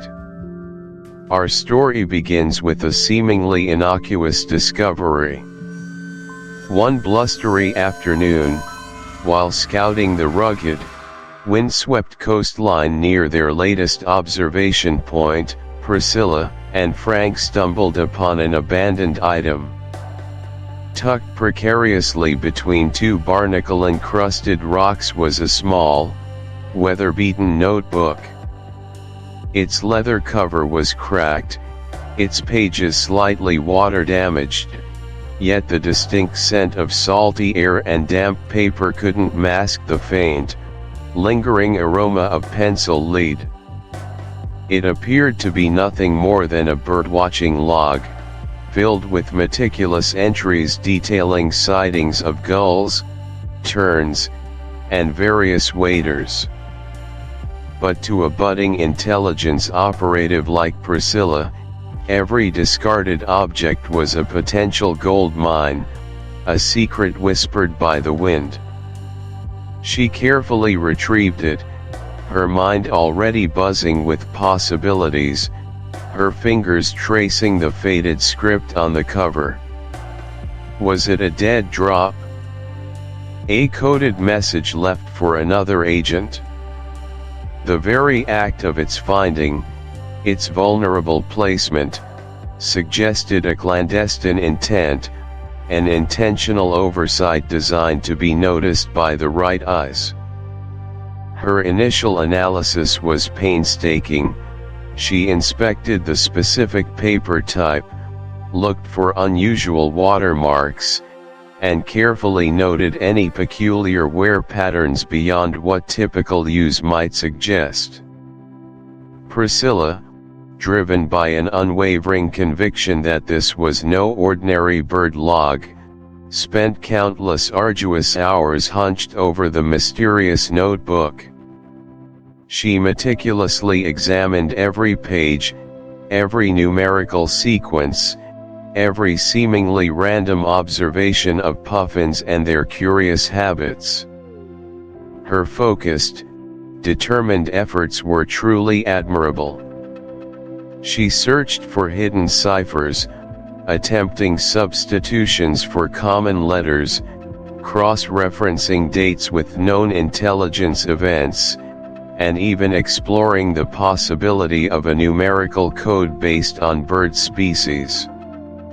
She scoured the internet for esoteric bird calls or specific avian migratory patterns that could conceivably conceal a message. Her workspace became a chaotic testament to her dedication, littered with deciphering charts, frequency analyses, and the gnawed end of her trusty pencil. The weight of potential discovery pressed heavily upon her, fueling her tireless pursuit of the hidden meaning she felt certain resided within those damp pages. She tried every common cipher, Caesar shifts, Vigenera keys, even a rudimentary keyword substitution based on local flora and fauna. Now, let's look at why this happens and what we can learn from it. It was Frank, ever the pragmatist, who eventually brought her back to earth with a gentle, yet firm, observation. After patiently watching her frantic, elaborate efforts for what felt like an eternity, he quietly pointed out that, upon closer inspection and a simpler, less convoluted interpretation, the code was merely an exhaustive, extremely detailed list of puffin sightings, painstakingly recorded by an exceptionally dedicated bird enthusiast. The dates correlated with seasonal migrations, the numbers referred to flock sizes, and the cryptic notes were simply detailed plumage observations. This was a classic instance where Occam's razor, the principle that the simplest explanation is usually the correct one, provided the crook. Chapter 19, The Final Trap. Chapter 19, The Final Trap. Here, we plunge into the heart of Priscilla's masterful orchestration, the absolute climax of her elaborate scheme. This isn't merely a confrontation, it's a meticulously engineered denouement, designed to ensnare her target irrevocably. Think about this for a second. Every single piece, every whispered rumor, every carefully observed habit, now converges with devastating precision. It is the intricate weaving of fate, guided by Priscilla's relentless hand. Now, let's look at why this happens. First, Priscilla cunningly sets up a final, inescapable confrontation at the old, decaying pier. She manufactures an urgent message, a bait, perhaps promising the recovery of something irrevocably lost, knowing her adversary's insatiable greed. This desolate, weather-beaten pier becomes the stage for the dramatic unmasking. Secondly, she subtly gathers a motley posse of genuinely confused local fishermen. These are not thugs, they are honest, salt-of-the-earth people, subtly fed tales of illicit activities or environmental threats in their beloved bay. They arrive, not understanding their role in Priscilla's grand design, forming an unwitting, human barrier. Finally, Priscilla orchestrates the blocking of the bay's primary exit. Imagine her own small vessel, seemingly disabled, conveniently positioned across the narrowest navigable channel, feigning engine failure. This creates a critical, psychological choke point, ensuring no escape by sea. The long-term impact of such a precise, calculated entrapment extends far beyond the immediate capture. It shatters reputations, eroding years of trust within a close-knit community. Common psychological barriers, like the target's ingrained hubris and their profound underestimation of Priscilla's cunning intellect, become their ultimate undoing. Chapter 20, The Confrontation. Chapter 20, The Confrontation. Here, we arrive at the pivotal moment of truth, a profound juncture where internal suspicions collide with external reality. It is the ultimate test, an undeniable declaration of accumulated theories, a point of no return for our protagonist, Priscilla. This critical instant forces a transition from mere conjecture to an open, undeniable confrontation.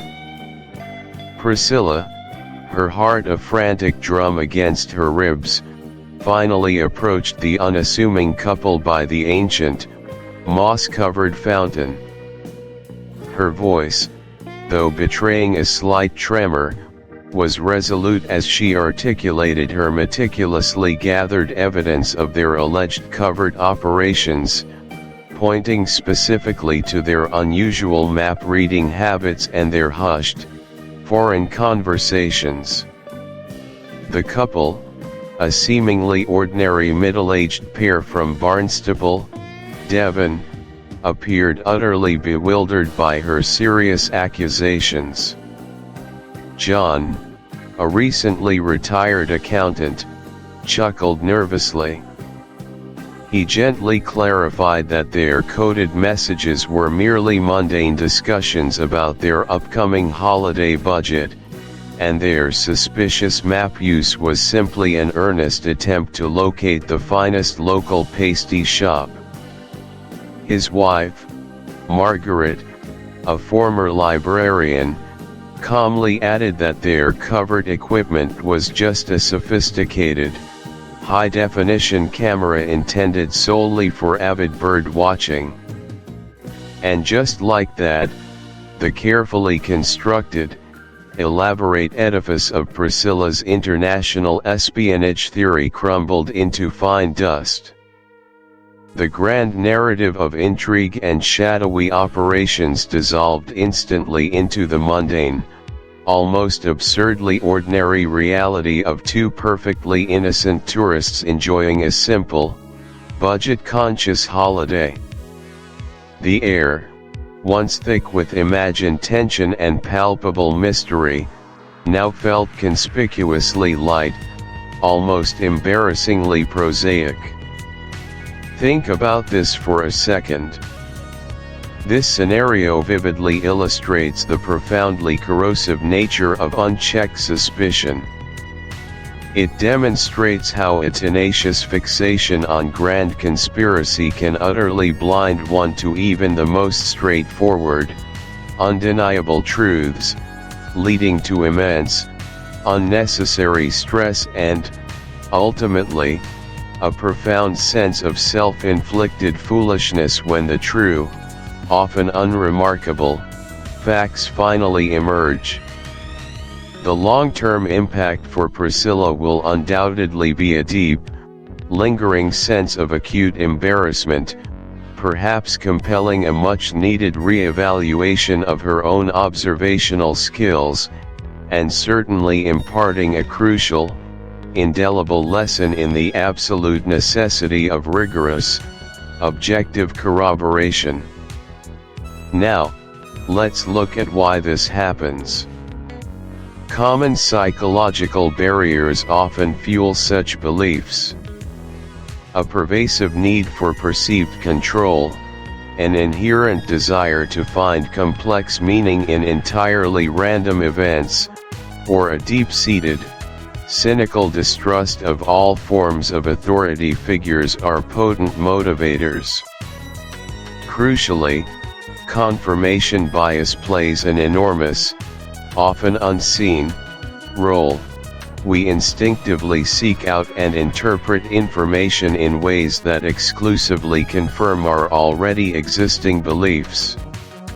This cognitive bias is a formidable, almost impenetrable barrier to accepting disconfirming evidence, even when that evidence is glaringly, undeniably staring us directly in the face. Chapter 21, The Aftermath. Welcome back to Priscilla's Spies. In this chapter, Chapter 21, titled The Aftermath, we delve into the intricate tapestry of consequences following the dramatic, if entirely misconstrued, events that unfolded. This isn't just about what happened next, it's about the profound human reactions to resolution and the often uncomfortable embrace of embarrassment. Consider for a moment the complex emotional landscape of resolution, particularly when it arrives hand in hand with an undeniable wave of embarrassment. It's a curious paradox, isn't it? On one hand, there's the palpable relief that a tense situation has concluded, that the immediate threat, perceived or real, has dissipated. Yet, simultaneously, there's a searing sting of humiliation, the stark realization that one's actions, however well-intentioned, were founded on a colossal error. This dual sensation creates a potent psychological cocktail, a sense of liberation from the immediate pressure, mingled with a deep, resonating discomfort from public misjudgment.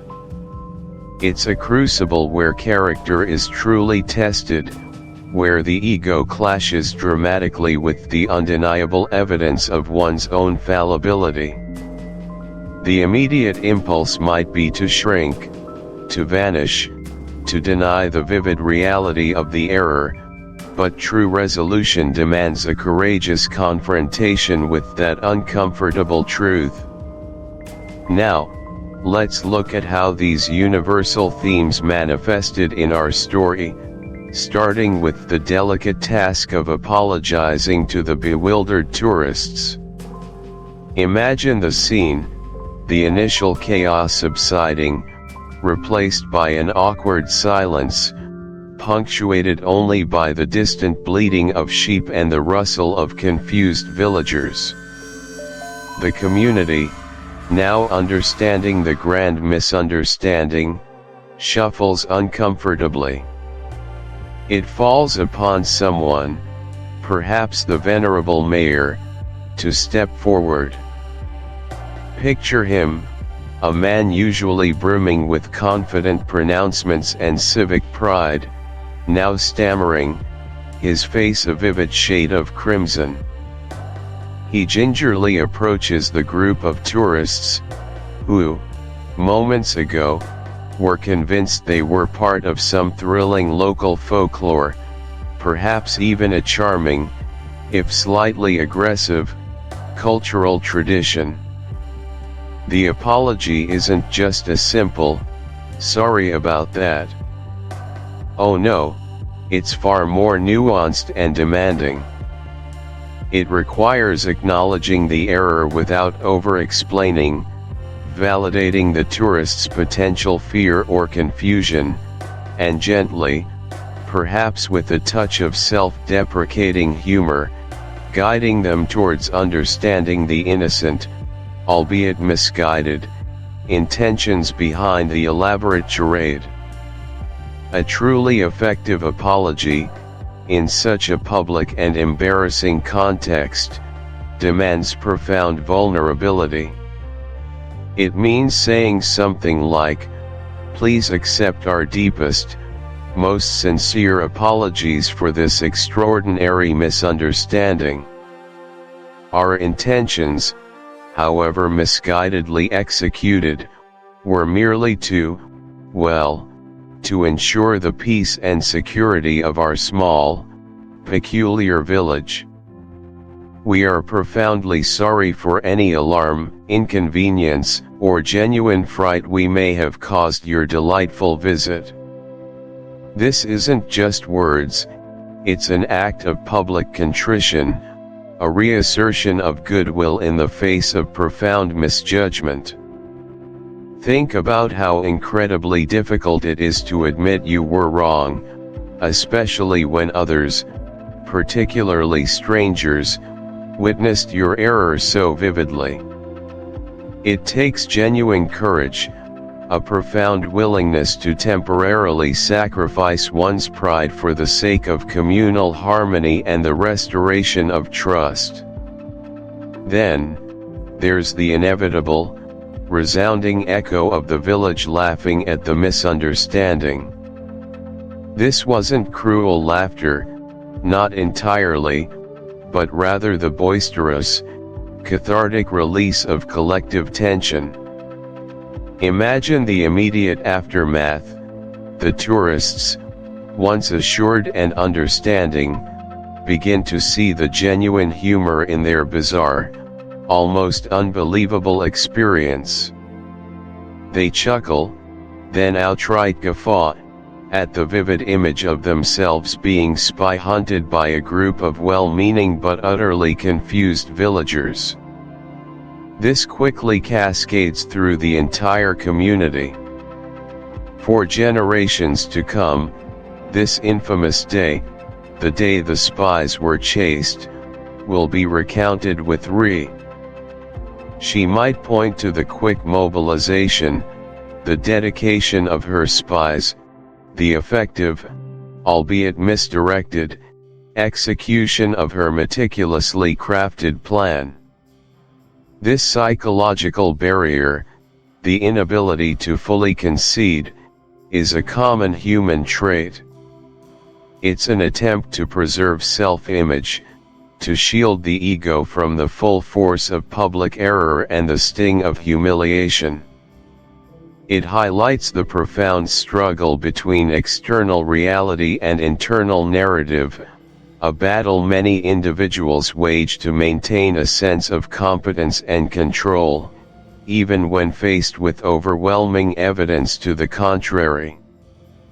Priscilla, in her unwavering conviction and stoic demeanor, becomes a potent symbol of this powerful human tendency to selectively interpret events to align with our established beliefs about ourselves. The long-term impact of such an event extends far beyond the immediate giggles and relief. For the village, it becomes a defining moment, a quirky, unforgettable addition to their history, influencing how they perceive outsiders, their own readiness, and perhaps even fostering a slightly more cautious, yet simultaneously more self-aware, collective consciousness. The reputation of Priscilla, while perhaps not entirely tarnished, certainly shifts. She remains a respected figure for her unwavering dedication and vigilance, but perhaps now her future pronouncements are met with a knowing smile, a subtle underlying humor that wasn't quite there before. The villagers collectively learn a valuable lesson about the dangers of overzealousness and the paramount importance of clear, unambiguous communication. Now, let's look at why this happens and explore some common psychological barriers.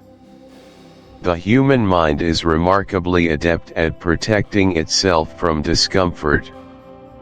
Admitting fault, especially publicly, can feel like a profound personal failure. It challenges our competence, our judgment, and our very sense of self-worth. This is where cognitive dissonance plays a significant role. When our actions or beliefs clash with new, contradictory information, our brains often work diligently to reduce this uncomfortable tension, either by rationalizing our actions, denying the new information, or minimizing its perceived importance. For Priscilla, and indeed for many of us, the deeply ingrained desire to preserve a consistent, competent self-image is incredibly powerful. The fear of losing face, the social shame associated with being wrong, can be so intensely unpleasant that individuals will construct elaborate mental fortifications to avoid confronting the plain, undeniable truth.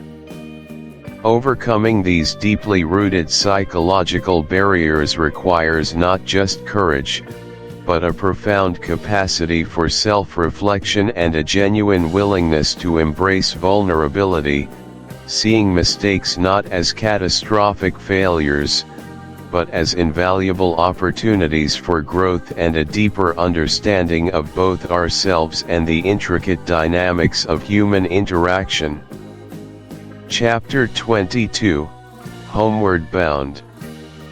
The gentle lapping of the waves against the sturdy hull of their vessel provided a rhythmic, almost hypnotic soundtrack as Priscilla and Frank made their journey homeward. The salty breeze, invigorated by the open sea, swept away the lingering dust of their recent adventure, leaving in its wake a sense of both exhilaration and profound quietude. This return trip, far from being merely a logistical necessity, served as an involuntary yet potent period of reflection, a crucial, often underestimated phase in any significant undertaking. Now, let's delve deeper into what reflection truly entails, because it's far more than just casual thought. Reflection is a deeply metacognitive process, an intentional, deliberate analysis of past experiences, complete with their accompanying thoughts, feelings, and actions. It's about stepping back from the immediate chaos or triumph to scrutinize what happened, why it happened, what was my specific role, what invaluable lessons did I extract, and crucially, what will I conscientiously do differently next time? It's the engine of personal growth, the forge where raw experience is tempered into seasoned wisdom, and the compass that recalibrates our future decisions. Think about this for a second. Without genuine reflection, even the most groundbreaking experiences can become mere fleeting events, their profound potential for learning utterly squandered. Consider their current situation, sailing back to the stately manor house. This isn't just a physical journey, it's a mental and emotional decompression phase, an essential ritual after any high-stakes endeavor. Imagine a seasoned, world-weary detective, having just cracked a complex, harrowing case, driving home in the profound silence of the pre-dawn hours. The city lights blur past, but his mind is meticulously replaying every false lead, every moment of intuition, every critical mistake and hard-won success. The rhythmic hum of the engine, much like the gentle rocking of the boat, creates a liminal space, a sanctuary where the raw data of experience can be processed. For Priscilla and Frank, this oceanic expanse, this journey across the undulating waters, offers that same invaluable separation. It allows their adrenaline-fueled senses to quiet, their minds to unfurl, and the intricate tapestry of their recent escapade to reveal its hidden patterns and significant implications. This deliberate winding down is not idleness, it is active processing, a vital stage for integrating lessons learned into their cognitive framework. Yet, even in this reflective space, individual minds diverge. Take Priscilla, for instance. She is already, almost instinctively, dreaming up the next grand adventure. Her reflection isn't a slow, contemplative gaze into the past, it's a dynamic, almost restless synthesis of lessons learned, immediately channeled into future plans. She's not dwelling on past errors for regret's sake, but rather dissecting them for tactical improvements. Her mind is a whirring engine of innovation, constantly seeking new challenges, new puzzles to unravel. This proactive approach to reflection, while perhaps less outwardly serene, is incredibly potent. Think of those visionary entrepreneurs, the ones who, moments after a product launch, are already sketching out the next iteration on a napkin, or conceiving an entirely new venture. They incorporate immediate feedback, synthesize success and failure with breathtaking speed, and pivot with audacious confidence. For Priscilla, the homeward-bound journey isn't just an end, it's a strategic pause, a mental whiteboard session, where the previous mission's insights are rapidly converted into the foundational blueprints for the next, even more elaborate, escapade. Her reflection is less about quiet introspection and more about strategic foresight. And then there is Frank, the ever-loyal, ever-patient companion. He finds himself, once again, resigning himself to his fate as her eternal sidekick. His reflection is less about what he will do next, and more about his established identity. When we genuinely understand our failures, we don't just bounce back, we bounce forward, stronger and more adaptable. It improves our problem-solving capabilities, allowing us to approach new challenges with a richer repertoire of strategies.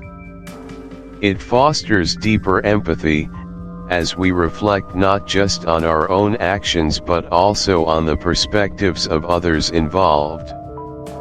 Over time, this consistent self-assessment fuels sustained personal and professional growth, leading to a greater sense of contentment and purpose. However, genuine reflection is often thwarted by common psychological barriers. First, there's the relentless pace of modern life, the pervasive myth of busyness that convinces us we simply lack the time for such indulgent introspection. We are perpetually pushed forward, rarely given space to pause. Second, there's the uncomfortable truth.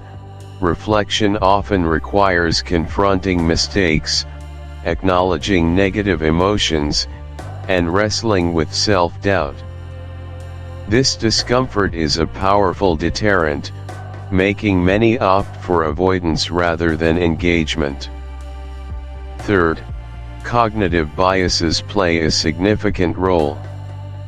We are prone to confirmation bias, seeking out information that affirms our existing beliefs, and self-serving bias, attributing successes to our own brilliance and failures to external circumstances.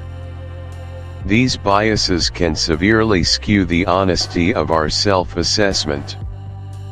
Finally, many people simply lack the skills for effective reflection.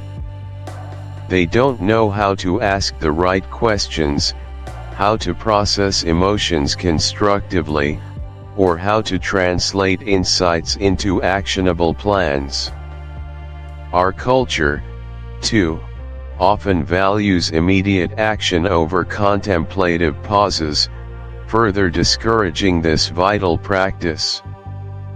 But for those who embrace it, for characters like Priscilla and Frank in their own unique ways, this period of homeward-bound reflection, whether active or quietly accepting, is the crucible where experience is transformed into indelible wisdom, shaping the adventurers they will become. 7-Day Action Plan.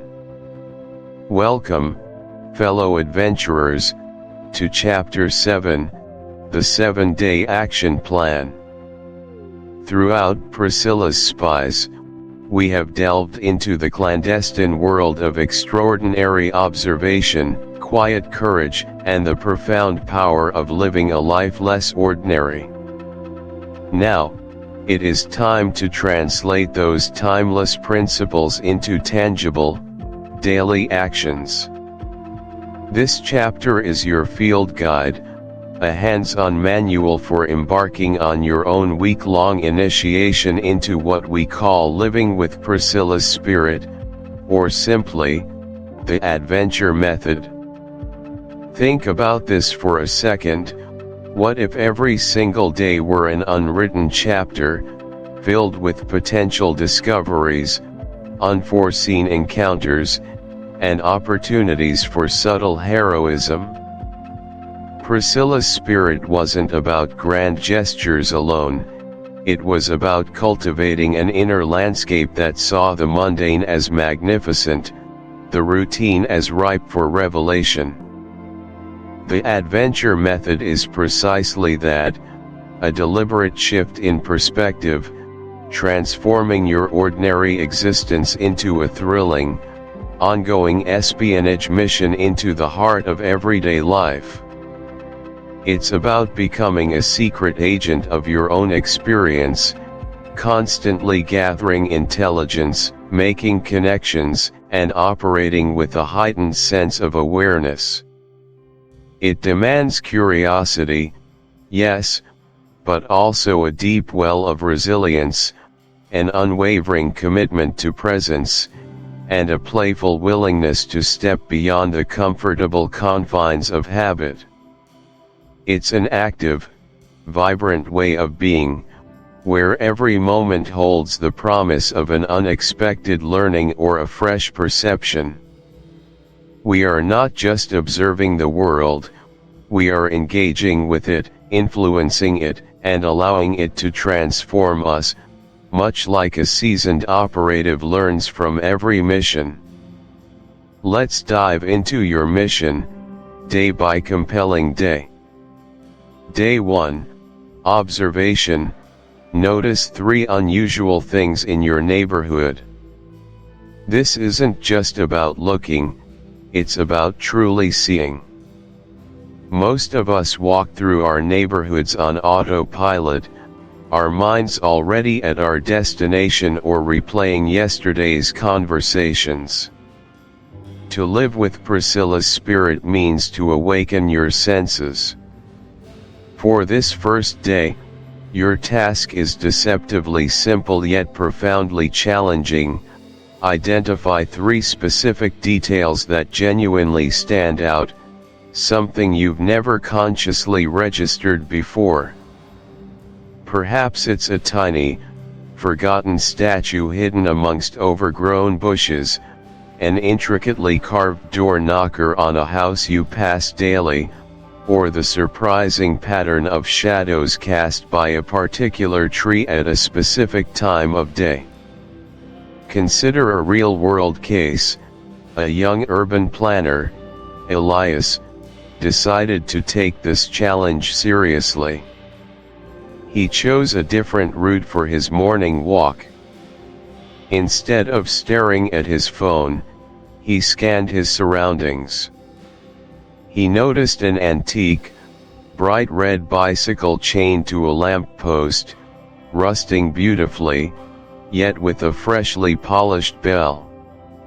He saw a small, community garden tucked behind a nondescript fence, overflowing with vibrant, untamed wildflowers, clearly tended with passion. And finally, he spotted a tiny, hand-painted ceramic bird perched on a window ledge of a usually gloomy building, facing inwards as if observing its occupants. Each observation was small, yet each sparked a tiny flicker of wonder, a subtle appreciation for the overlooked artistry and unique stories woven into the fabric of his familiar world. He didn't just walk, he discovered. Day 2, Imagination. Create a backstory for a stranger silently. Today, we tap into your inner storyteller, an essential trait for any good spy or adventurer. Choose a stranger you encounter, on a bus, in a coffee shop, perhaps waiting in line.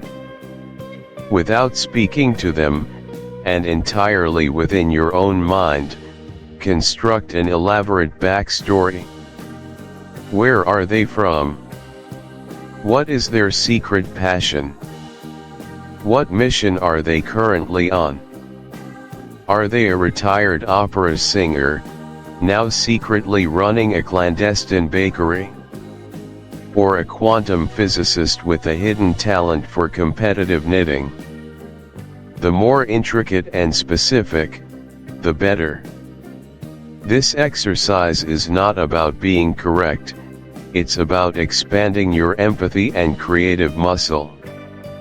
It reminds you that every person For instance, Maria, who lived in a bustling city for years, challenged herself to visit the small, independent cinemas she'd walked past hundreds of times. She went in on a whim, watched an obscure foreign film, and then spent an hour chatting with the passionate owner about Arthu's cinema. This small act of exploration led her to discover a new community hub, broadened her cultural horizons, and connected her to a fascinating local character. It wasn't a grand adventure, but it was an adventure nonetheless, a deliberate step outside her comfort zone, yielding unexpected rewards and enriching her personal geography. These small acts of venturing forth remind us that the world is vast, even in our own backyard, and that there's always something fresh to encounter if we only choose to look for it. Day 5, Resilience. Laugh off a mistake or embarrassing moment immediately. Priscilla's spies weren't immune to errors, but they recovered swiftly and with grace.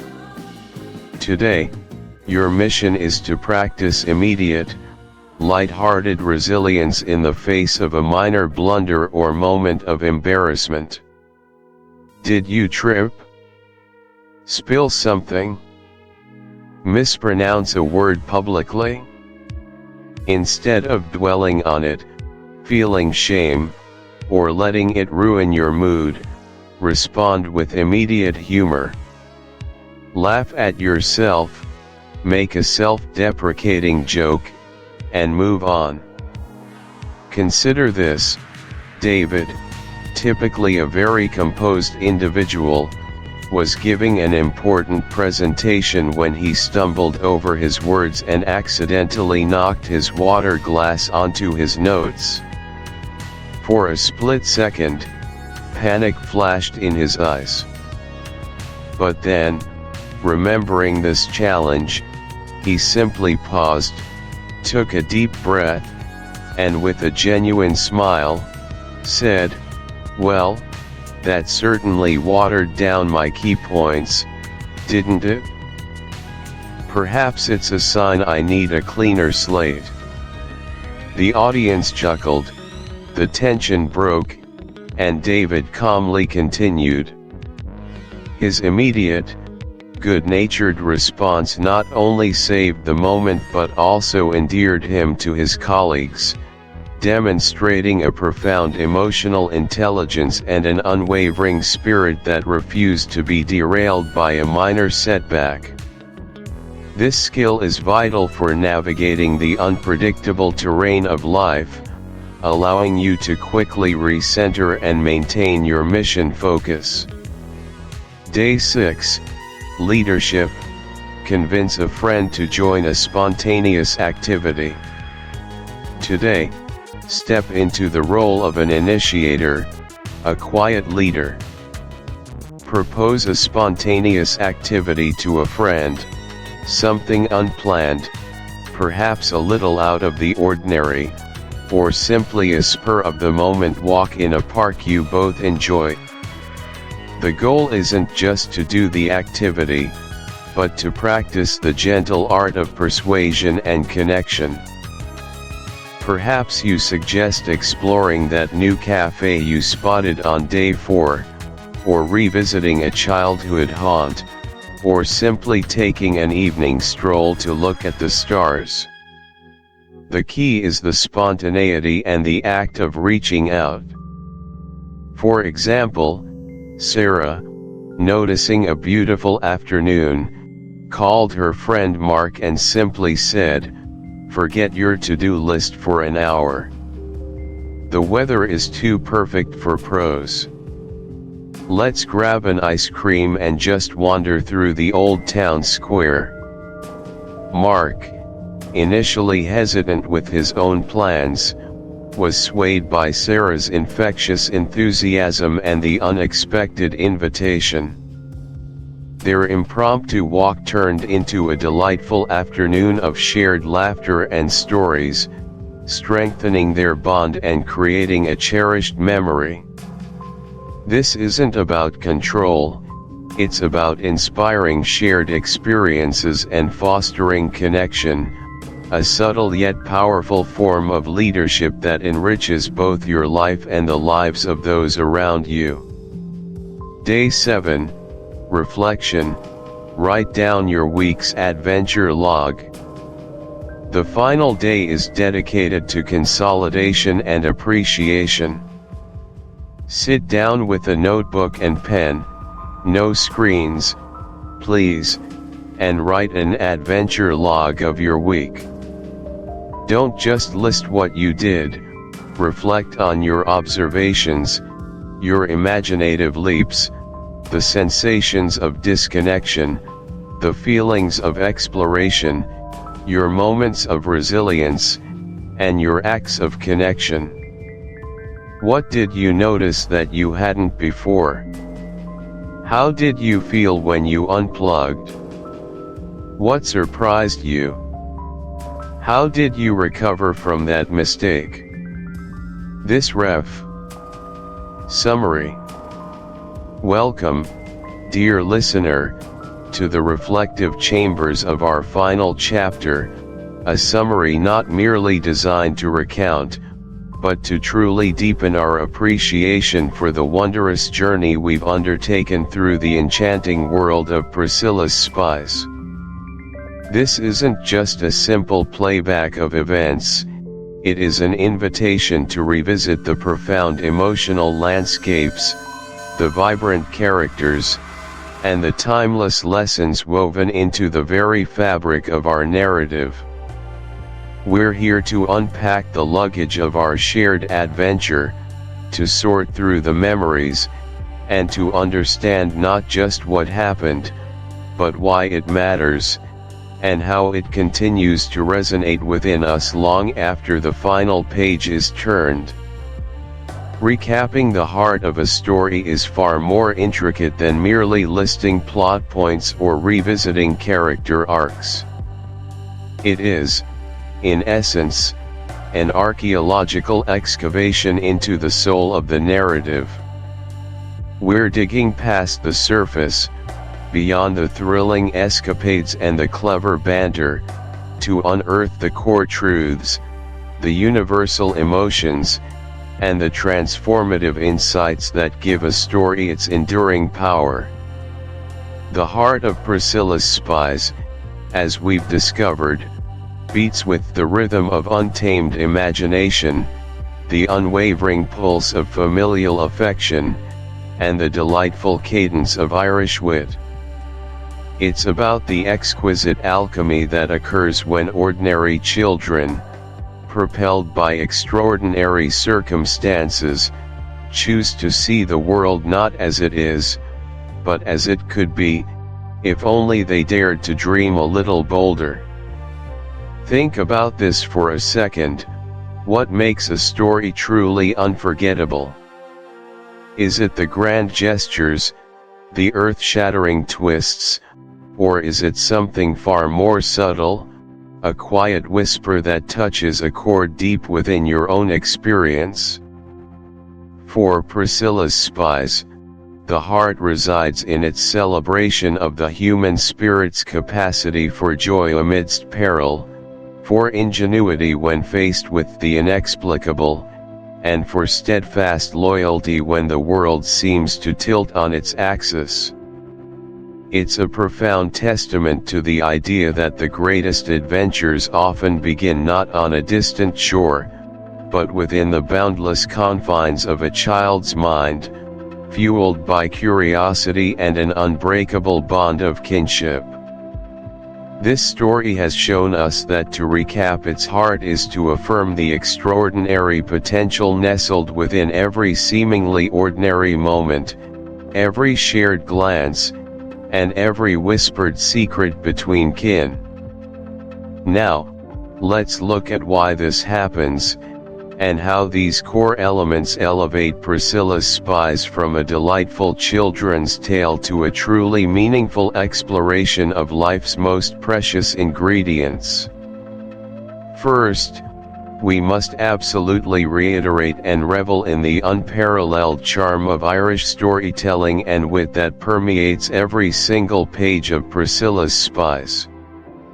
There is an intrinsic magic to the Irish narrative tradition, a unique blend of the whimsical and the profound, the humorous and the deeply melancholic, all delivered with an unparalleled lyrical grace.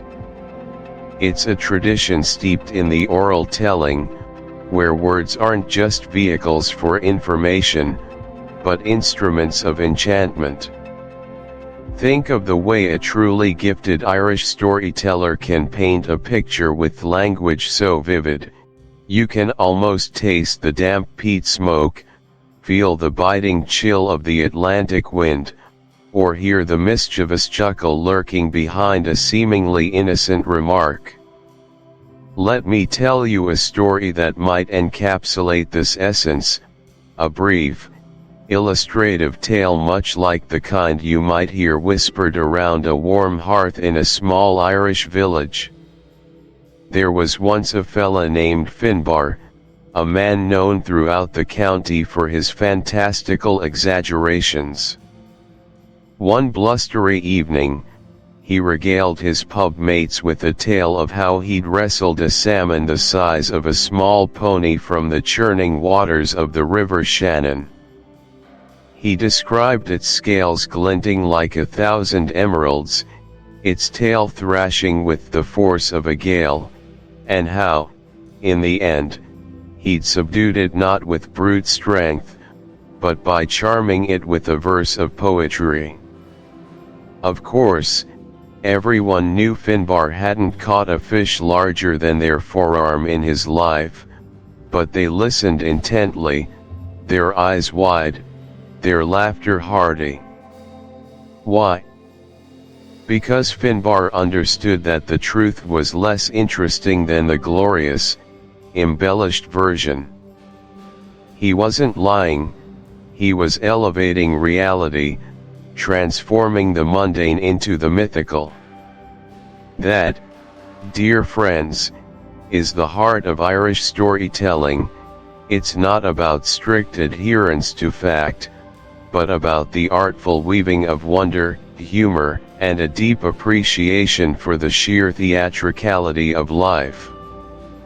Priscilla's Spies echoes this ancient tradition beautifully.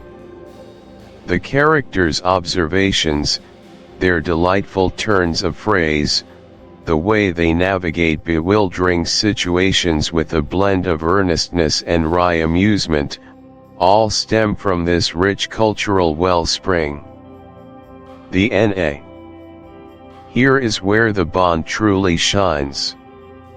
Instead of fracturing under the pressure, they instinctively turn to each other. They pool their individual strengths, one's keen observational skills, another's quick wit, a third's unwavering bravery. They argue, yes, but their arguments are productive, rooted in a shared goal rather than personal antagonism. They eventually arrive at a collective decision, perhaps a compromise, perhaps an entirely new idea born from their combined brainstorming. And crucially, once a decision is made, they commit to it together, offering unwavering support even when doubts creep in. When one stumbles, the others are there to catch them. When one is afraid, the others offer courage, a shared glance, a comforting hand. This isn't just fanciful storytelling, it mirrors the fundamental importance of strong familial or friendship bonds in navigating life's inevitable challenges. Consider the true-life example of the Wright brothers, Orville and Wilbur. Their audacious dream of powered flight was met with widespread skepticism, even ridicule. Yet, through endless setbacks, mechanical failures, and public indifference, their bond as brothers remained unyielding. They shared the same vision, the same obsessive dedication, and crucially, the same unshakable belief in each other. They were each other's primary support system, intellectual sparring partners, and emotional anchors. Without that enduring connection, it is highly probable that the dream of flight would have remained just that, a dream, for much longer. Their story is a powerful testament to how shared purpose, nurtured by deep affection and respect, can overcome seemingly insurmountable obstacles. The chaos in Priscilla's world serves not to tear them apart, but to forge their bond into something incredibly resilient, like steel tempered in a furnace. The shared secrets, the whispered plans, the collective gasp of surprise, the burst of shared laughter, these are the threads that weave an unbreakable tapestry of kinship. It teaches us that amidst the bewildering complexities of life, having people who know you inside out, who support you unconditionally, and who are willing to face the unknown with you, is perhaps the greatest treasure of all. Their bond isn't perfect, it has its moments of friction and disagreement, as all genuine relationships do. but it is precisely this imperfection, this realness, that makes it so enduring and so genuinely inspiring. Now, let's cast our gaze beyond the immediate narrative and consider the long-term impact of stories like Priscilla's Spies. What ripples do they send through the pond of our minds, and what psychological barriers might prevent us from fully embracing their timeless wisdom? The long-term impact of engaging with a narrative like Priscilla's Spies is profound and multifaceted. Firstly, it cultivates what psychologists call a growth mindset. By celebrating imagination and problem-solving, it encourages readers, particularly young ones, to view challenges not as insurmountable walls, but as intriguing puzzles waiting to be solved. This fosters resilience, adaptability, and a proactive approach to life. Children who are exposed to stories where characters actively shape their reality through creativity are more likely to exhibit similar traits in their own lives, becoming innovators rather than passive recipients of circumstance. Secondly, such stories profoundly enhance empathy. By immersing ourselves in the inner lives of characters, by witnessing their joys, fears, and unwavering loyalty, we practice stepping into another's shoes. We learn to understand motivations, to appreciate different perspectives, and to value the complexity of human relationships. This emotional literacy is crucial for developing compassionate individuals and, by extension, a more understanding and cohesive society. The shared experience of adventure and the deepening of familial bonds in Priscilla's Spies directly contribute to this empathetic development, fostering a sense of interconnectedness that extends far beyond. Thank you for listening to this audiobook. If you found value, meaning, or inspiration in this journey, please remember to like the video, subscribe to the channel, and turn on notifications so you won't miss the next chapter. Your support helps us bring more timeless classics to life. See you in the next reading.